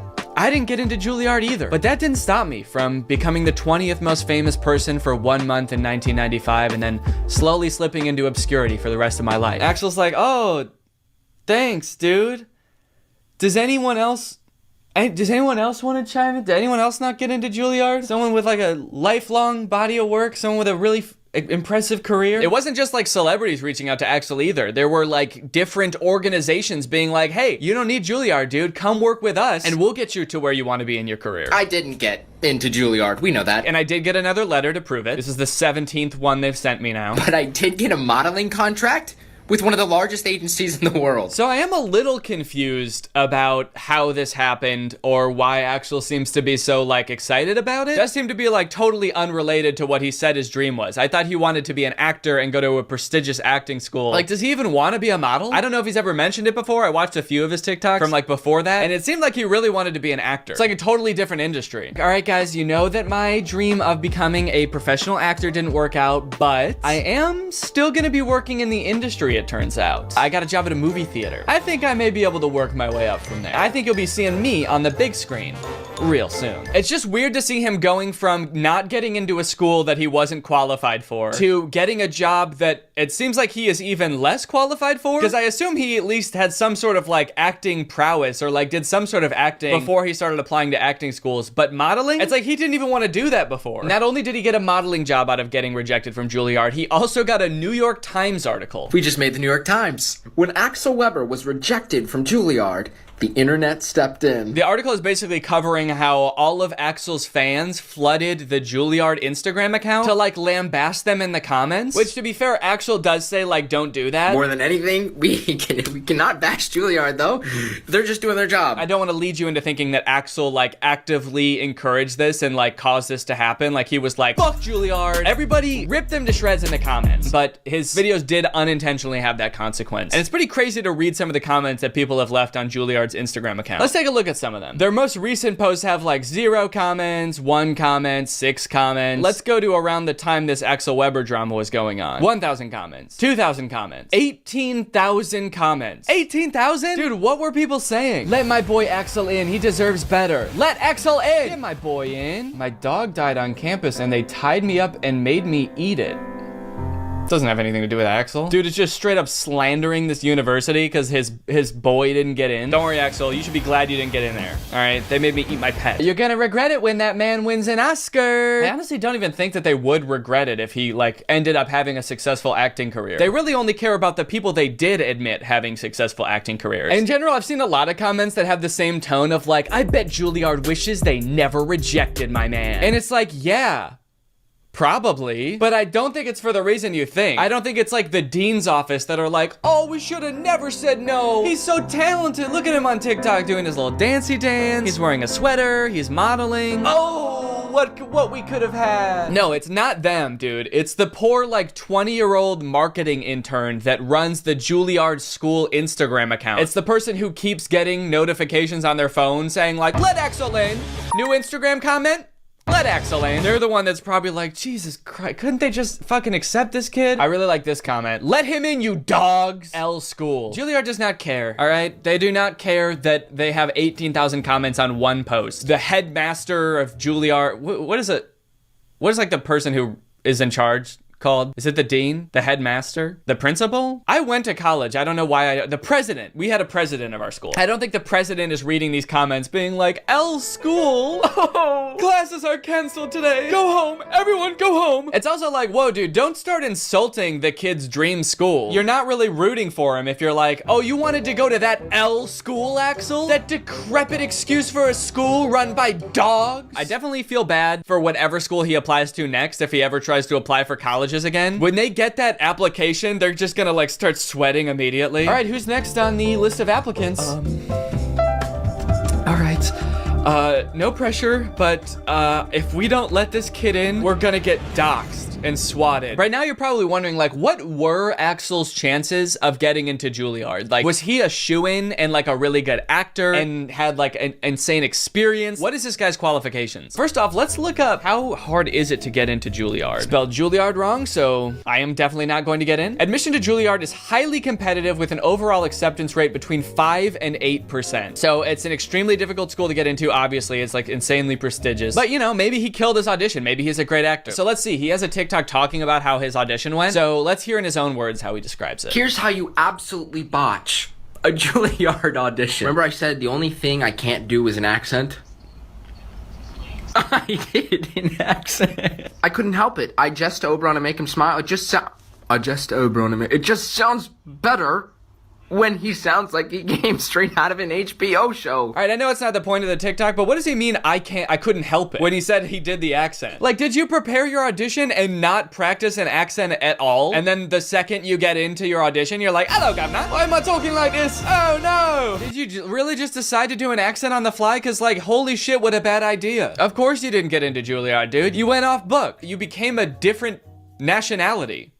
Live. The guy gave me absolutely no reaction. He just stared right into my soul. I feel like that's kind of how auditions go, though. If you do a really great job, they're not supposed to be like, like right off the bat. I think they're supposed to play it cool because they can't like make you think you got the part just in case, you know, someone even better comes in and then they have to give it to that person. And what reaction was he expecting? Guys, I don't think my audition went very well. The admissions director didn't even come. He just said, thanks, that'll be all. You know what he should have done if he wanted to impress them? He should have came into the audition speaking in a British accent, and then when he was actually reading his monologue, switched to his regular American accent. They would have been blown away. I have an audition for Juilliard. January 9th, I have to learn some Shakespeare? Never even read Hamlet. I jest to Oberon and make him smile, when I a fat and bean-fed horse beguile, neighing in likeness of a filly foal, and sometimes I lurk in a gossip's bowl. I don't understand what's happening. Not that I really think that this made a difference, but just a word of advice, if you're applying for a college, I wouldn't post on your like public social media something about like the application process or the audition process being like, I don't know what the fuck this means. This shit's dumb, dude. Shakespeare sounds like an idiot, man. It's also weird that like, after all of these videos of him being like, I don't know what the fuck Shakespeare is, and him being like, I randomly did an accent at the audition, that all of his fans still have his back. And they're still like, you deserve to get into Juilliard. Don't worry, we'll take it from here. We're gonna get you into Juilliard. We're gonna storm Juilliard for you, buddy, don't worry. Anything to get you in. All of this brings up a bigger topic of like, why are people so invested in this guy getting into Juilliard? This guy who like, has literally shown no prowess, no acting prowess whatsoever. He's been like, I botched my audition. I don't fuck with Shakespeare. He seems like a nice kid too. I just don't understand why people are like so ride or die for Axel getting into Juilliard. Probably a decent amount of them are joking and just thought it would be funny to like get way too into it and take his side. But I do think it's also kind of like the cute teen white boy effect, where like a fan base of 12-year-olds will literally do anything for a white guy that they think is cute. You know who I think probably hates this more than anyone? The students who actually did get into Juilliard. Just seeing this dude get rejected and be rewarded for like his not being very good at acting with a modeling contract and an extra 3 million followers. Meanwhile, you get into Juilliard and you get rewarded with student loans. I think that this guy is benefiting from a lot of privilege and maybe not realizing it. I don't know, man. He seems like a sweet kid, but also is sort of coming off a little bit like, I deserve this. Like he moved to New York expecting to get into one of the top 10 acting schools. Like that's why he says he lives in this apartment. And it seems like that sense of entitlement has been picked up a little bit by his fans as well. The whole thing kind of reminds me of like the Alex from Target phenomenon, when like just this random cute boy got like thrust into the spotlight and millions of followers because he was like attractive once. I don't know. Let's see how his modeling career is going. I wonder if he's posted any updates on that. Oh, this TikTok is called First Photo Shoot. He's a natural. All right. All right, well, that's pretty much the whole Axel Weber thing. It seems like he's doing good now. He's got his modeling career going, and I guess we'll be seeing him on the cover of Vogue pretty soon. Hopefully you guys enjoyed this video. If you do and you're new here, make sure you subscribe and turn on my notifications to join Greg. I'll see you guys next time. Bye. What's up, Greg? I hope you're having a great day. Welcome back to another episode of Checking In on Troom Troom. For those of you who don't know, I have a U2s now. He's a little vinyl figurine that looks just like me. I've been working on this for months, designing this with U2s. Here he is. Sweet as can be. I wanted this U2s to be sort of an homage to some of my most popular videos, those being the Trying Troom Troom videos. So you'll notice he's got the little chocolate milk tie, the hot glue gun, and of course a Greg t-shirt. So if this is something that interests you, head on over to U2s.com. It is live right now. It helps support me, and in honor of releasing this U2s, I wanted to do a video where we check in on Troom Troom and see what they're up to these days. It's been probably over a year since I've made a video about Troom Troom, and I'm kind of surprised with the direction that their channel has taken as of late. First off, they hardly do any like life hack and crafting videos anymore, which is really weird because that was like their bread and butter before. I mean, that was like the reason people came to Troom Troom, for like poorly conceived crafts that were also executed poorly as well. They do upload some here and there, and they're still like really bad. Like this one about getting kidnapped, and it's all survival hacks. Here she comes. Taking selfies as usual. You can't get away now. Great job, Martin. I kind of feel like I need to make a whole other video about that one because it's insane. But in this video, I wanted to talk about Troom Troom's newest venture. These sort of like relatable comedy sketch, funny scenario type videos that are pretty disappointing, honestly. Honestly, kind of mean. So here's the type of video I'm talking about. It's called Rich Bride versus Broke Bride. They've got a bunch of videos like this. Rich blank versus broke blank, where they sort of like compare the lifestyle of one person who is rich and another person who is very much not rich. It's sort of like a goofy comparison, and it's sort of meant to be poking fun at both of them. But the thing is, they're like kind of trying to be poking fun at both the rich person and the broke person. But like the only thing they have to make fun of the rich person for in most of these scenarios is that like, wow, they have so much money that they can do anything they want and their life is actually pretty sick. But the broke person though? Oh shit, dude, their life sucks, man. Broke bride has bubble wrap, wedding dress, and they can't hire a photographer, and everything's going wrong, and it's funny because they're poor. So the first scenario is the proposal. It shows the difference between a rich bride's proposal and a broke bride's proposal. The rich boyfriend comes down from a helicopter in the sky. He gets down on one knee, says, "Will you marry me?" Will you marry me? Rich girlfriend says, "Yes." Yeah. Or sorry, yeah. Yeah. I feel like yeah is maybe a little bit too casual for the situation. And I promise to be there for you, forever and always. Will you marry me? Yeah. Instead of coming down in a helicopter, the broke boyfriend just comes down in a regular ladder, just from like the top of a wall or something. I like that they made it so that he still had to come from the sky. They didn't have him just like walk up or something, which would be normal. Or what? Actually, I guess it doesn't really make sense that they're like walking up and immediately proposing anyway. Do they know these people know each other? It's kind of weird in general that they just walk up and the first thing they say is, "Will you marry me?" But I just think it's funny that they made him come from the sky also, just in his own like broke way. Like it's a well-known fact that like if you're gonna propose to a girl, you have to come from the sky. You need the higher ground. It's like a fight. It's a tactical advantage and a power move. You need the higher ground and the element of surprise. That's how I proposed to Laura. So broke boyfriend gives broke girlfriend, now broke fiance, actually, the ring. I don't know what that thing is. Is it a toy? Is it like a fidget thing? It kind of looks like a toy for a toddler. Is this a baby? Even if you were kind of strapped for cash and you couldn't afford a diamond, why put a baby toy on the ring? Oh wait, I guess I misread the title. This says Rich Bride versus Broke Baby. Oh, sorry, they're not even gonna get married. That's just a straight up baby. Rich bride gets a beautiful wedding, and broke baby gets a nap. She's very tired from being so young and so broke. Here comes the bride. Adele, Anthony, exchange your rings and vows. Now it's time for the ceremonies. The rich ceremony is of course beautiful. It's a very nice looking wedding. Maybe a little bit tacky. The bride does have a bouquet made out of $100 bills. But overall, the message from the rich wedding is just like, dang, they're having a great time. And this day is gonna be one that they remember positively for a long time. Also, I love the officiant's hair. He looks like a Jedi apprentice. You may kiss the bride. Oh. Oh, what a sweet ceremony. Definitely don't react like that when the bride and groom kiss for the first time. Oh. He says oh like he's surprised, but then as if he's aroused. Almost as if to say like, oh shit, I've never been to a wedding before. I didn't know they were gonna kiss. Keep going. Oh babe, this day is so romantic. I love you so much. Me too, sweetie. We're gonna remember this day for the rest of Oh my god. Babe, I think your best man is jerking off. Oh, whoa, what the fuck? Good afternoon, father. Whoops, you're not ready yet. The broke couple could not afford the same venue as the rich couple, obviously, so they decided to have their wedding at a clothing store. They go to get the priest in one of the fitting rooms and he's naked. Whoops. It is the same priest as the rich wedding, though, so I guess money can't buy you a better priest. But it can make him not naked. Whoa, a stress reliever. Damn, yup. I could have told you that was gonna happen. That's just one of the pitfalls of having a wedding at a clothing store. There's always gonna be some guy in a jumpsuit and sunglasses that wants to pop your bubble wrap dress. There's always that guy. Every fucking time. Rich couple is having their wedding photographed by a drone. Hi. Broke couple could not afford a photographer, so they bribed the security guard at the clothing store to give them the footage from the security cameras in the store. Good afternoon! Guard, wake up!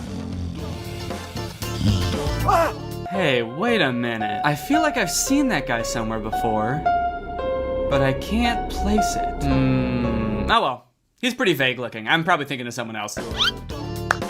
Thanks! You are the best cameraman! This video just continues on like this. It's just scene after scene of the rich couple having the time of their lives. They hire like a famous musician to come perform at their wedding. Literally nothing goes wrong for the rich couple. There's not even like a lesson, like maybe the rich people are spending so much time trying to make this day perfect that they lost track of what the day's really about. It's about, you know, two people in love. They don't even do that. They're just like, this day was fucking sick for the rich people, dude. And then it keeps cutting back to the broke couple, and they're literally eating paper at the reception. Who is writing these? Is it a rich person? Is it an insanely rich person? Probably. Just like, how out of touch do you have to be to write this? Rich person wedding. What would that entail? Everything is normal and great. Being rich is normal, nothing to make fun of at all about these rich people. Okay, now broke wedding. Oh, what do they do at a broke wedding? Damn, that's crazy. I'm just now realizing I've never been to a wedding that wasn't for a rich person. What do they do there? I guess at rich weddings, they eat food.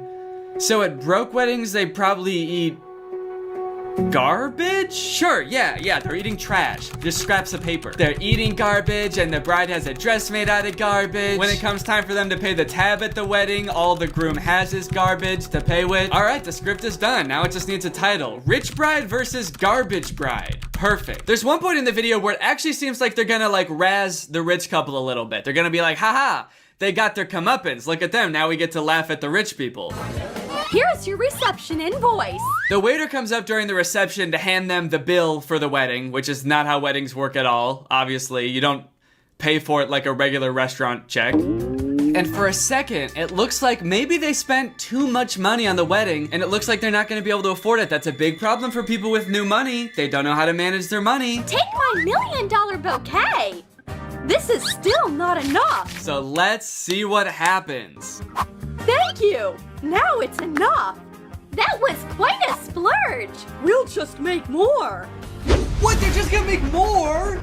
It's not gonna affect them at all financially? Of course, yeah, I guess actually that makes a lot of sense. Because that's how life works. I think this video is supposed to be funny, but it's just kind of making me sad. Honey, this is the weather forecast for our wedding day. This Saturday, expect a tornado, a thunderstorm, and the apocalypse.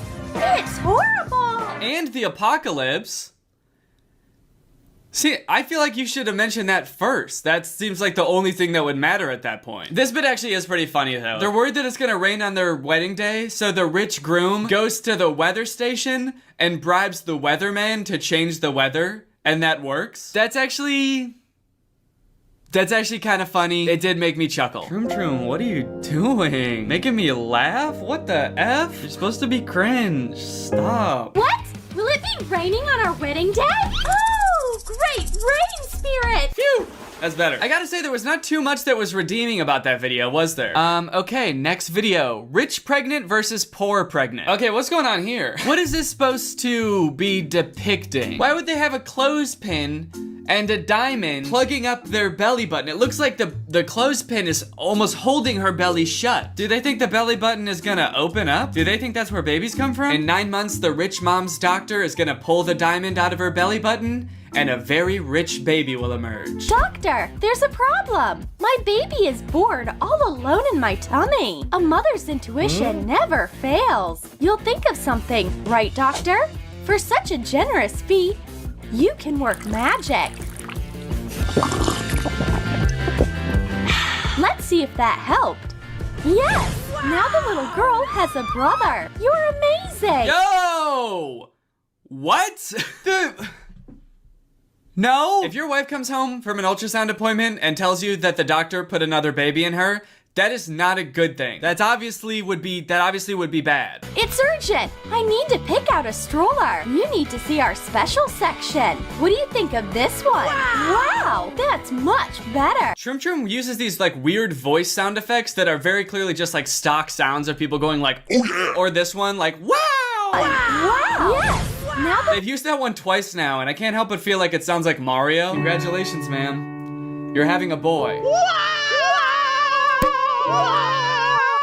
So then the poor pregnant woman just starts stealing stuff. She steals a cart from a guy living on the street to use as a stroller. She steals from the grocery store. Dude, this is so weird. Why? And then they put the same joke in here that was in the last video where the poor mom wants pregnancy photos, so she goes to a store and tries to use the security cameras to get pregnancy photos. They can't even think of original ways to make fun of the people in these videos. All right, these videos are so bad. I'm gonna be done watching them now. I'm just kind of worried about whatever.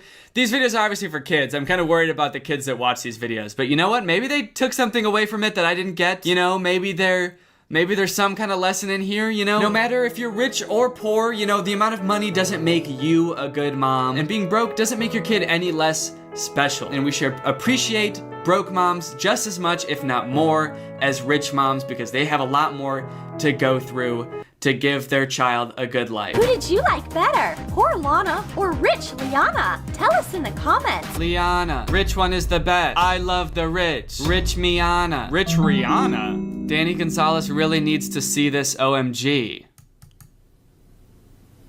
Huh. All right, well, I think that's the end of this video, which means now it's time for a special sponsored segment. Thank you guys for watching this video. If you enjoyed it and you're not subscribed yet, make sure you subscribe and turn on my notifications to join Greg. Greg is what I call all my subscribers, and we're actually the strongest army on YouTube, based on a series of objective metrics that only I know. And all you have to do to join Greg is just subscribe and turn on my notifications, and I'll see you guys next time.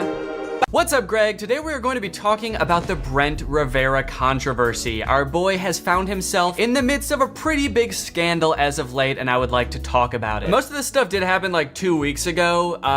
Your boy is evidently extremely behind on the times and famously never knows what the heck is going on, so I apologize for being so late to this trend. Apparently, Brent Rivera found himself in like a in real life beef with another YouTuber by the name of Tyler Oliveira. They had like an in-person dispute, and the craziest thing about it is, I think in some strange tangential way, it might be my fault. That's right, I might be responsible for one of the hottest YouTube beefs of 2023, Brent Rivera versus Tyler Oliveira. The Vera beef, so to speak. It all started when this dude Tyler, who's a pretty popular YouTuber in his own right, he's got 2.8 million subscribers. He posted this video called Brent Rivera Called the Cops on Me. Basically what happens at the beginning of this video is Tyler and Brent just so happen to both be at the Stanley Hotel, which if you didn't know is like the most haunted hotel in the US. It's the hotel that The Shining is based off of. I recently did a video there. They're both at this hotel filming a video at the same time about how haunted this hotel is. And Tyler steps out of his hotel room into the hallway at the exact moment that Brent is like filming a scene, kind of a staged prank. All of Brent Rivera's videos are staged because they're for kids. They're just in the hallway filming. And from there, a beautiful beef develops. A lot of animosity between these YouTubers out of nowhere. As far as I can tell, these YouTubers have never met before. I don't think Brent even knows who Tyler is, it seems like from this video. So it makes the immediate beef seem even more insane. But let's go ahead and watch the video and you guys can see. It all started when I was staying at the Shining Hotel, came out of my room, and randomly found these two girls in the hallway. What is happening? They're in the video. Where's pranking? Who? You'll see. Who are you people? What do you mean? What is your name? Brent. Brent? Yeah. Brent. Last name? Rivera. What are you guys filming? Hotel video. What is this? Who are you guys? This is weird. We caught everyone off guard, apparently. But they caught us off guard. They almost shit our pants. I cannot relate to this situation at all on a social level of like peeking out into the hallway, realizing people are filming something, and then like immediately being like, all right, no, actually this is my video now. And like stepping out into the hallway and being like, what's going on here, guys? Who are you with? Who are you with? What's going on? You filming a video? Brent Rivera, introduce yourself to my video, please. This is insane, dude. I'm so shy. If I stepped out into the hallway, even if it was Brent Rivera, who I've made videos about before, I've actually met in person before, I'd probably just be like, oh, sorry, and I would just duck back into my hotel room immediately. But Tyler, I guess, sniffs this out as an opportunity to make an even more interesting video than he was gonna make in the first place. He was probably just investigating the Stanley Hotel at first, but now he's got the chance to investigate a Brent Rivera video. You know, the only thing more interesting than finding out if ghost videos are fake is finding out if Brent Rivera's videos are fake. I mean, that is definitely up for debate. So aware that I was in the middle of a fake YouTube prank, I wanted to see if Brent would admit it, because we all know his videos are fake and he steals everyone's ideas. I have a question. Yeah. Do you fake your videos? No. Do you fake your videos? No. Alright, okay. Have fun, guys. Okay, so insanely awkward vibes now. They're both like so pissed at each other right away. It's like Tyler's like, they're filming a video in the hallway? Not allowed, dude. Only one influencer's allowed to film at the Stanley Hotel at a time. I gotta shut this down. So it does seem like Tyler is, in my view at least, like completely instigating this. Brent is catching a lot of heat for this, but I mean, if there is any beef happening here, at least right off the bat, it seems like it's all Tyler doing it. He just like interrupted a video shoot to do some insane investigative journalism to find out if Brent Rivera's videos are fake. So my initial reaction is like, it kind of seems like Tyler just, you know, thought this would be a good opportunity for views to fuck with Brent Rivera, which I guess it is because this situation kind of blew up. But I don't think there's any reason to go up to Brent Rivera and ask him if his videos are fake. I think we all know he could have very easily just sort of kind of like turned away and not paid him any attention like I have done for the past few years. With that being said though, I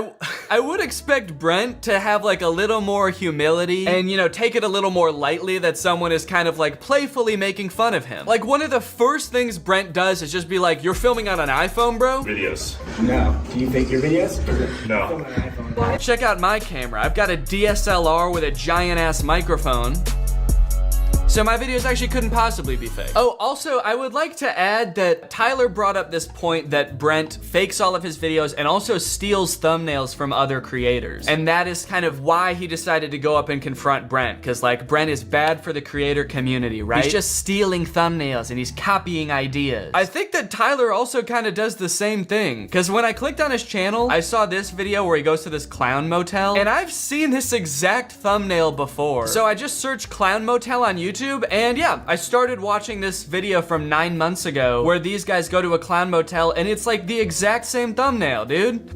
You also copy thumbnails. Now, to be fair though, and here's where things get a little bit deeper, Brent Rivera also copied this thumbnail 7 months ago. So is Tyler copying the original thumbnail, or is he copying Brent's thumbnail to get back at him for copying other people's thumbnails? I don't know, but it does seem pretty convenient that he just so happened to be copying a thumbnail from videos that got 17 million, 11 million, 15 million views. Anyway, that interaction kind of breaks up. Tyler goes back to his room, Brent continues filming their video until Tyler goes to do the Stanley Hotel ghost tour, which he had scheduled for a specific time. So he goes downstairs, and when he gets there, Brent is now filming down in that hallway. And this is where things heat up even more. So we go downstairs, only to find, oh God, Brent Rivera's right there. Hey, go have fun with your 100 subscribers, bud. Okay, if you were Brent Rivera, wouldn't you also think it's kind of funny, the videos you make? Wouldn't you also be like, yeah, no, I do get it. Like, I do make weird videos and they are all fake and, you know, it is a lot of clickbait and it's for kids. I'm acting goofy in my videos. I get it. For whatever reason, that's what I assumed like he would be like in real life. But Brent, like immediately, the second he sees this Tyler dude again, out of the corner of his eye, he gets down there, stands there for 1 second, and Brent just... Hey,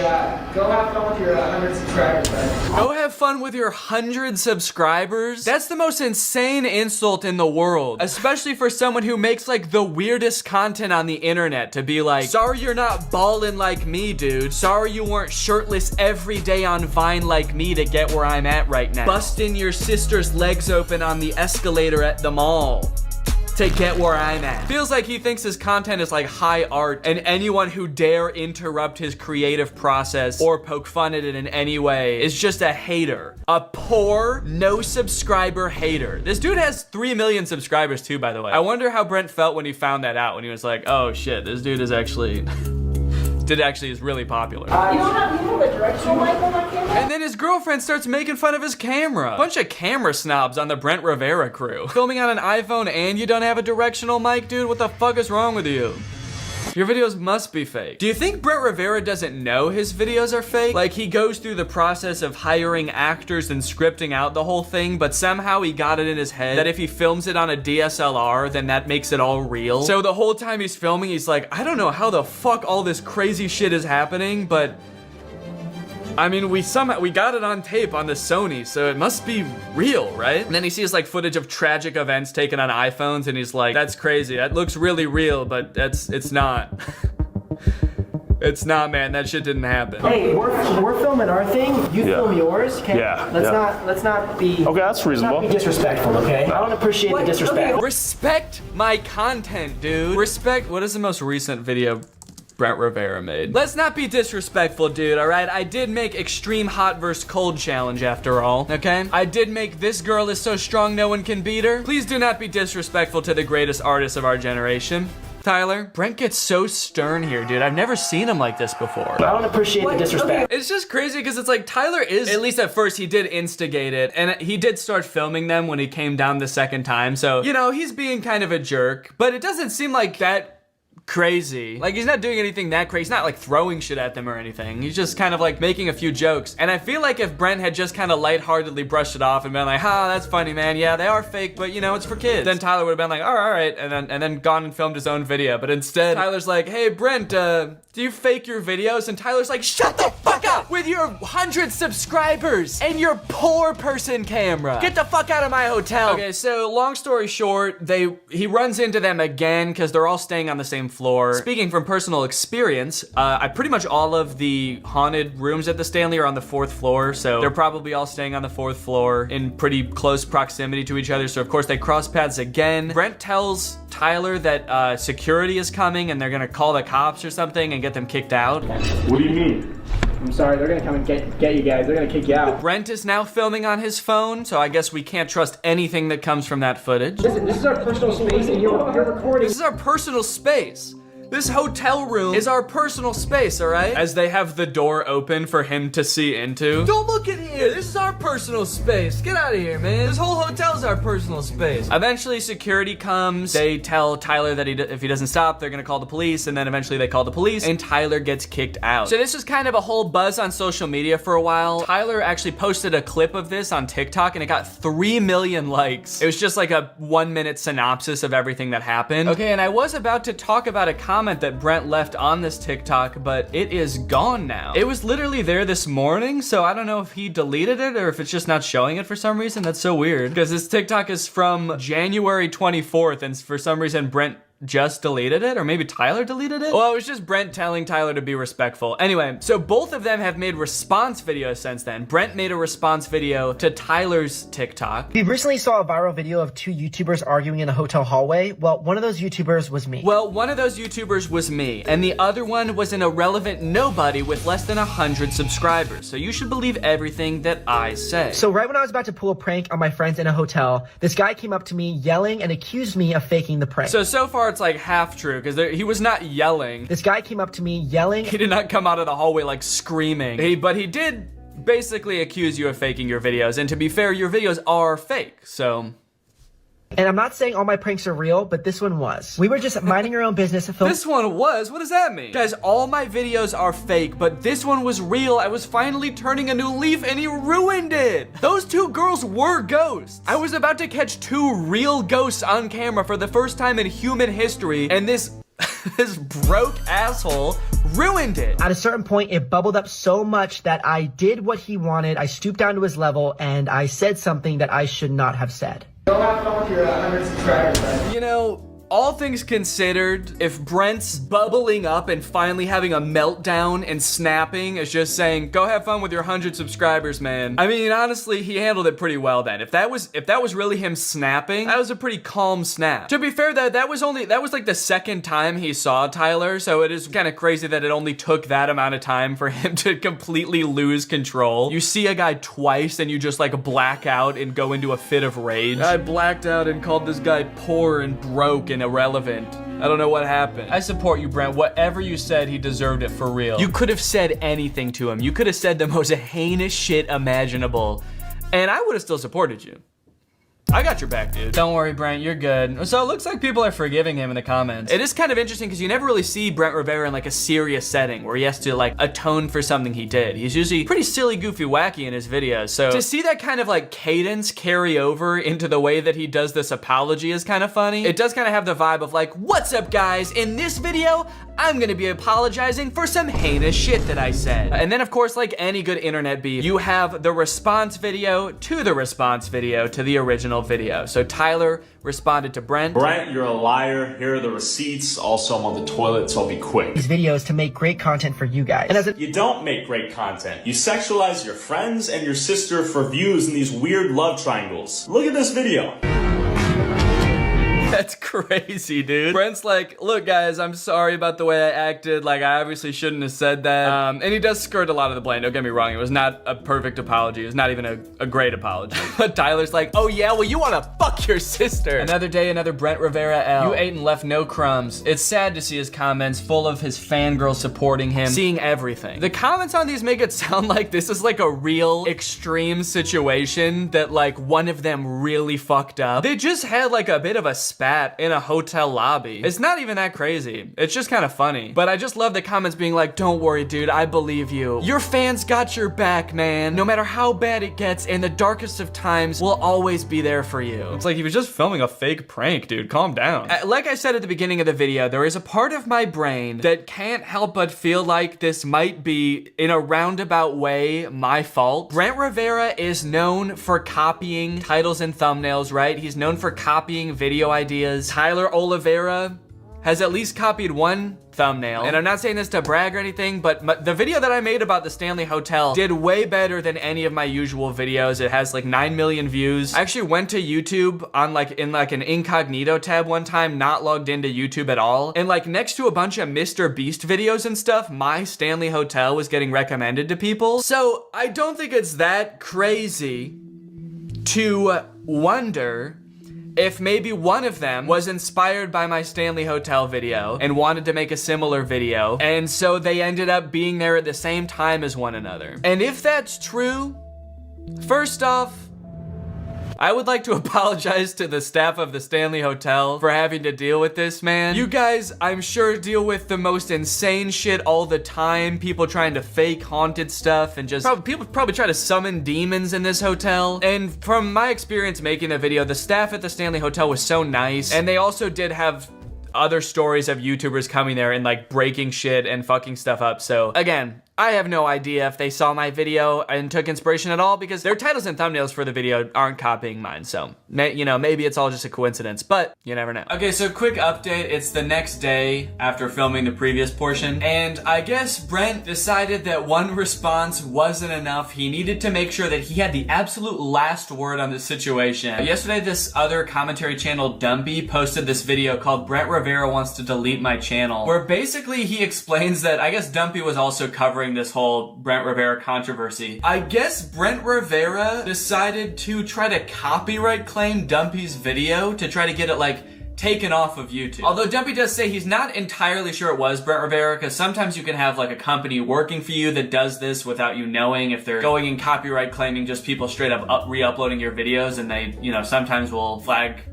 commentary videos. But to me, it seems like Brent is just trying to avoid all of the negative publicity from this. Which it's like, dude, there wasn't even any to begin with. And then you go and do this. You start trying to like take down videos and give people copyright strikes. You didn't even look that bad, man. I mean, it's like, it was hardly even your fault. The other dude was instigating, and a lot of people were honestly giving you the benefit of the doubt. And now you just look insane. He probably also thought this dude Dumpy had 100 subscribers, so no one would find out if he tried to take down this dude's video too. But he actually has 240,000 subscribers, and I feel like now this is just gonna lead to even more people talking about Brent, because this is like a clear misuse of YouTube's copyright system. In fact, in Dumpy's video, he even says that YouTube like emailed him, Dumpy, to say like, hey, just so you know, someone's trying to get this video taken down, but your video's fair use, so you're good, we're not gonna take it down. Brent, if this was you, dude, don't, dude, just let it go. Your fans are like 8 years old. They're not even gonna see these videos, man, let alone care. They don't have like the nuance to even understand that someone they like could be wrong in the first place. So they're gonna be on your side no matter what. You're fine. Just keep doing you, man. Keep Keep doing this, buddy. You're fine. Okay, anyway, that's the end of the video. I hope you enjoyed this video. If you're new here and you're not subscribed yet, make sure you subscribe and turn on my notifications to join Greg. That's what I call all of my subscribers. So if you want to join Greg, turn on my notifications and subscribe. I'll see you guys next time. Bye-bye.